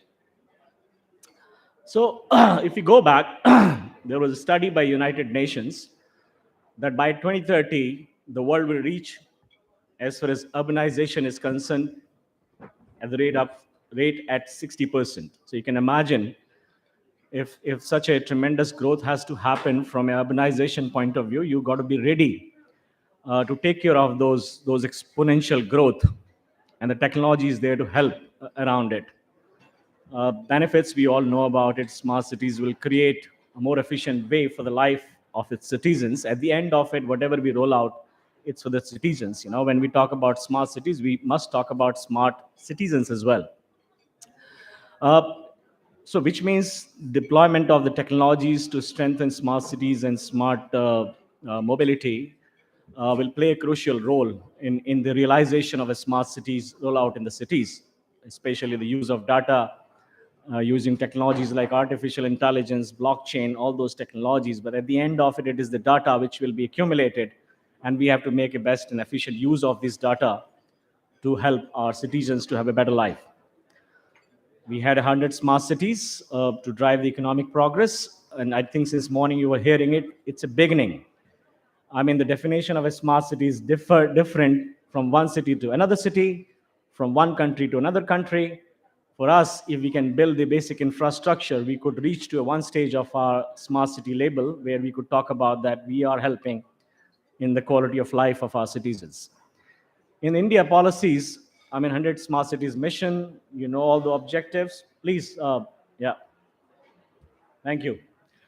So according to the latest data, this is where we stand, and this data is from July 5th, 2022, that we have 7,800 plus projects worth 1,90,000 plus crores, which has been tendered, out of which the work order have been issued for more than 7,600.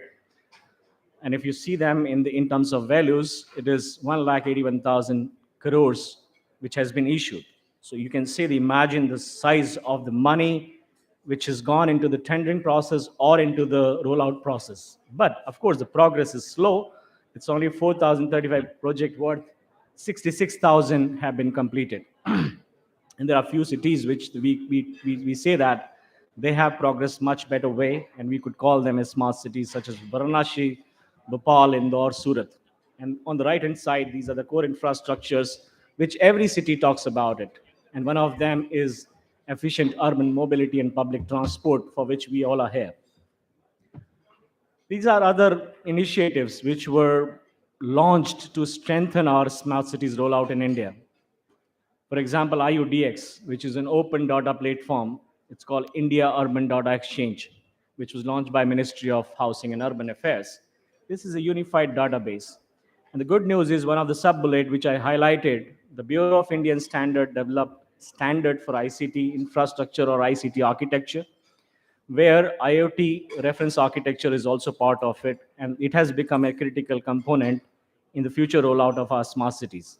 Then you have a National Urban Digital Mission, SmartNet by MoHUA, Smart City Living Lab by IIIT Hyderabad in collaboration with the European Business Technology Center and the Amsterdam Innovation Arena. They have developed this lab based on the 1M2M platform, and they are showcasing various applications before they roll out in the city. And the FRET Smart Cities as well, which is the Commerce Ministry's logistic division. There are many other initiatives. I need not to go all of them, but you can imagine that smart cities for open data. We have a portal. We have a National Urban Innovation Stack, Indian Cycle for Change, IC4C. Cities are also there.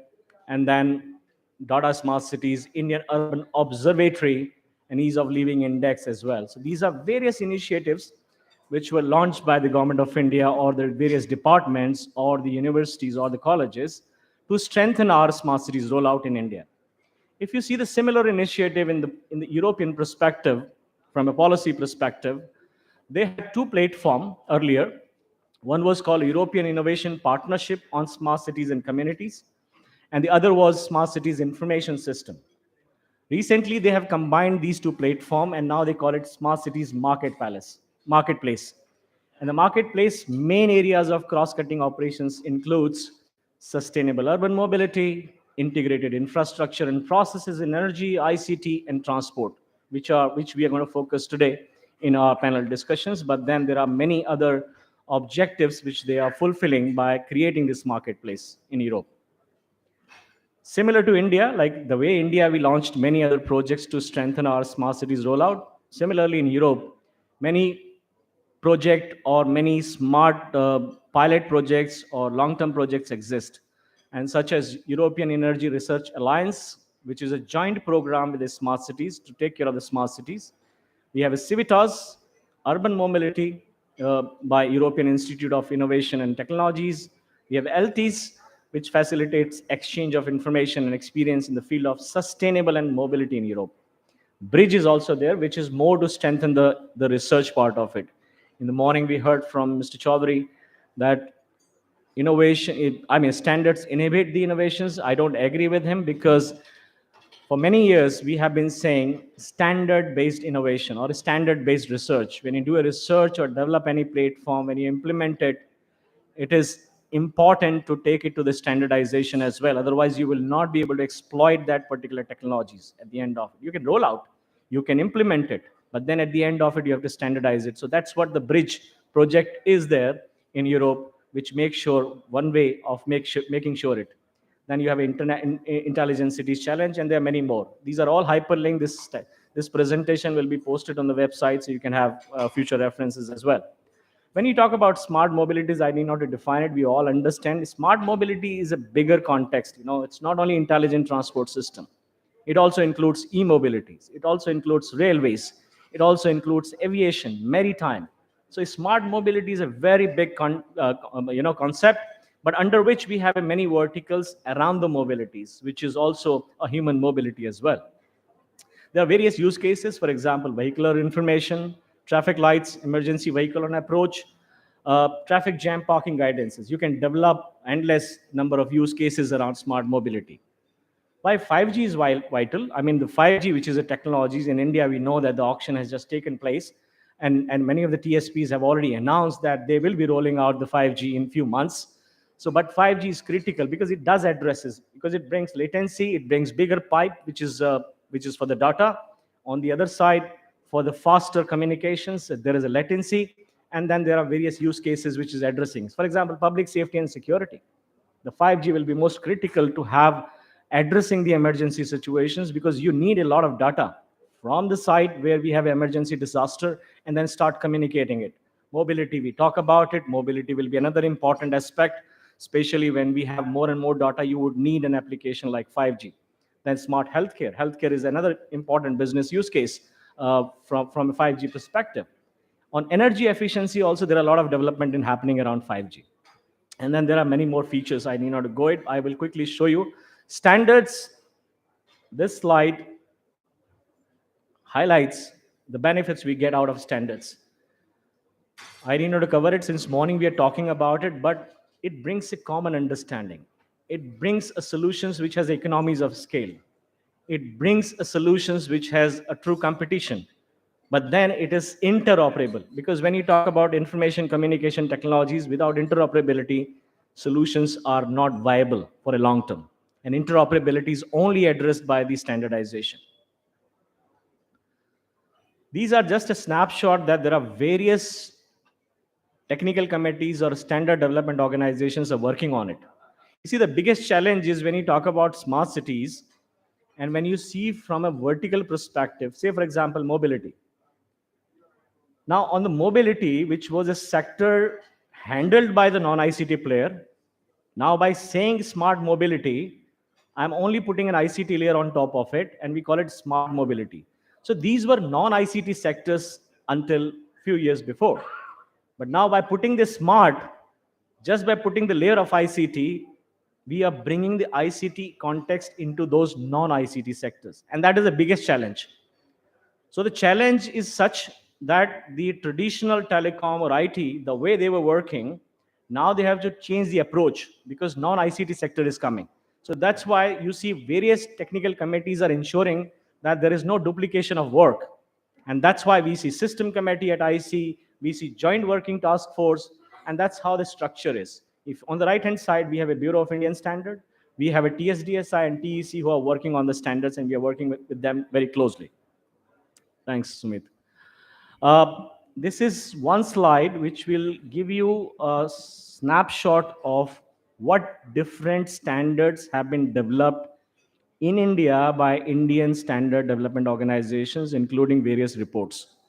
On the right-hand side, these are the standard numbers which are developed by the BIS. You see ICT architecture is there. You see reference architecture for IoT is there.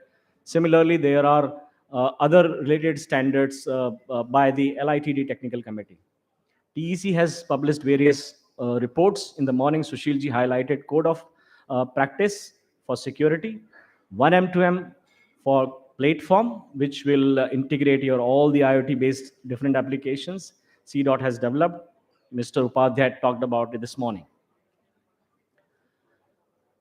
There are other committees also when we talk about e-mobility, when you talk about intelligent transport system, and that TED, Transport Engineering Department 28, which is working on it. They have developed some 20 standards, and this is a hyperlink. You can go through them. Then Automotive Research Association of India are also developing technical regulations. They work with UNEC Working Party 29, and then they adopt those global technical regulations, and they work with Ministry of Transport, and AIS 140 is, for example, one of the examples, and I think we have our colleague, he will be sharing more information, what more has been done. This is my last slide to give you a snapshot what different releases are coming when you talk about 5G standards. And these are the releases which will be implemented now when you talk about the commercial rollouts. And on the lower side, you can see the timeline for the rollout of these releases. With that, if I could conclude my presentations, I could say that smart cities are, in a sense, will be the data-driven urban spaces. And similarly, as a result, one of the use cases is smart mobility, which will form the strong foundation for smart city architecture. Standards also play a role in building up a smart cities for various reasons like collaborations, economies of scale, and standardized interoperable solutions. And 5G will profoundly impact economies and societies as it will provide the necessary communication infrastructure. And IETS will be one of the smart city applications that can be realized. So with that, setting up a context, let's move on to the panel discussion. And when we thought like we have a short panel discussions, now we have a big panel discussion. So the challenge has become more now because we will be closing at 4:15, but still we have 1 hour. So I will start by saying that each of the speakers, first, you share, when we talk about policy, when we talk about product, solutions, and its standards. In few minutes, please share what your organizations, either as an individual or through your organizations, what you have done when we talk about smart mobility or smart cities. Okay, so we have heard few speakers, but there is no harm in repeating because we might have few new audience as well. So let me start with Mr. Chaudhary to begin with what you could share before I ask the individual questions. Yeah, so now I'm in a different capacity talking about my company, Gaia. At Gaia, we have created our own made in India gateway product, which is a multi-protocol gateway, which is completely compliant with 1M2M integrated into the platform. We have deployed it in more than 150 cities for a couple of use cases. We have deployed it for sensor aggregation, for cold chain monitoring across the country, more than 80 cities, couple of clients like big clients like Amul, DHL and others where we are monitoring their warehouses. But again, all of them are compliant with the 1M2M standards, including security built into the device. So that is what we have done from a device perspective on the M2M side. We have also worked with setting a lot of standards for LoRa. When LoRa was first introduced into the country, we were part of the standards setting that was going on for low power wide area IoT networks. So we contributed a lot at that time, though it was part of a larger team with DOT, with Sushilji. We were working quite closely. And subsequent to that, we have moved our focus to work on the software side of integration of products, and we have integrated Bluetooth, LoRa, Wi-Fi based IoT devices, and we have created an enterprise SaaS platform that we have now deployed for airports, railways, for cities, real estate clients, hospitals, essentially trying to integrate where man and machine have to come together, and we need to orchestrate workflows. Again, there is a standard that is there for orchestrating workflows. So we use that standard so that we can interface with any other system which is there. This is IT standardization. Network standardization, I keep on saying, has already happened and it is very easy to do. IT standardization is a totally different can, because everybody who knows a little bit of IT does something else. So we have to work harder to do IT integration between, though it's easier to do as a concept, but there is no standardization around IT integration around that. Now, coming to what we are doing today, we are working on the Delhi Intelligent Traffic Management project. We have to take Delhi's 1800 junctions and figure out how to coordinate traffic, how to do all kinds of sensor installations with cameras, with sensors, with all kinds of technology, such that all of you can reach home faster and spend more time with your family. As I said, that's our ultimate goal. But that requires a very interesting. The reason why I wanted to bring that up is from a standards perspective. The project will get delayed, and you know why it will get delayed. It is because we have to dig thousands of kilometers of fiber into each of these intersections. And more than the fiber probably is already there through some other technology, through Railtel, through Geo, through others. It might probably be there, but the last mile digging of streets is going to destroy a lot of streets of Delhi. Even if there is a small cut that we are going to do, 5G can solve that problem. Though there is no product today which is creating 5G controllers for traffic. So I have a project and a product concept that we are working with CDAC. CDAC has a technology for controllers. So if anybody is interested in this audience to work with us on a 5G enabled traffic controller, which will be one of the first in the world, where we don't need to cut the street. We can install the controller will talk to the traffic lights without requiring the control signal to go via. So it's a very interesting problem and a challenge, because jammers can stop your signals, because whenever a VIP goes, they put jammers. So there's a lot of work to be done, technology thinking that needs to be done, but I'm leaving it to big guys over here to talk about how to do it. Before I go to the next panelist, you innovated a product as part of the Gaia. The innovation was live. And then you implemented a 1M2M on top of it. That's right. Which means the innovation could migrate to a standard. I said after. Fair enough. I did say that innovation will happen after. Yeah. That's exactly. So I did it. So I know what I'm talking about. It does not inhibit the innovation. Innovation should happen. Startups should develop the solutions, implement the solutions. Then it's their responsibility either to migrate their solutions to a standardized solutions, interface with a standardized solutions, or standardize its own solution. That's right. That's how we address the innovation part of it. Let's go to our next panelist, Mr. Sethi. You have done a lot as part of your organization, so please share what all have been done in this smart mobility and smart cities. Probably not many of you would have heard about us. So I represent a company called Delhi Integrated Multimodal. Close it, mic, please. Throw us a mic close. Yeah. So I represent a company called Delhi Integrated Multimodal Transit Systems. So mobility is part of what we do, is what we breathe. We were created for this. So as what we do in mobility, a lot of people who stay in Delhi would know that we run 50% of buses in Delhi. We run it through an ICT platform which was developed in-house. We run the largest vehicle tracking platform in India. We track close to around 2 lakh vehicles, which include autos, taxis, Ola, Uber, whatever. This we have been doing since 2000. So it's new now since AIS 140 came, but we are doing it since 2010. So we started during CWG, and we are continuing that same platform. We have various verticals. So one of the verticals where we have a team where does intelligent signaling. We have implemented this solution in many cities, not in Delhi.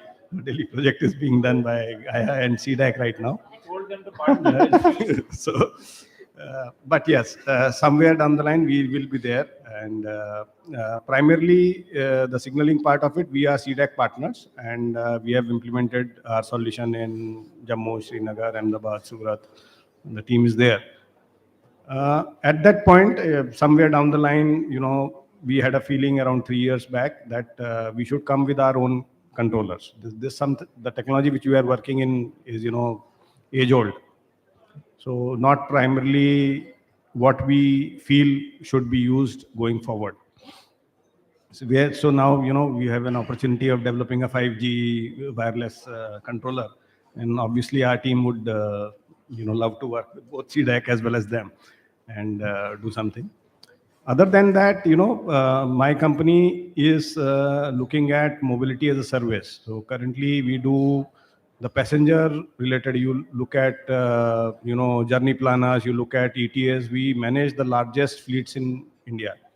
We do intelligent transportation for public transport in Delhi. We do that in Bombay through best buses. We have implemented that in Nagpur. We do it in Gurugram. So now we have started doing it in Kerala as well. So Kerala State Transport is using our platform, our technologies to enhance commuter confidence and provide all the applications which you would have heard about. This is something which our company does. We have been very strong advocate of standardization. So because we were the users, we understood what the problem is. If you look at our buses, just to give you an example, I have 6,000 buses to manage. I will do a tender and install a OBU of a particular vendor who wins the tender. But the buses will keep getting added. Every year I will add some buses, 2,000, 1,500. That essentially will not come with the same OBU. So if they have different standards, they are not talking to each other. Every time I have to do a new software. The intelligence I have built in is based on that device giving me that kind of data, whether harsh braking is happening, whether overspeeding is happening, harsh acceleration is happening. My driver profiling, my, safety profiling of that driver, we do, not even 10% of accidents which other STUs do. Why? Nobody has published that statistics. We do that because we have ITS implemented. Not today, since 2009. Not a single trip in Delhi is paid till its GPS track and the OBU is functioning. If you look at other states, that percentage in any other smart city also, the percentage will not even be 60%. We are at 99.9 or whatever. And it's not today. It's because of we standardized too early. In 2012, we published our own protocol and standard. Whosoever could do that device, so there are 43 companies who created that device. Later on, through BIS and Automotive Indian Standards, we, are part or, leading one of few efforts in that domain. There is a standard, All India standard, which became mandatory from 1st January 2019. So any vehicle which is manufactured or, is required for passenger mobility needs to have this device and a panic button. That is possible because there was a standard. Now, how has it, enabled innovation? Now, there are 107 companies who manufacture those devices. Out of that, before the standards, there were hardly 15, 20. So there are 86, 87 new companies which have mushroomed because there was a standard. They knew what to make. Based on that, there are more than 400 companies who have created apps because now they understand what data is going to come. Irrespective of the device vendor, they can make applications. Even smaller, three students teams from IIT, Delhi or IIT Bombay are making applications for those cities and maybe which could be rolled out later on through other government exchange programs. We run one of the largest open data platforms in transportation. So Delhi government in 2018 decided that all transport data which DIMS generates will be made open. So societies, computer, institutes or agencies could use that data and, make applications on top of it. So if you look at Delhi One, there is an app which uses open data, though it is generated from DIMS applications and DIMS projects, but it is still done through an open data platform. The same data is consumed by Google, the same data is consumed by Hair Maps to do their own traffic, and what you see as congestion in Google Maps is contributed through that data. As policy, we are doing some part in intelligent transportation system. So if you look at bus body design, there is a new standard. In that standard, there are a lot of stuff which has come from BIS and AIS. So your GPS devices, your CCTV cameras, your passenger information systems, those are all standardized.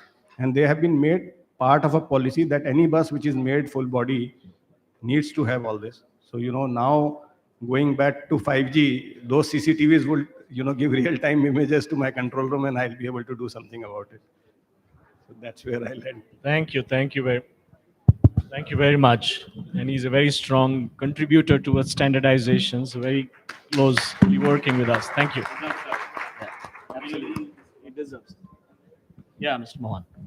Yeah, thank you. So from a geo standpoint, obviously from the smart mobility side, what we are currently focused is to bring the whole stack together, the fundamentals at a unit level, which can enable a vehicle, namely the device or the sensor which goes into the vehicle, and obviously the connectivity, Geo being a digital services player, and now with 5G coming in and more announcements to be expected from the telecom services provider side on 5G, and the cloud platforms, right? And how do we make the most of the data here, right? So we have a data science practice which brings out analytics. Again, all made in India platforms, hardware, connectivity, cloud platforms, and a bunch of applications, right? So that's what we are focused on right now. What essentially it means, our focus is on three verticals in mobility. One is enabling the OEMs. When I say OEMs, the vehicle manufacturers themselves, like a Maruti or a Tata Motors or a Ashok Leyland, where the vehicles get produced, enable them so that the vehicle is connected right at the start at the factory. And also the vehicles on the road, right? How do we connect them? The aftermarket side of the OEM. The second big segment is fleet, which Mr. Sethi also touched upon, which is the backbone of our transport and logistics sector in India. So solutions crafted to fleet, right? And last, definitely not the least, the fastest growing segment is the EV segment, right? Still nascent, still a baby sector, but it will be the largest sector in the next 4 to 5 years in mobility. So solutions are crafted for each of these segments in this domain. And again, what is the core that we bring? We all are consumers, right? Like today we use the phone. Today you use a phone, you use a Geo phone, you have a Geo Savan with it, you have a Geo TV, you have a Geo Cinema. Now, as an end user, the experience should be seamless. If I'm driving a car, I can't have a different music app, YT music on my cluster, just because it's coming from some international player. I just punch in my mobile number and my Savan playlist from the phone should sync to your car. So the journey is seamless. So the question is about the right technology at the right price, because we will look at scale. Not only we, in fact, if India needs to go 100% digital, we need affordability. That's very unique characteristic to this market. So our solutions are focused around quality and the right price point, which will enable a scale, and at the end of it, bringing a seamless user experience. So this is a little bit about what we are doing from GeoStable. But yes, in the near future, you can expect us working more closely towards the standards part and many other things to come with the advent of 5G in India and the smart mobility and smart city space as well, right? Dinesh, to address both your points. Yep. Thank you. Thank you very much. Let's hear from our sir. Thank you, Mr. Sharma. At the onset, let me congratulate the organizers for such an interesting topic that they have pulled off regarding the smart cities and the smart mobility. Now, the government's idea is very clear. The kind of mobility that is going to take place in future, it is to be based on public transportation. There will be very less of individual mobility. It will be primarily focused on public transport. In addition to that, there will be support to micro-mobility, cycling, walking, those kind of things. And if you recollect, our own Prime Minister had so clearly laid down that what the paradigm of mobility is going to be, regardless of whether it is in a smart city or non-smart city, in an urban area or in a rural geography, wherever it is, it should be common, it should be connected, it should be convenient. And as far as technology is concerned, that should be charged, that should be cutting edge, that should be clean. So probably in the mobility sector, the first priority is decarbonizing it. And once we say that we are moving on, we are conceptualizing that mobility in a smart city, then probably that gets more so reinforced, because there the entire mobility stream has to be decarbonized. It has to be on a clean fuel. It can't be on fossil fuel. It is electric, it could be hydrogen, whatever it is, but it has to be graduating from that. Now, once we say that mobility should be a smart mobility, that of course means that a lot of, as Mr. Sharma so clearly mentioned, a lot of IoT devices, lot of internet applications, digital applications, connectivity among the vehicles, those things have to be those things have to be developed. In addition to that, the digital, with the digital application, there should be better management of these transport systems as far as their timings are concerned, the routing is concerned, the stoppages are concerned, frequency is related to. So all these things are guided because you have got now better database, more enriched database on which you can go in for analysis. Government of India has taken a lot of initiatives, good number of them you are aware of. Electric mobility is being pushed forward in a phenomenal way. India is praised all over the world because it is the only country that is taking it on a structured way and probably on the fastest forward manner. You might as well say that, okay, then why are we not like Norway? Why not Japan? Why not here and there? That is okay, because those are the countries they have put in 20, 25 odd years. And our most sincere kind of attachment and support to electric mobility has started only in last, say, 3 years. And the difference is quite visible. 2 years from now, I myself could see OEMs asking, whom do we manufacture for? There are no takers. And today's position is that you go for the vehicles, at least not in two-wheelers and three-wheelers, they have ramped up their capacity very fast. But in case of four-wheelers, you would see that the waiting time is 4 months, 6 months. And the best part is that it has brought about tremendous, synergy in the entire automobile sector. Now, what is the grand plan of the government? Smart cities, smart mobility, that is one portion. With such a mobility support, we want India to be the manufacturing hub of the world. We want ourselves to be number one.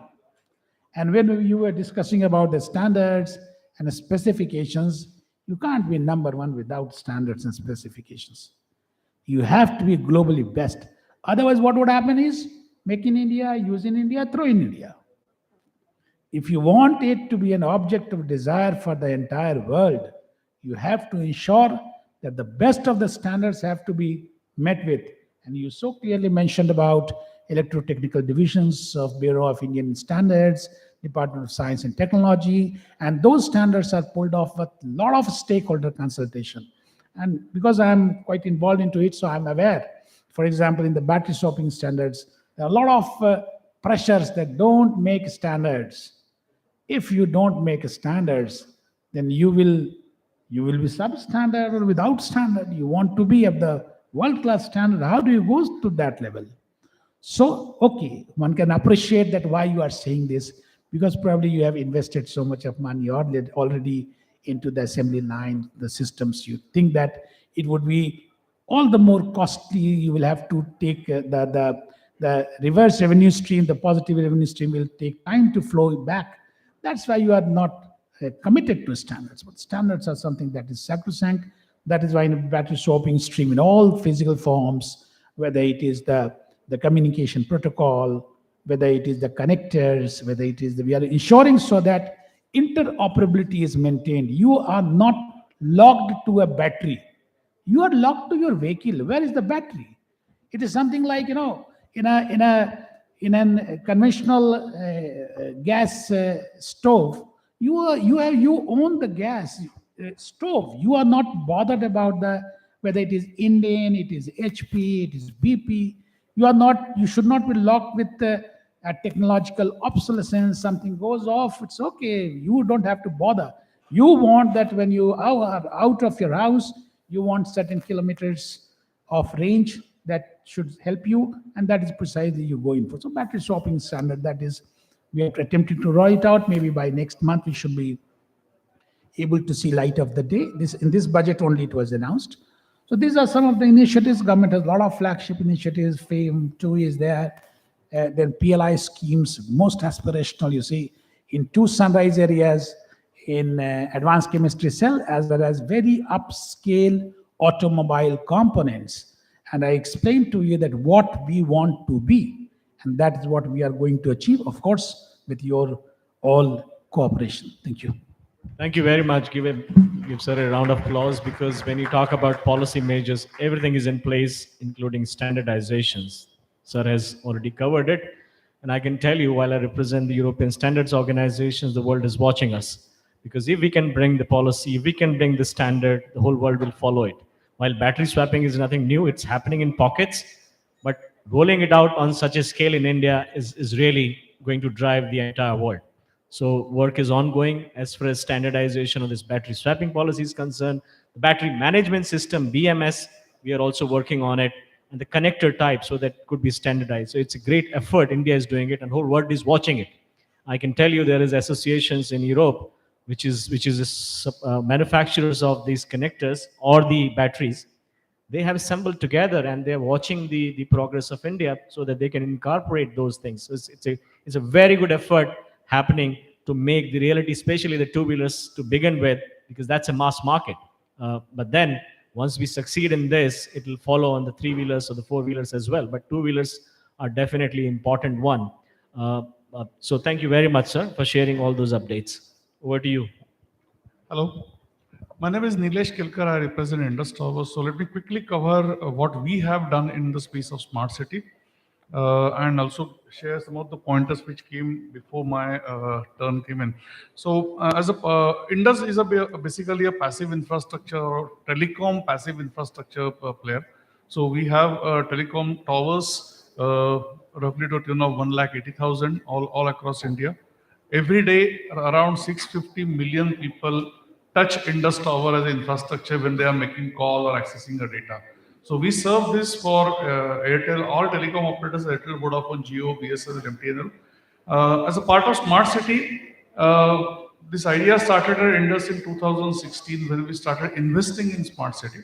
So we have done Vadodara Smart City, Bhopal Smart City, New Delhi Municipal Corporation, Dehradun, Gurgaon Metro, and of course now there's one more when possibly the contract is getting closed in north part of India, which is Srinagar. As a scope, what we do is we actually lay fiber for entire city.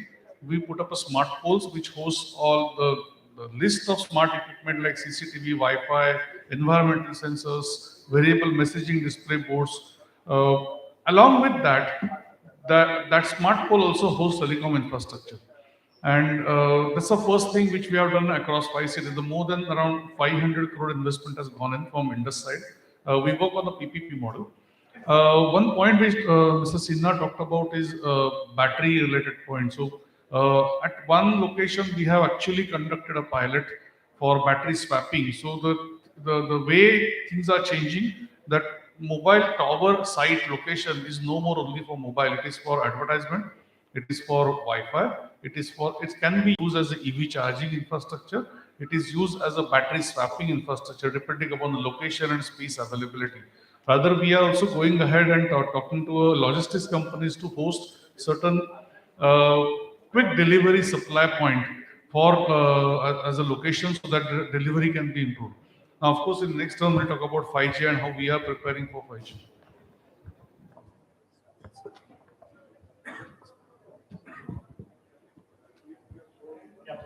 Yes. Okay. Good afternoon, everybody. Standardization's perspective, like the way in the morning session, of course, there was some kind of a discussion and conflict of opinions. Yes, of course. What I do have been advocating is standardization is mainly for the sake of simplicity, ultimately, because each of the elements or the components in a large infrastructure. It could be city is a larger infrastructure, or it could be any kind of a mobility such. It could be something like air, air mobility or sea via sea route or anything of that sort. The large multiple elements talk in different languages, but there needs to be a commonality across that, and interoperability is the quite important factor. So that's where coming to the smart city standardization aspect. The policy initially has addressed, of course, Mr. Sinha represents Niti Aayog. Niti Aayog, when India Smart City started, they brought in livability standards, right? Livability indices. One of the core pillars of livability indices has been mobility. Right? So, mobility has been the sub-segment or the sub-pillar under the basic infrastructure pillar, which had a highest of the weightages, I think probably 40% or more than 40% in terms of weighted average model. The responsibility was on the integrated command and control centers to bring in that standardization into practice, right? Because that is where we aggregate the entire set of the data across the city from various different verticals. It could be water infrastructure, it could be power infrastructure, or it could be a mobility such as a transport as well as traffic management or a surveillance and safety security, various such kind of things. The point of convergence or point of aggregation where it occurs is at the command and control center. So the responsibility, again, I stress and I insist, lies on the ICCC. And ICCC platform should do that effectively. Yes. So we, as an organization, Astricos, we realized that maybe about 3 years ago, and we started building a particular AI and ML based platform, which right now probably in Asia itself is the only one platform right now. It is certified, not just compliant, certified under ISO 37120 and ISO 37122. Smart City administrative KPI standards and Smart City citizens satisfaction standards, right? Quality of life standard it is called. So that is how we started realizing that, and we started building. Yes, of course, the results have been, but the challenge still lies to make it convincing that how important these KPIs standardization and how it is important to measure these KPIs to the urban administrators. Yes, it may take some time, right? But the effort has been started, and we have started doing that effort because the benefit that we have or edge we have is we have access to the data from various different verticals sitting in the nerve center of the command and control, the city, that is command and control center. So if this kind of a standardization is taken into the consideration, there is a long way to go in terms of, because data brings immense amount of power if it is utilized properly, such as it can predict various different kind of aspects collaboratively, and it can also improve the cross collaborative operations across the city in a tremendous way. So that is what is we envision to do as we move forward also, and bringing awareness in this angle. We have been doing a lot of training to even urban administrators wherever we are implementing smart cities, and we also look forward to doing many other cities. Thank you, Chinmay. And maybe let me start a question with you only, because you have been rolling out these solutions in various smart cities. From your experience, do you see there is a gaps and challenges, which of course one of the one which you highlighted, cross-functioning, cross-organizations, but is there any other gap or challenges you would highlight? That's first part of it. The second part is, do we really need 5G for the current required use cases of those smart cities? That's a question to you. Well, first and foremost, the challenges. Yes, the policy is a challenge right now. Why policy is a challenge, if I have to state that clearly and categorically, is yes, some amount of the challenge in India has been, when the smart city started, has been addressed documentarily in terms of forming the SPVs, special purpose vehicles, so that decision can be decentralized and the respective cities representatives as well as the officials, they understand the city better. And also there has been a participation opportunity for the citizens to improve their city, right? So that has been, but in practice, the line departments do not really agree to participate into that, right? That is the challenge, exactly. So, example, couple of smart cities where we have implemented and it has gone live. Except for 2 to 3 line departments, no other line departments, they come and sit in the command center and operate. That's the challenge, right? So 2, 3 important departments, of course, law and order, they come because this particular command center may be superior to their control room, right? Lucrative part, and they get better benefits. And their control rooms may not have the video recording facility or analytical facility and all such kind of things. They come. So for the technological edge and ease of their operation, they come. But policy aspect or the collaborative standard operating procedures aspect, there is still a lot of scope for improvement. Lot. When I say lot, it could be another 3 to 4 years it will take, right? So that is, I am just estimating a timeline. That's number one. Number two, coming to the second point, which is 5G, requirement of 5G, right? Though we would be having the fiber optics or any other such kind of measures of communications, it could be over a multiplayer network also. There are terrains in India because we, as I have earlier also told in my sessions, that we work in the most feasible states like Karnataka also, or the Maharashtra also. We work in least feasible states like Sikkim. Okay, so we see the challenge of the communication there. In Sikkim, we had an issue when the project was being conceptualized to dig the land. Because if you dig somewhere to lay a fiber, you may have a landslide. That's a challenge, right? So that such a sensitive terrain, the soil nature is so sensitive, and hence we established the radio frequency network across the city. Okay, but still radio frequency is prone to the climatic conditions. Many places in India have such kind of climatic challenges, and speed, because you are establishing the surveillance or the public addressing system, kind of advanced systems which are slightly bandwidth heavy in transmission, right? Or the data heavy, or in terms of transmission, where 5G may become a game changer, right? And it also is a kind of a resistant to the climatic conditions, right? Whatever the climatic impact may be, that is debatable matter, but still there is a good scope for it if it becomes regulated by means of the policymakers, right? So that's quite important. Otherwise, there are private players, yes, against standardization, especially to the India, because bands of 4G in India and other countries are all totally different, right? So that, of course, there are works are going on, but in 5G, it needs to be more simplified. That is my, Thank you very much. Opinion. Very valuable input. Let me move to Mr. Kelkar. Let me ask a question around the infra, because Indus Towers is more into active and passive infra. When we launched the smart cities, we had an intention and still have an intention to roll out the latest and the greatest technologies, such as 5G. But when you see it from an infrastructure point of view, because when you talk about 5G, you will have small cells, okay? When you have a small coverage or a small cells, you will have to roll out massive infrastructure. What's your opinion about it when you see it more from a practical perspective of 5G rollout in India?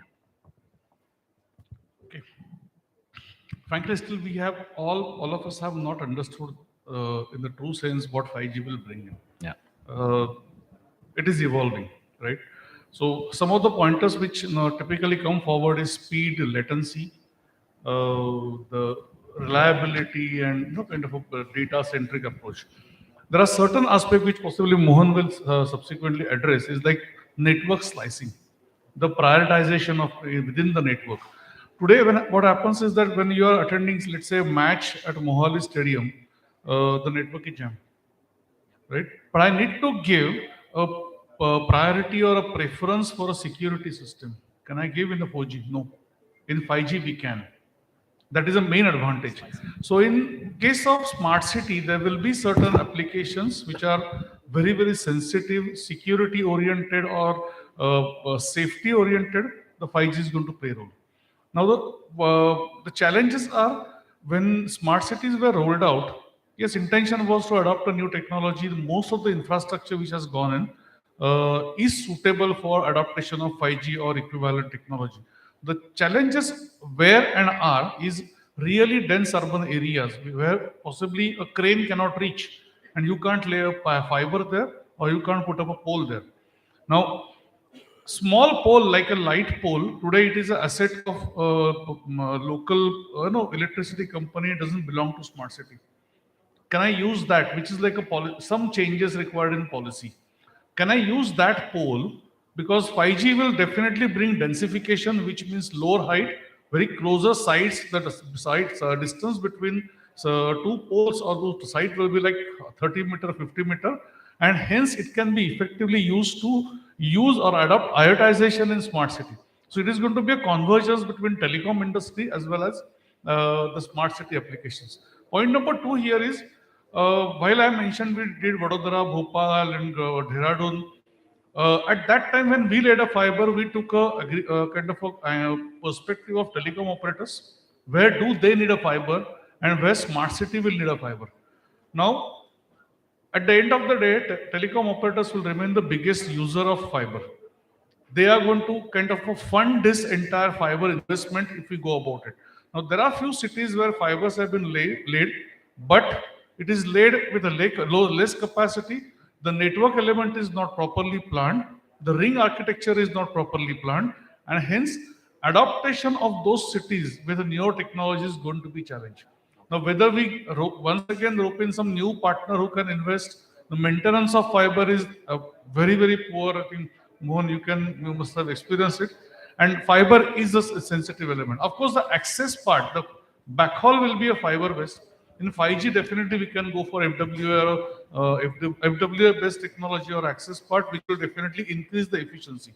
But frankly speaking, like we did Smart City 1.0, in Smart City 2.0, adaptation of new technology and maintenance of this is required to be addressed properly.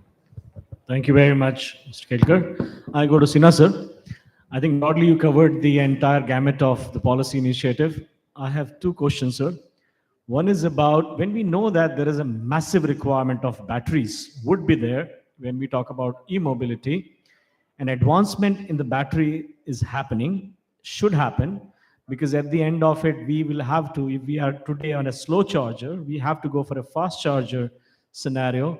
So are you planning any, or are you working on any research in this area of battery advancements? Number one. Number two, if I understand correctly, the FAME 1 and FAME 2 is more towards two-wheeler or maybe three-wheelers as well. But what about the four-wheelers? Because at the end of it, when you talk about electric mobility or electric cars, the major cost is the battery cost. Are there any initiatives happening under your leadership at Niti Aayog or the government of India, if you could share with us two perspectives, sir? Okay, as far as this R&D perspective is concerned on the battery precisely, let me inform you that today 16 IITs, and we have been able to nudge them, 16 IITs are having dedicated departments. They have opened, they have given very positive response to our call. And they have created departments, they call it with different names, and which are primarily focused on battery and of course some of the most essential electronic components. So BMS is there, a drivetrain is there, those things are there. So that is 16 IITs are already, they have opened up a department. So department means that there are programs, there are courses. I was told that one of them have started even an undergraduate course, and they are trying to kind of bring it to make it at the same time happen when the first Make in India battery will be rolled out in 24, 25, 23, 24. I'm sorry, 24, 25, because on 28th of last month we have signed the agreement. We have given them 2 years for the time for creating the manufacturing facility, and after that They have to start with 25% of localization. So that is what the parameter is. So as far as R&D is concerned, we are very focused on it. In addition to that, most of the OEMs are also working on it. Of course, their vision is not all that. I mean, one does not expect it is primarily confined to cost-cutting measures and things like that, how to improve upon the assembly line, how to reduce the manpower, those things are involved. But definitely they are also working on it. And what we are doing is we are connecting these IITs with the CTOs.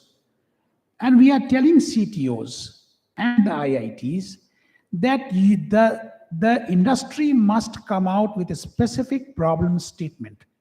It should not be that you sponsor a department and there is a professor, a lecturer, assistant professor, peon, and they are merrily enjoying life for 5 years. That is not the idea is. There should be a very specific problem statement and access to all their facility and things like that. And within a time frame, the delivery has to be given, such sponsorship has to be there. So in that spectrum, let me tell you that a lot of work is going on. And now we want that the same thing should be extended to the university systems. Today, the best part is that the way we have taken it forward, the most premier universities of the world, you name it, MIT, you name it, Michigan, you name it, the best of the universities, they want to collaborate with these IITs. You know, the reason, because they know one thing, that the talent lies here. So whatever best, that is why I always say, whatever best happens in the world, either on its top management or the core working group, Indians are definitely there. Now, once we know that thing so clear, why it is that the same thing cannot be pulled off in our own country. Why we can't create the same thing. The best thing is that today it is going on. So the battery manufacturing, as I mentioned, so we are supporting, of course, we have limited resources. We are supporting 50 gigawatt with 18,100 CR. But it is not that only that much would come. I always say that incentives are like scholarships. You don't study for a scholarship. Scholarship makes you study more. So you have got bigger aims. So precisely there are others also who are working without incentives. They are also going on. And what we are doing is we are saying that we will support both of them. One, those with incentive and those without incentive. So if they want to source the raw materials, if you want to go in for any technology support which they require, and the best part is, these the ones which we have supported, and others also, they have purchased as their technology partners some of the best institutions of the world. So like UK's best Faradian Institute that has been purchased by one of our industry player. Similarly, Netherlands, one of the technology player, they have been purchased. Similarly, that is the kind of, that is how it is, because, we simply said that the standards we will not compromise. There was tremendous pressure from those countries which are absolutely committed to standards. Those countries want us that you don't make standards. You remain like that only. Exactly. So we simply told them that no, as far as the standards in battery and what are the performance standards, it is the life cycle, it is the energy density, these are sacrosanct. They cannot be compromised on. We can't lower the standards. And then, of course, whether you participate, you don't participate, that's your choice. But this is what our industry is going to pull off, and that is why we got the best response. There was a second question to it. If it can be extended, if it is on the extended four-wheeler. Okay, four-wheeler.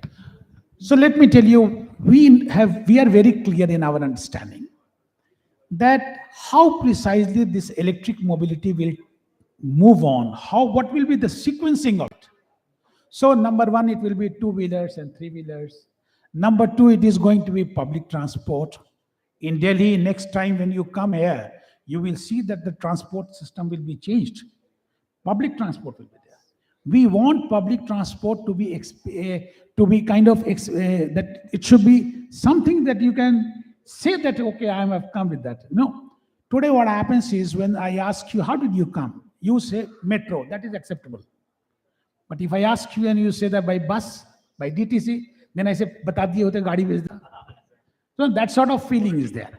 Now, this thing has to be changed. Internationally, everywhere public transport is there. That is why you see on 5th of June, when Prime Minister launched the program Life. No, there's a global movement launched by India, where we have said that lifestyle for movement. So if you want that climate and other those issues should be taken care of, there cannot be, you can't have one group that will be doing it and other group that will be watching it. Everybody has to be partner to it. So children have to be brought into it. Everybody has to know that how exactly it can be pulled off. So after buses, it is going to be aggregator based four-wheelers. So that is the next thing. And last, it is cars. You know, in India, we don't have so many cars. We have only 20 cars per 1,000 population. While in US, there are 800 cars per 1,000 population. And I always think that if you allow car to each and every individual in Delhi also, let's say, and allow them 20 kilometers of run at least every day, I wonder that where is the space to allow them to run? So what would happen is that those cars will be like, you know it, in your colony, how many cars are there which must not have moved since last 3-4 years? Even trees must have grown over it. You know, so those cars must be there. That is an offense side. So this is how precisely we are going to take it forward. Four-wheelers, yes, the Indian manufacturers are. We are encouraging international players also to come into our stream, so that it has to be making. But then we are very clear that as far as localization percentage is concerned, it has to be very aspirational. You can't bring everything from all over the world, pack it together here, and say that no, okay, this is making India. No, we can't be fooled like that. Thank you. I will ask one more question, sir, because I don't know. I know time is limited because we might not get a second question opportunity. The question I have, sir, when we built the charger standard, we incorporated different charges because we wanted the ecosystem to build on, and which is the right way forward. So charger thing is done. Now let's talk about the battery connector, sir. Looking at the size and the scope of it, do you think the one connector type is enough, or do you need more than one? Because I think having a standardized, I believe personally, limiting it to one connector is a problem, but we should have more than one. But of course, through a standardized process approved by ARAI. So what is your thought process around this type of connector? Okay, you see, in all the standards that we have laid out, you see, it is not only one type that we have linking to, no. Because I know that in the market, they always say that, okay, you go in, we are siding with a particular OEM kind of thing. No, it's not like that. We are simply defining that this should be the minimum threshold quality into that, so that safety is not compromised, so that performance standards are guaranteed, so that the vehicle becomes, it sells through. These are the things that is precisely what we are doing. And the best part is, all these things have been done with a lot of stakeholder consultation. Nobody has been left out. It is not that we sat together in some Sylvan surrounding and decided, okay, this is going to be standard. It's not like that. It has been, and plus, we are always open to corrections. It is not, we always say, no, that is why I appreciate, and of course, let me not sound like a mouthpiece of the government. If I could say that here is a government that says, that knows that where is my limit. So these things have to be driven by the industries. But when it comes to standards, it has to be laid down by us. Thank you. Thank you very much, sir. Let me go to Mohan. Question is, you talked about various use cases, in case of 5G. Maybe let me frame a question around, on top of it. When we talk about rollout, the way the rollout 4G happened, now when we talk about 5G rollout, how this rollout will happen. Like, for example, he brought up one example of the Northeast, or the another example was the stadium, including the slicing, because slicing is bringing the different use cases, you know. So what do you think from an Indian perspective? It's an immediate low-hanging fruit for 5G as a use cases, which could be immediately implemented the day the 5G is commercial.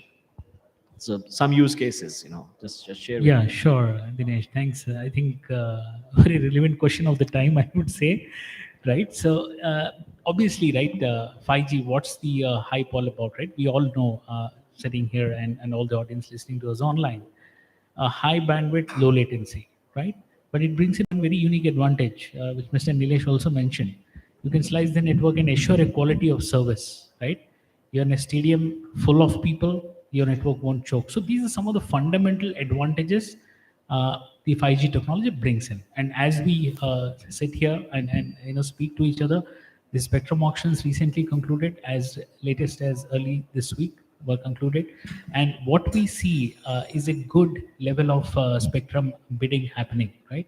Meaning the purchases are so good that at least will the first rollout would be a decent rollout in the country, pan India coverage by all the operators put together, which is very encouraging, unlike what was anticipated just before the auctions, right? So I think that's phenomenal in terms of the commitment of the service providers to bring in 5G. But yes, coming to the context of smart mobility and smart cities, right? We see the use cases with the 5G availability pan India. We definitely have certain low hanging fruits which are ready to be rolled out immediately in the near future. When I say near future, in the span of 2 to 3 years or 4 years, right? 2 to 3 years horizon. Now, these are in three different layers when we say levels. One is at a unit level. Second is at a aggregate level of as a city, right? And third is at a civic services level, right? A lot of things have been spoken about. Mr. Subhendu highlighted fantastic examples of standardization around certain areas. So take one by one at a unit level, right? Today, a lot of use cases like autonomous driving. What does a unit level mean in smart mobility? A vehicle which is on the road, or a roadside unit, right? Or any sensor that's installed in a smart city, which is contributing to smart mobility, right? So that's the unit level. So by virtue of technologies being available and 5G being available, we'll see some immediate use cases.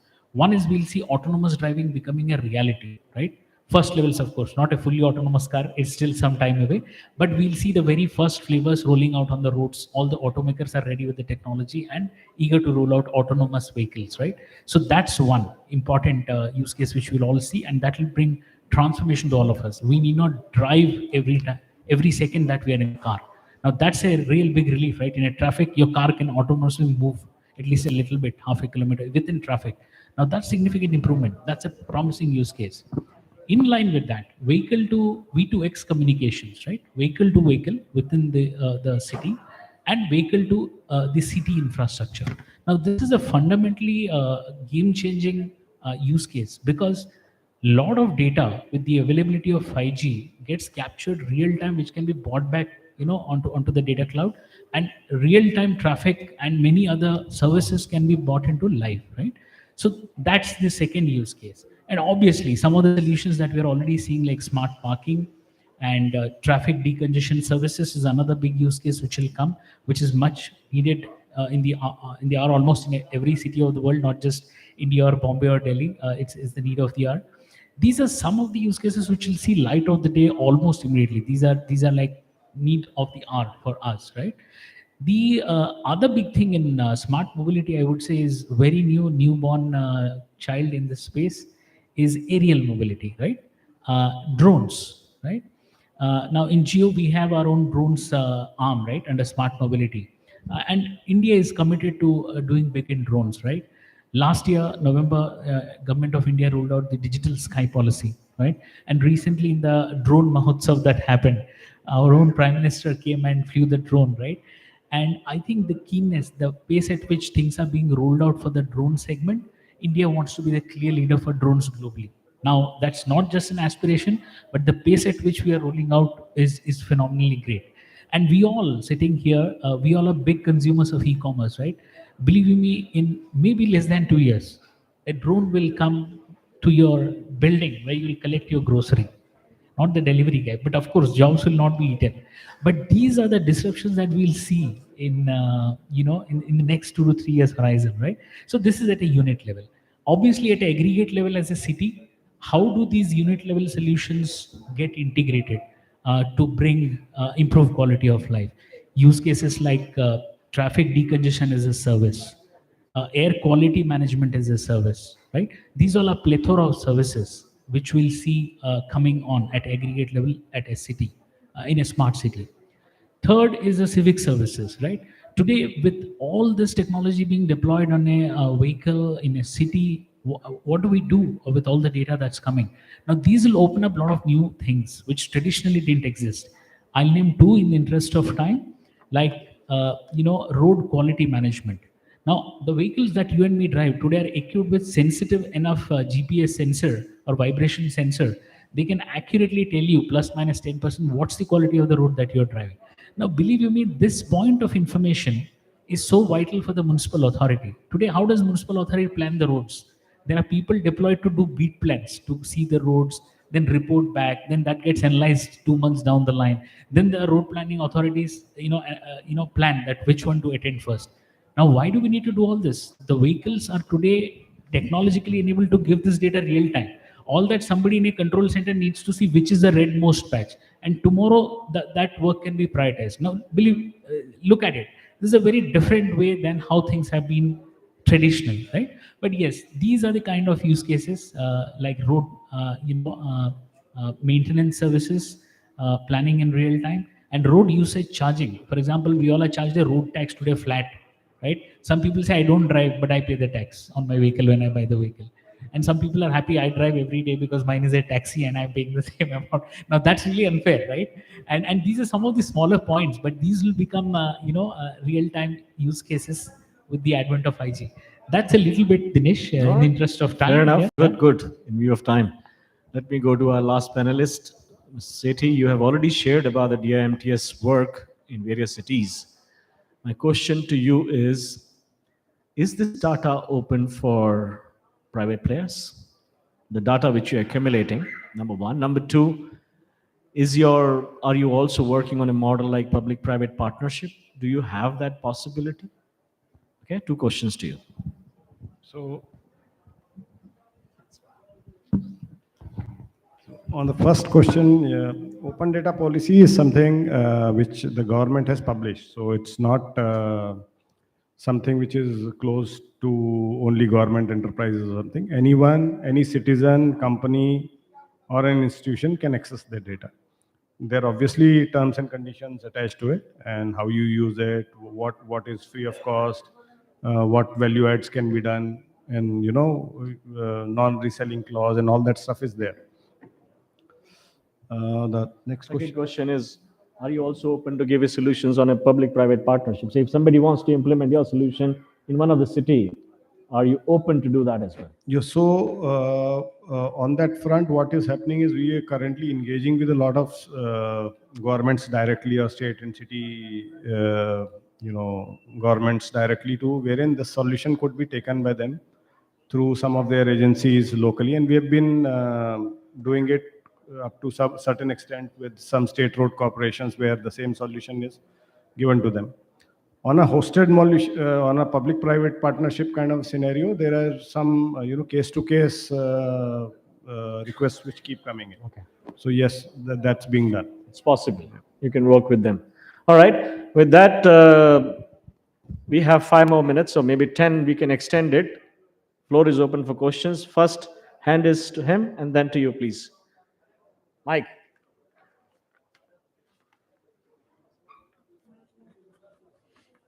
And please state if you know this question shall be addressed to a specific panelist or if it is generic. Okay?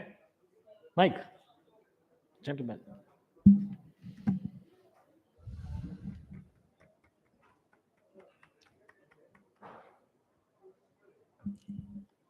Hello everyone, I'm Sachin Bhatia. I am the founder and CEO of Metro Infosys. We are a leading company in highway tolling and traffic systems.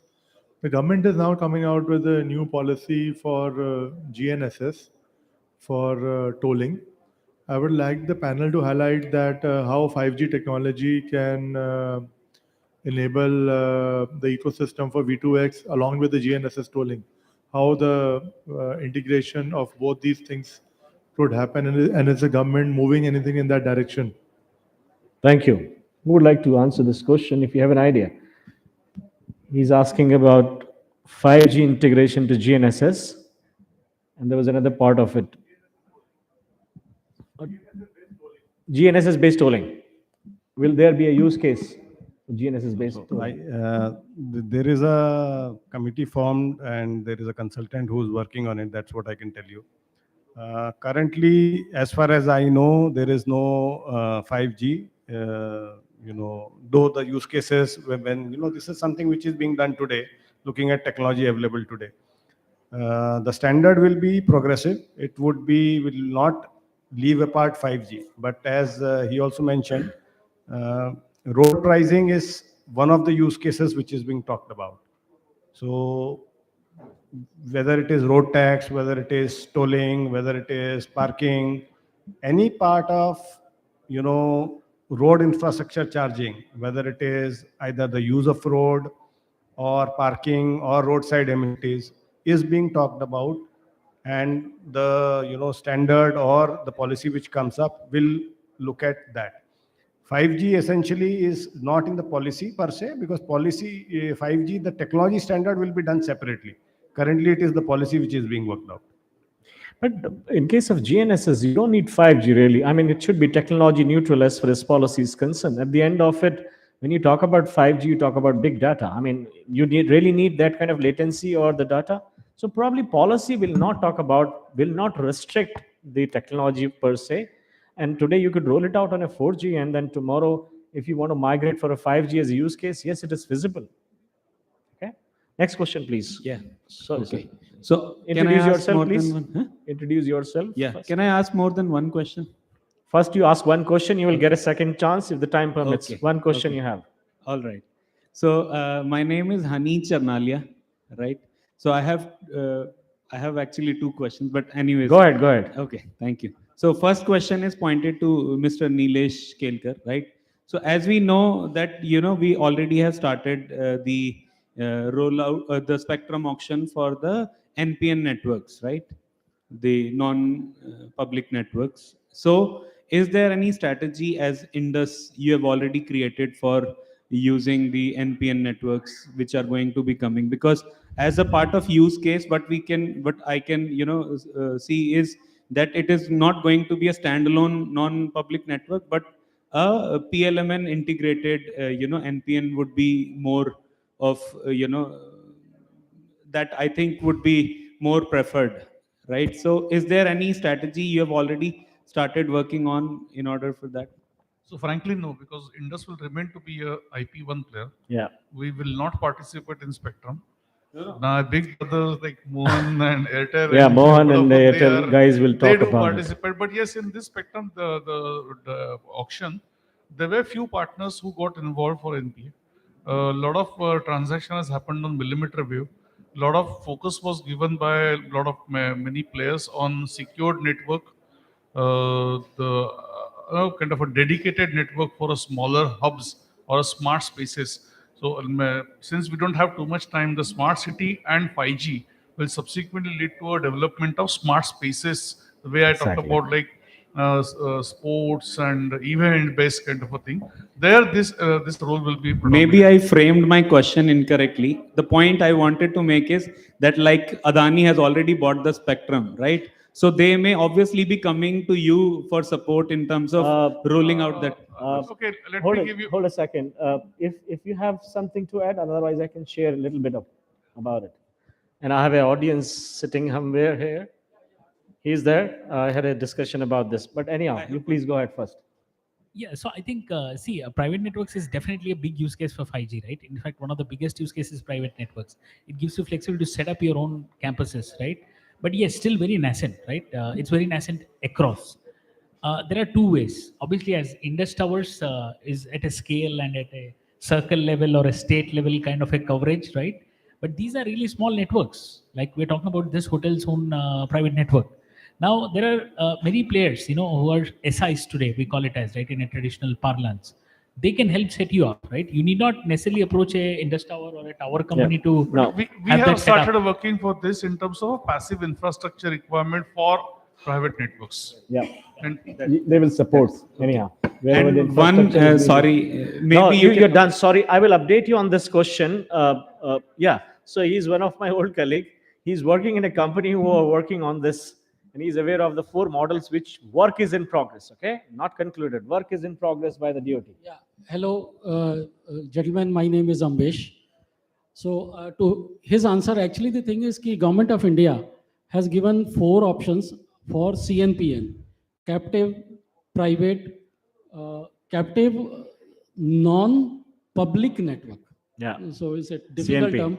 Yeah, CNPN. And the CNPN says that it is going to be captive.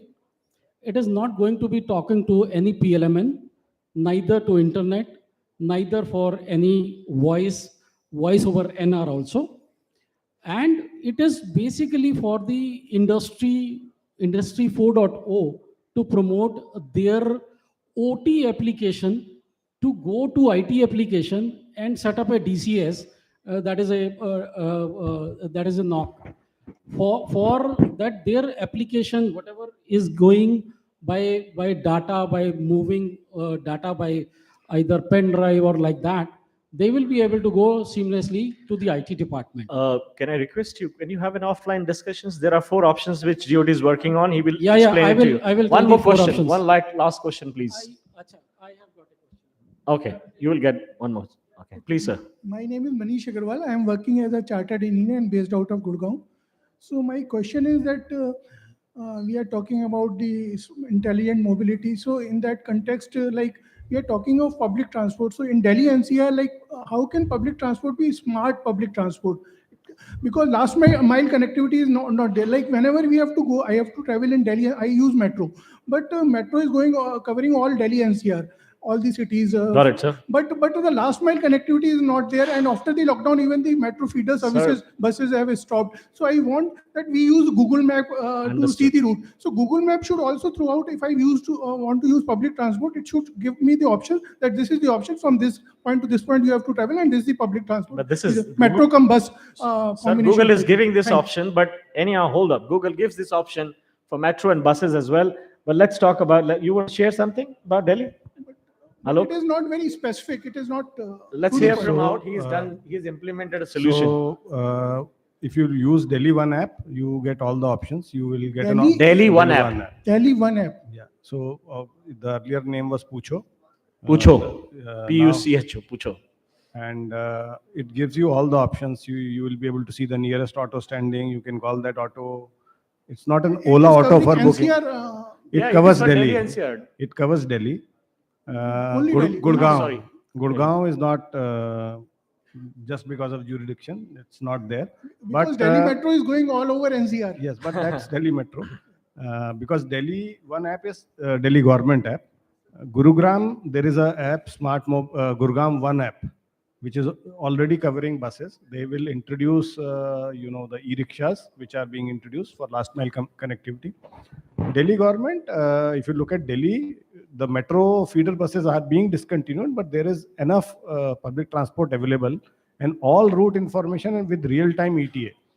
Delhi government is giving status of seating as well. So you know which the next bus might not have seating available, but the next to next bus will have seating available. So You are correct, sir. Actually, because I live in Gurgaon, actually in the NCR towns except Delhi, this last mile connectivity problem is there. And that's a policy problem. See, if you look at MOUD or Okay, we got it. NCRPB. Sir, I'll give you a chance. NCRPB He will not leave until Thank he you, talk to you. thank you. No, sir, I'm sorry. If you have any specific questions to any of the panelists, talk to him offline, because we have to leave this venue in few minutes.